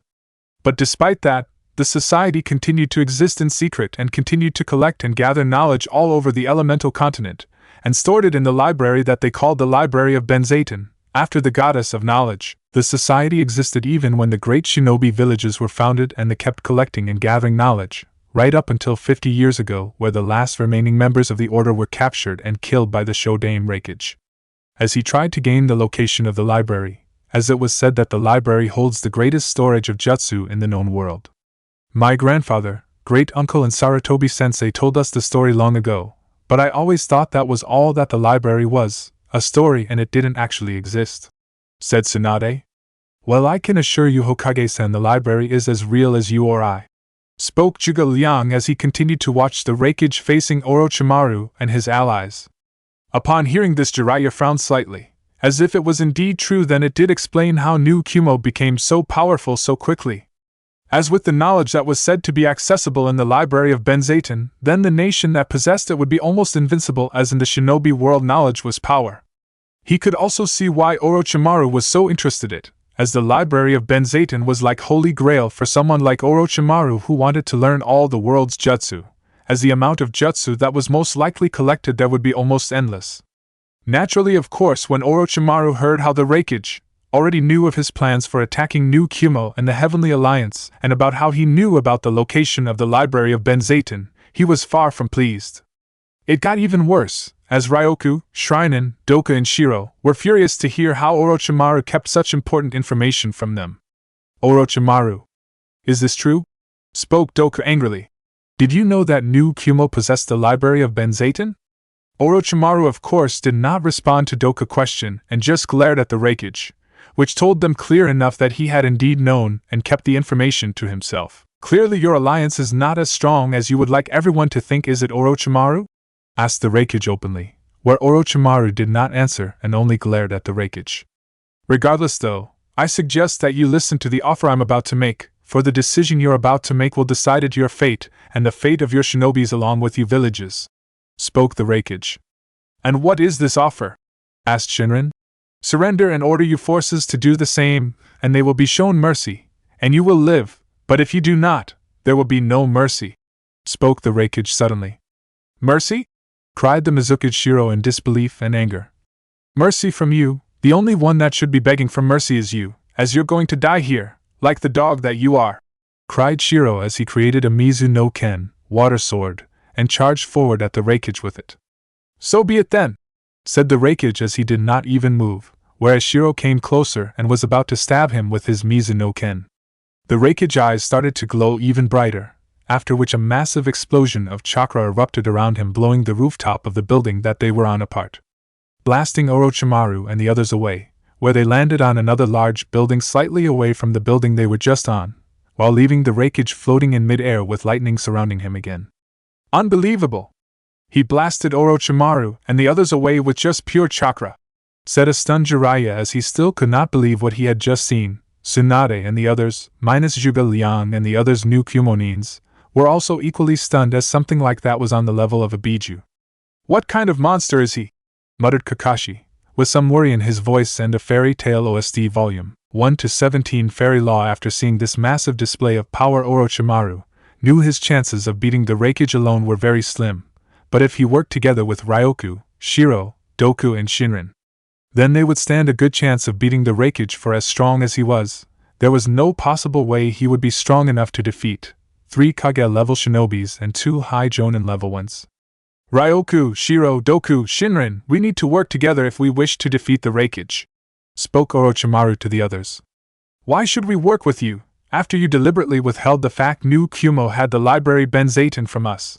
spoke Shiro angrily, while still glaring at the Raikage, who was floating towards them and landed on the opposite end of the large building that they were on now, where his eyes dimmed down, along with the lighting that was around him when he was floating in the air. "Because if we do not, then he will kill us all," hissed Orochimaru angrily. "He's right, we can't hope to defeat a monster like the Raikage alone, we need to work together," spoke Shinran. "Fine," spoke Ryoku.